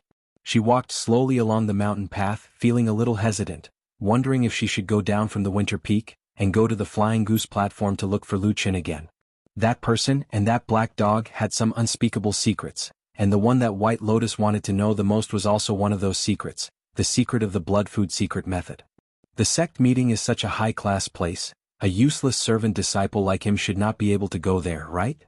White Lotus thought to herself. Just as she was about to turn around and go down the mountain, White Lotus suddenly saw second senior brother Zhuoxian standing on the mountain path in front of her. In the wind and snow, Zhuoxian looked calm, his eyes were bright and he was looking up at the sky. White Lotus followed his gaze and suddenly found that the sky was still gloomy, but second senior brother's eyes were fixed on the huge figure on the mountain peak. Second senior brother, why are you standing here? White Lotus called out to Zhuoxian. Zhuoxian was startled, and when he turned to see that it was White Lotus, a smile appeared on his face and he said, "Ah, it's little junior sister." White Lotus walked over, stood beside Zhuoxian and said, "Senior brother, are you planning to welcome Master down?" "Actually, it's fine, Master should be coming down when the time comes." Zhuoxian smiled slightly and said, "It's fine, I have nothing to do anyway, I'll just treat it as waiting for Master to come down."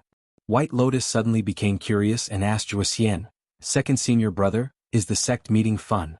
"I haven't been there yet." Zhuoxian lightly shook his head and said, "It's not that interesting, those with low skills will flatter each other, and those with high skills will get rid of their dissenters. Finally, and also the most important, Yuanying old man will organize a night party, and only at that time will it be the real sect meeting." White Lotus smiled and said, "Actually, second senior brother, recently you've helped eldest senior brother and really did a lot of things. Usually, you did the most of the various kinds of communication and organization arrangements, and instead, I think eldest senior brother doesn't seem to be as busy as you." Zhuxian laughed and said, "What do you know, children shouldn't talk nonsense, or else if these words reach eldest senior brother's ears, then you'll be in trouble." White Lotus shrugged and greeted Zhuxian, only saying that it was windy here, and that when he went back to rest she also walked back the way she came, but this time she had already decided to go down the mountain, and then find that man called Lu Chen. But at this time suddenly Zhuxian's voice came from behind and called out to her, "Little junior sister." White Lotus turned around and asked, "What's the matter, second senior brother?" Zhuxian looked at her appearance, his gaze was very gentle, and after letting out a breath she heard him say calmly, "It's very cold here today. In a while even Master and I will be leaving here. Why don't you go down the mountain by yourself?" White Lotus was startled and then looked at Zhuxian with a surprised expression, and said in surprise, "You're telling me to go down the mountain by myself?"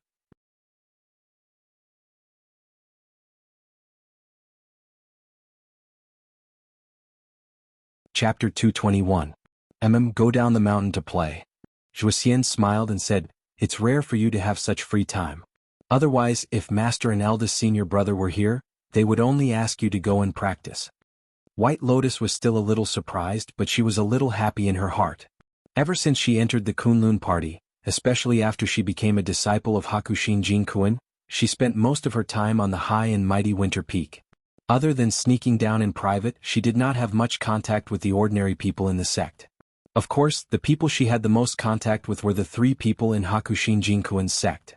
However, Hakushin Jinkuan was busy with practice, and Immortal Idol Month, as the sect leader of Kunlun, was busy with many affairs. The one who took care of her the most and met her the most was this second senior brother. In fact, White Lotus had a good impression of Zhuxian, but it was just a good impression. Although Zhuxian was a veteran Jindan friar in the Kunlun party, and his reputation was extremely high, he had a master and a senior brother who were too dazzling. Instead, Zhuxian seemed a little dim. 4 ordinary people and ordinary cultivators, the Jindan friar realm of 10 years was already the peak that they dreamed of. However, for Zhuxian the world often changed their view. Your master is a peerless deity transformation stage perfected cultivator, and your senior brother is a little inferior, but he is also a Yuanying perfected cultivator. At the same time he also inherited the position of the Kunlun party sect leader, and his name is known all over the world.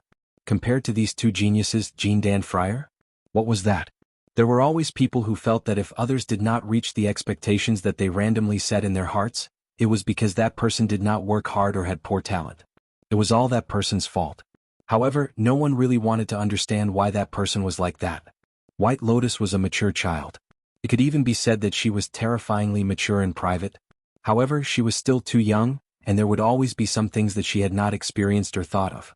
Just like now, she kept intentionally or unintentionally comparing second senior brother before her with her master and eldest senior brother, and then she got the impression that he seemed to be inferior. However, although his achievements were poor, he was still a good person. Zhuxian treated White Lotus pretty well. He was probably the person who treated her the best on Winter Peak. White Lotus revealed a rare smile and nodded to Zhuxian. She thought to herself, this second senior brother really knows how to conduct himself. She quickly walked away. Zhuxian watched as White Lotus left, his eyes remaining gentle. From the beginning to the end, he saw the changes in White Lotus's expression, but it did not affect him too much. How many years had it been? How many people had intentionally or unintentionally looked down on him? This was very normal, wasn't it? Zhuxian could even guess what this little girl, White Lotus, was thinking. He knew that she did not do it on purpose. No matter who it was, after having a deity transformation stage master and a nascent soul Taoist master who was also the Kunlun sect leader's senior brother, everyone's expectations of him would become very high. It was so high that if they only cultivated to the level of Jindan friar, it would be a kind of sin. The wind and snow blew from afar, and White Lotus's figure disappeared in the distance. The smile on Zhuxian's face slowly disappeared, and his expression gradually became indifferent. It looked like the wind and snow on this winter peak.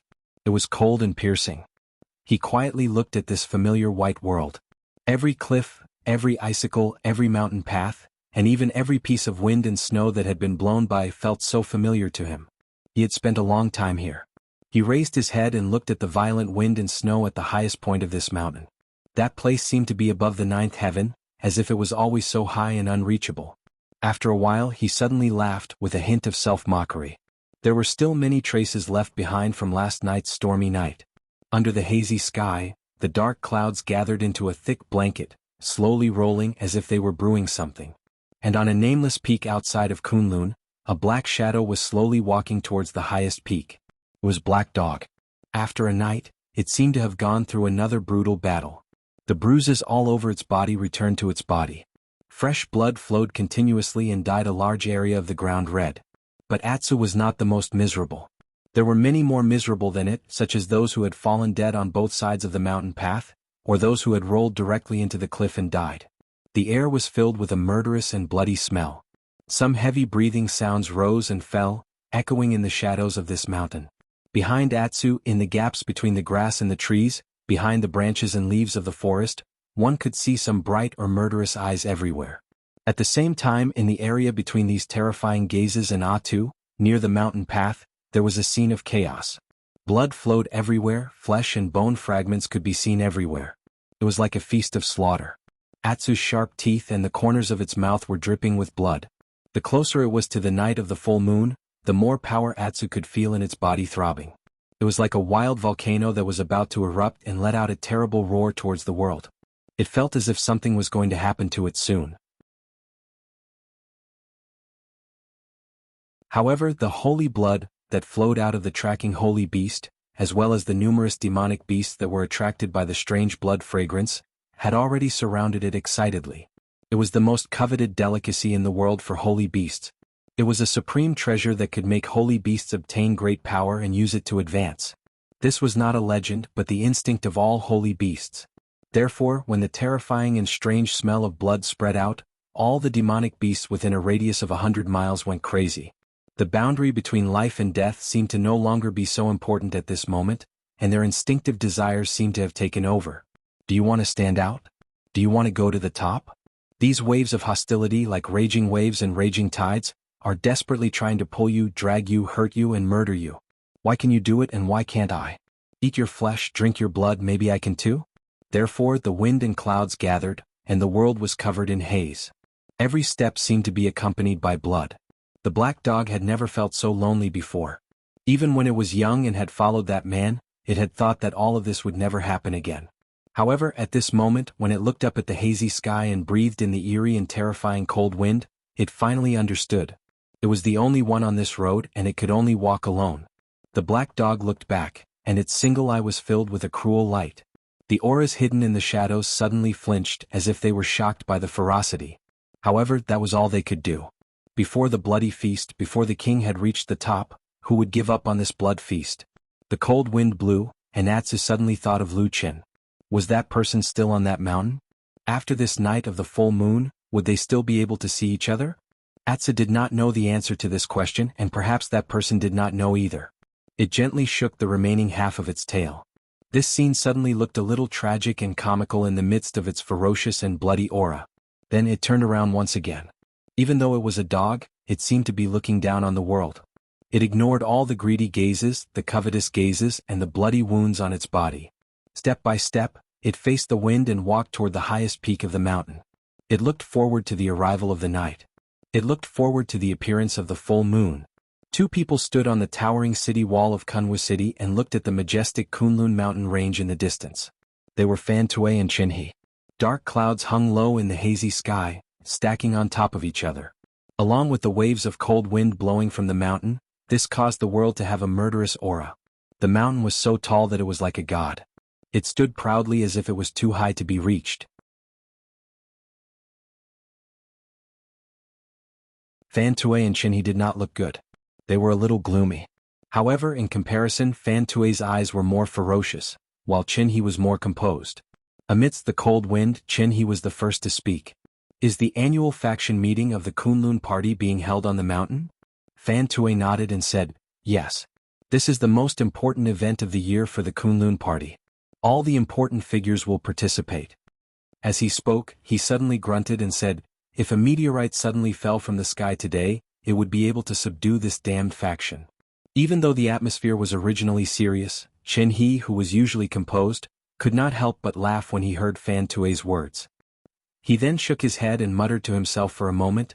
In other words, today on the mountain of Kunlun is the day when the Kunlun party is most concentrated? Fan Tue replied, almost. Chen He asked, do you have any arrangements? Fan Tue was silent for a moment, then said, the enemy is strong and we are weak. There is nothing we can do. We can only get our spies to watch carefully and not act rashly. Chen He nodded and said, that is also a wise move. He paused for a moment and looked at Fan Tue. Speaking of which, I suddenly have an idea recently. I would like to discuss it with you. Fan Tue said, please speak. Chen He said, the Western continent is very vast and there are many cultivation families.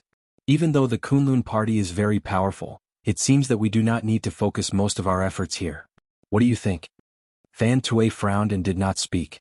Chen He smiled and said, even though we have suffered some setbacks previously, our foundations have not been damaged. It is better for us to develop in secret and endure for now. In the future, when the Holy Church recovers and becomes strong again, we can naturally find trouble with these people again. Fan Tue looked at the distant Kunlun mountain and suddenly said, but there is still a brother on the mountain that we have not contacted. That is a person who could set up the reincarnation array. How can we give up so easily? Chen He frowned and muttered, speaking of this, I have been thinking about this matter for the past 2 days. I have a feeling that this matter is a little strange.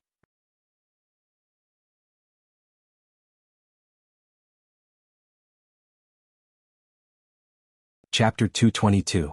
Fan Tue was shocked and asked, what's strange? Chen He said, how many people in the Holy Church do you think can draw the reincarnation array? Fan Tue froze for a moment before replying, of course it's a senior with a high level of cultivation.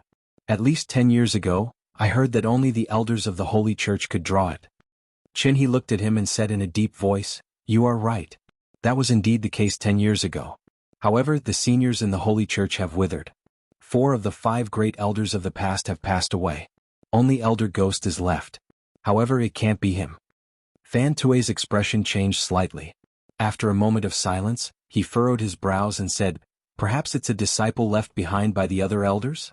Or are they the experts that Elder Ghost has trained over the years? Chen He shook his head and said, that's impossible. I am well aware of the manpower of Elder Ghost. No one would come to Kunlun. As for the disciples left behind by the other 4 elders, there are naturally outstanding geniuses. However, they are also well-known people in the Holy Church. They are definitely not strangers who are hiding here and have cut off all ties with us. Fan Tue's brows furrowed even tighter. He said, based on what you said, this is indeed strange. However, the reincarnation array that appeared on Kunlun Mountain is undoubtedly the real deal from the various information we have received.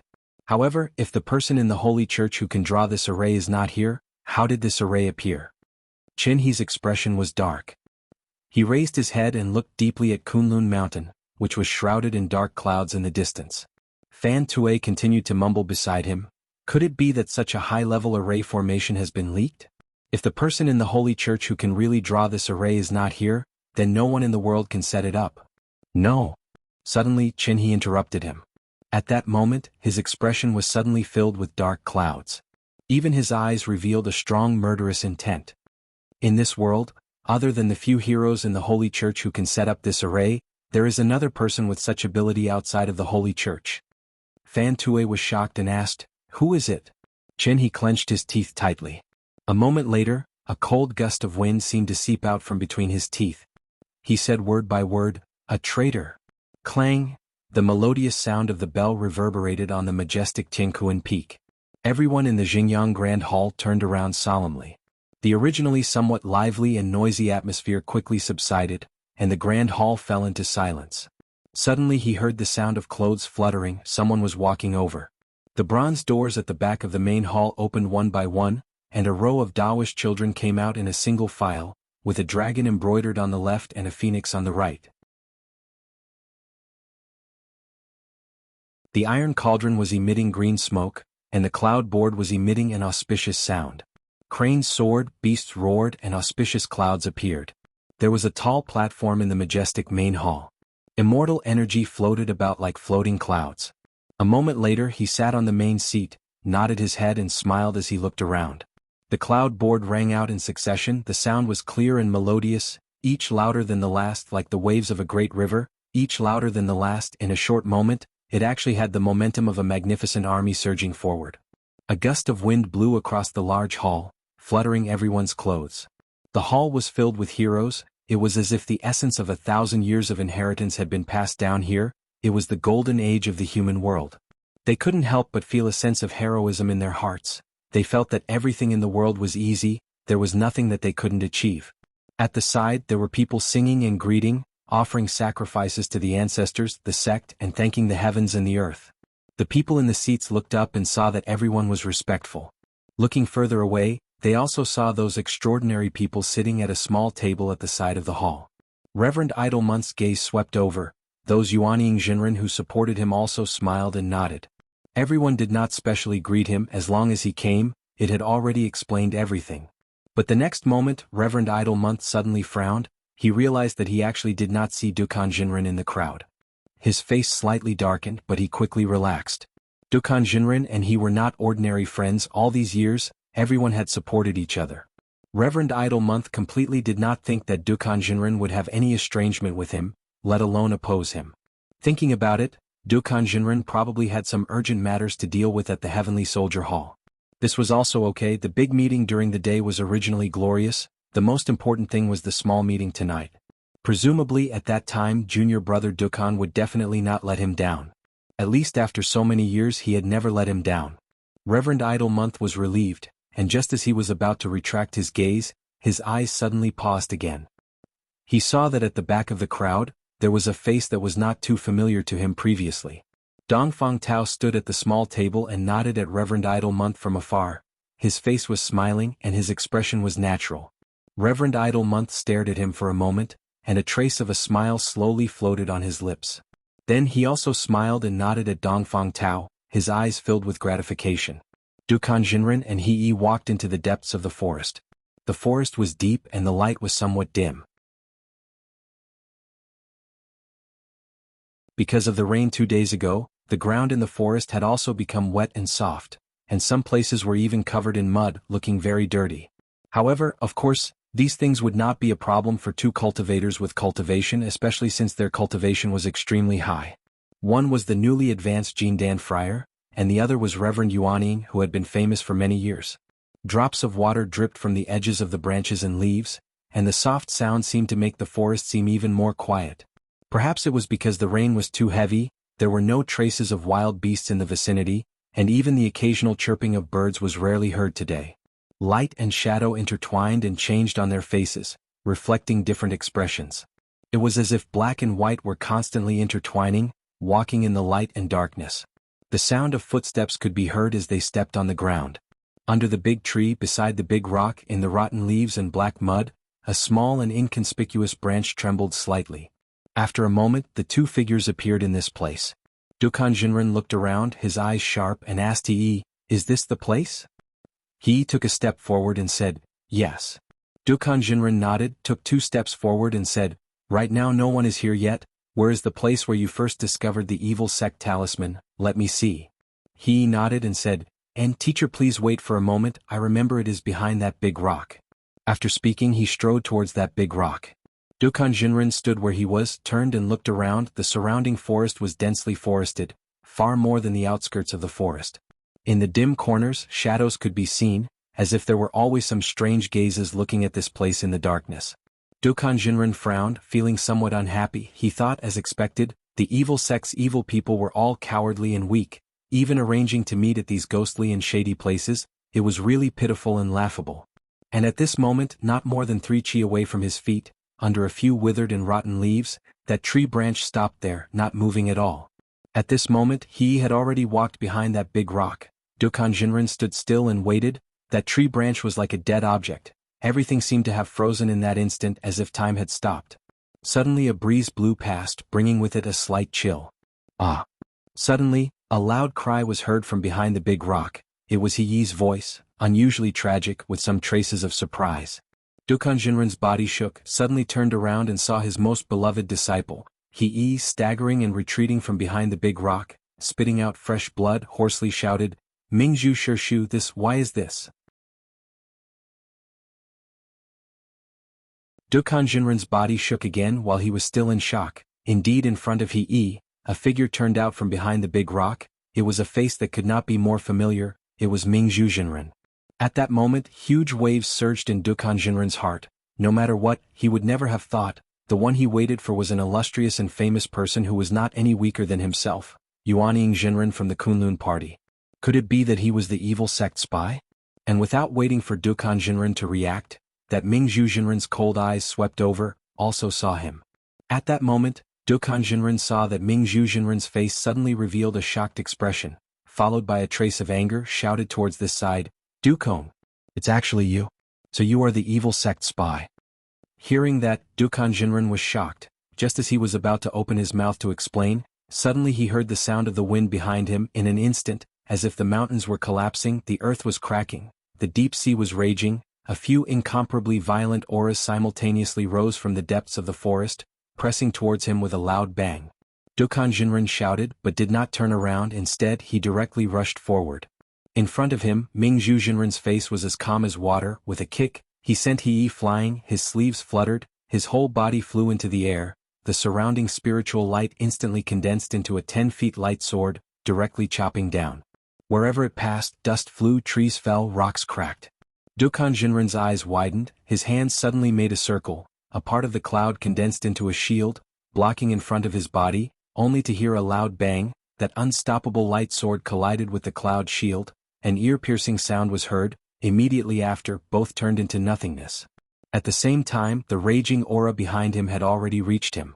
At this critical moment, Dukan Jinren fully displayed the foundation of his many years of fame as a Yuanying enlightened master.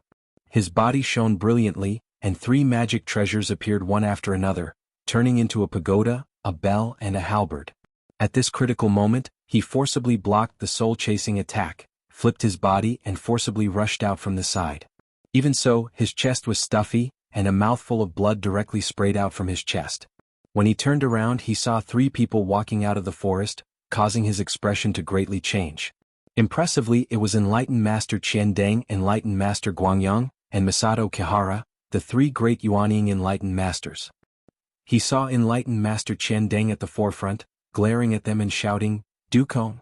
You colluded with the evil sect to infiltrate our sect. This is truly a heinous crime. Why don't you surrender now?" Dukong was aghast. "Preposterous, you are all slandering me." However, after all, he was not an ordinary person, and in a flash, he saw through the treacherous situation. He sneered, "You want to slander me, but don't even think about it. I will go find Senior Brother Sect Master to explain." With that said, his body moved and he was about to fly into the sky. But at this moment, Enlightened Master Mingzhu sneered, suddenly raised his hand and struck He, who was already injured and leaning against a tree.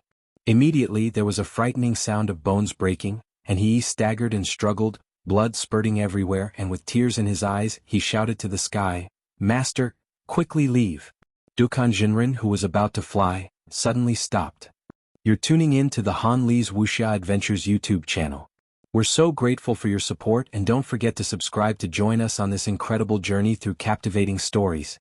Your generosity through donations truly makes a world of difference, as it's the primary source of revenue that allows me to expand and enhance this channel for you. Thank you from the bottom of my heart for being a part of this adventure.